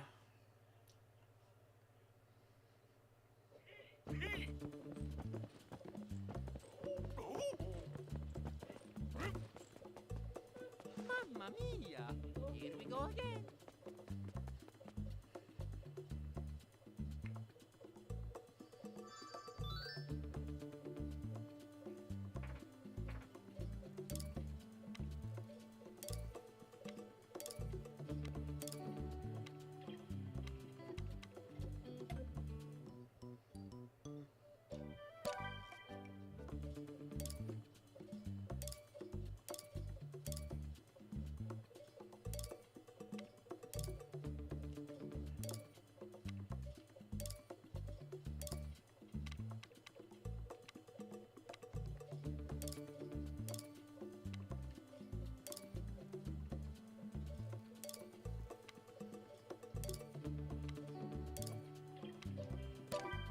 Let's try some of these expert levels.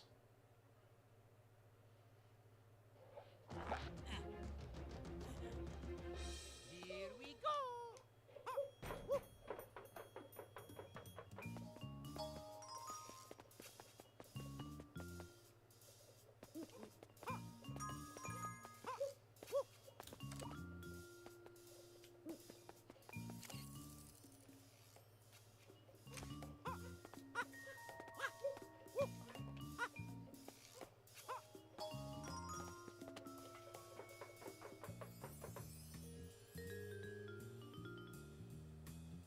Yup. Woohoo! Yahoo! Mamma mia!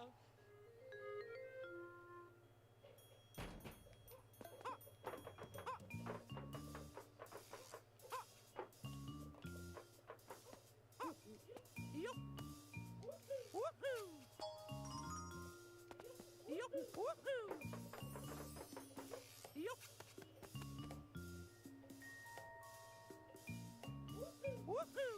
Woohoo!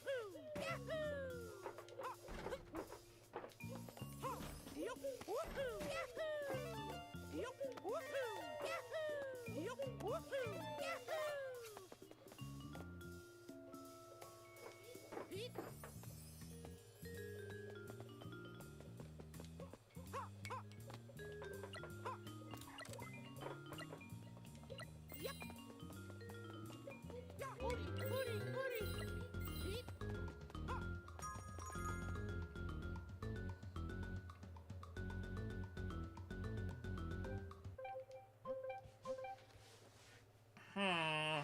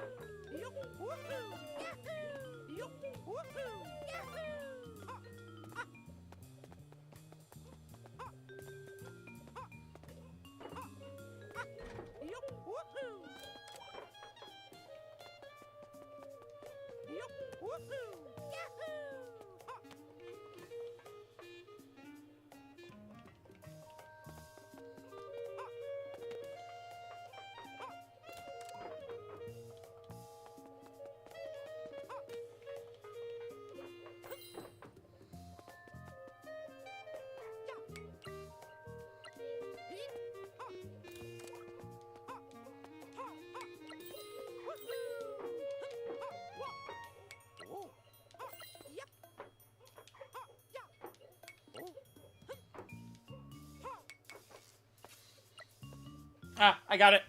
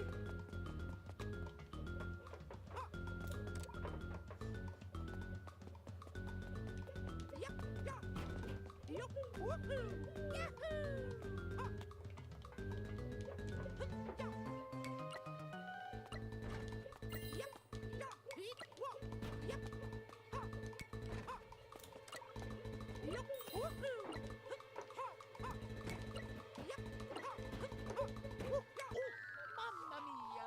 Time's up! Uh-huh.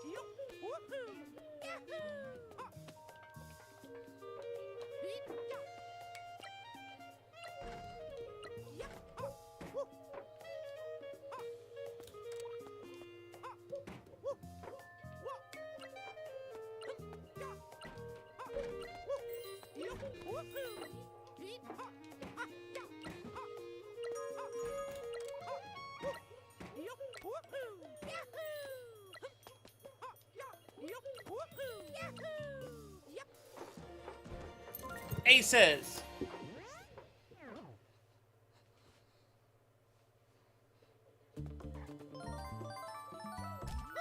Oh, yeah!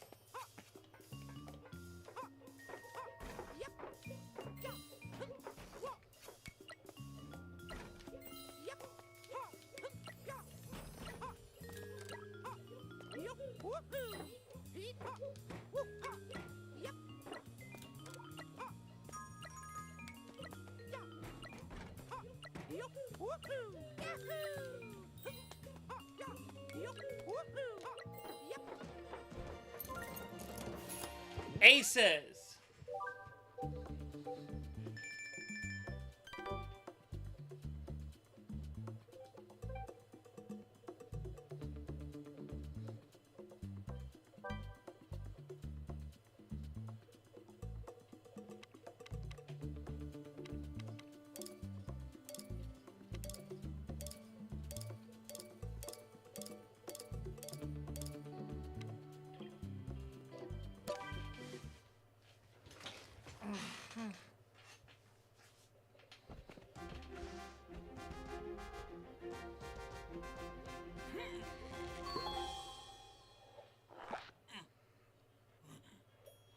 Here we go. Okay. So down here...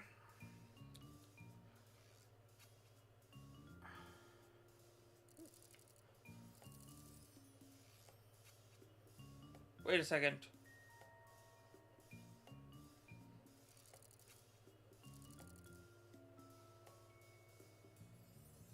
That's a mini.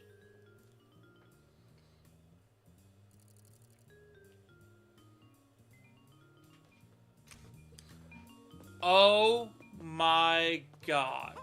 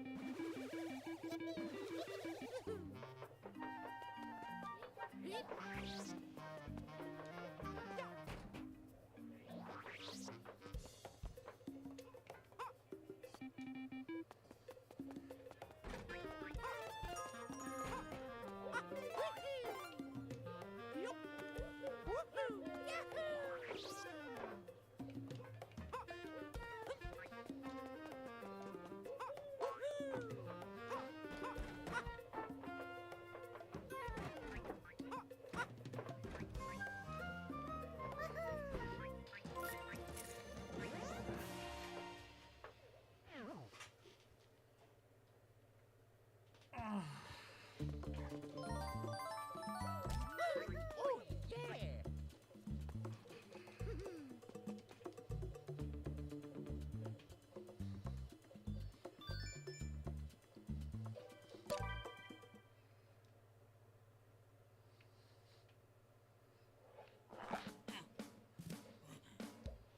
Here we go! Yup! Woohoo! Yahoo! Woohoo! Woohoo! Yup! Woohoo! Yahoo! Yup! Woohoo!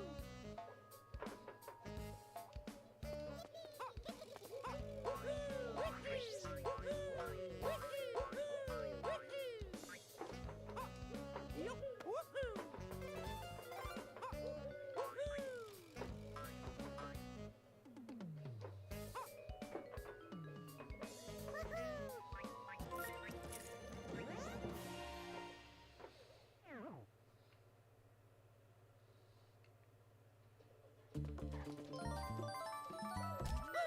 Oh, yeah!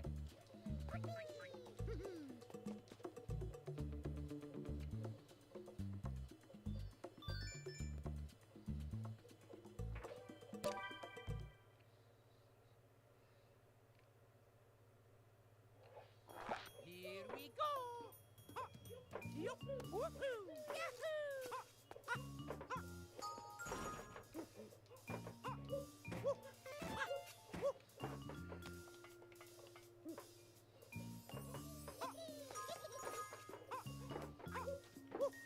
Yup! Woohoo! Yahoo!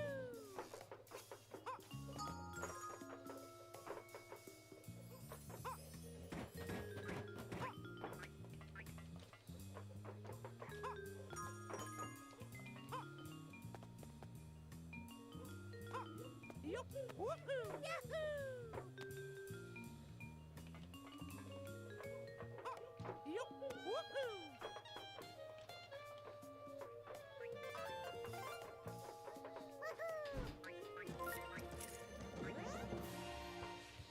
Wow, these levels are quick.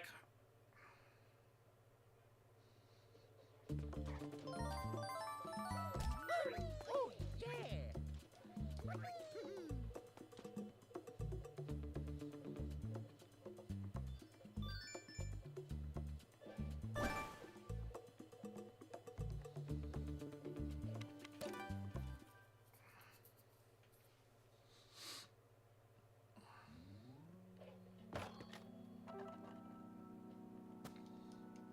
Here we go! Yup! Woohoo!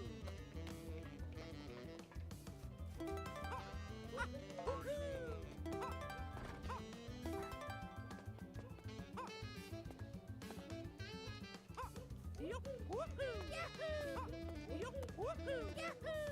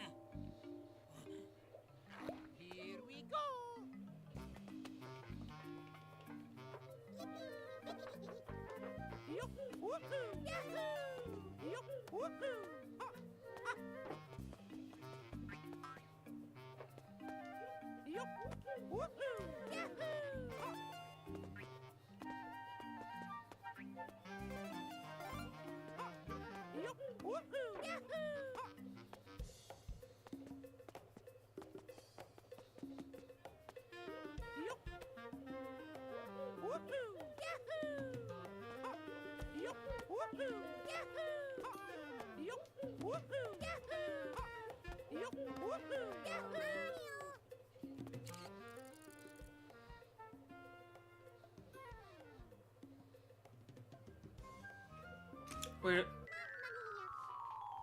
Yeah, I didn't think they were safe to walk on that.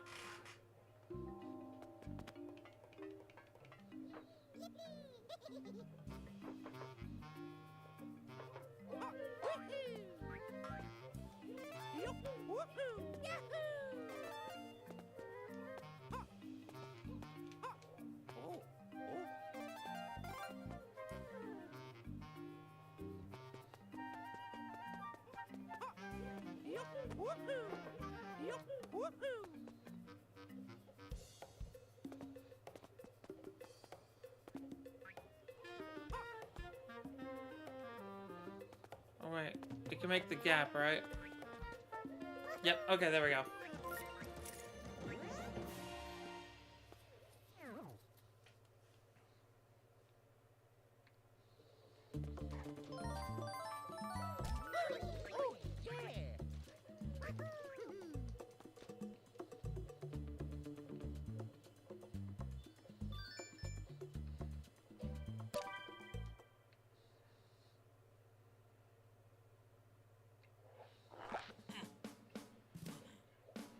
Here we go. Woohoo! Mamma mia! Woohoo! Woohoo!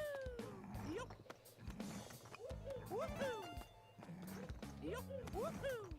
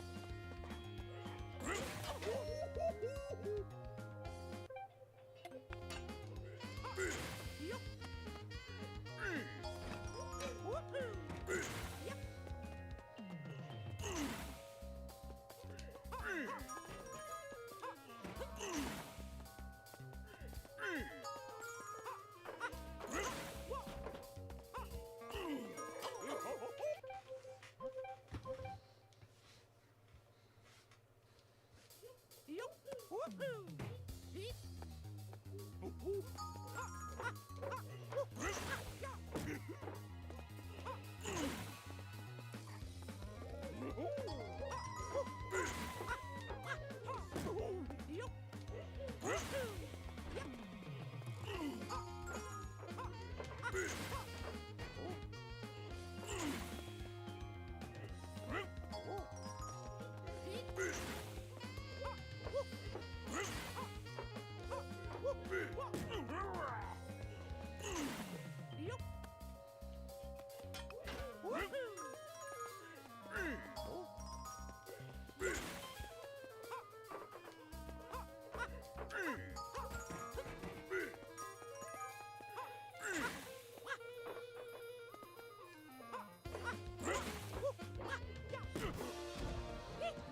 Aces!